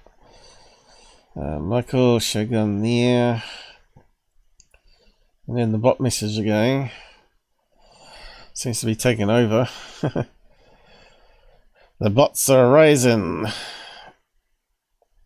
Did I miss anybody? If you want to say anything, say now. I'll forever hold your peace. I gotta dash off to the toilet in a minute. And Dan, Surgun and Michael, the only ones today, I think. And Stephen B. I must have missed that one. Hey Stephen, sorry about that. Okay. Maybe I should put the beeping on. Anyway, it might get too annoying, the beep. Anyway, I'm going to leave it there, guys. Say goodnight. I think I thought it was quite interesting, the stuff we covered there. And the extra stuff I added to it. Good night all. And Mick West is the next TV show that we have to review. That we talked about at the beginning there. What was it called? What Are UFOs? He's got his own show on PBS apparently. Anyway, I might have to review that one next. Anyway, just gonna say good night there and close down everything. How'd the lights go this time? We got 7 likes, is it? Thanks for that on Pilled. 2 likes on Rumble. Oh, thanks. And we got 5 on YouTube finally. So my add-on's still working good. That's good. So end credits. And let Michael watch it all tomorrow or whatever.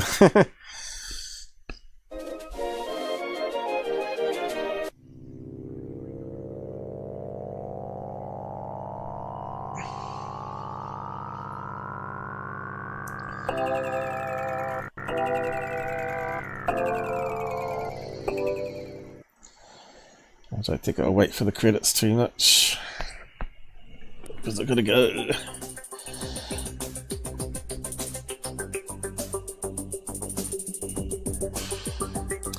Yep, good night, Shagan, and Michael.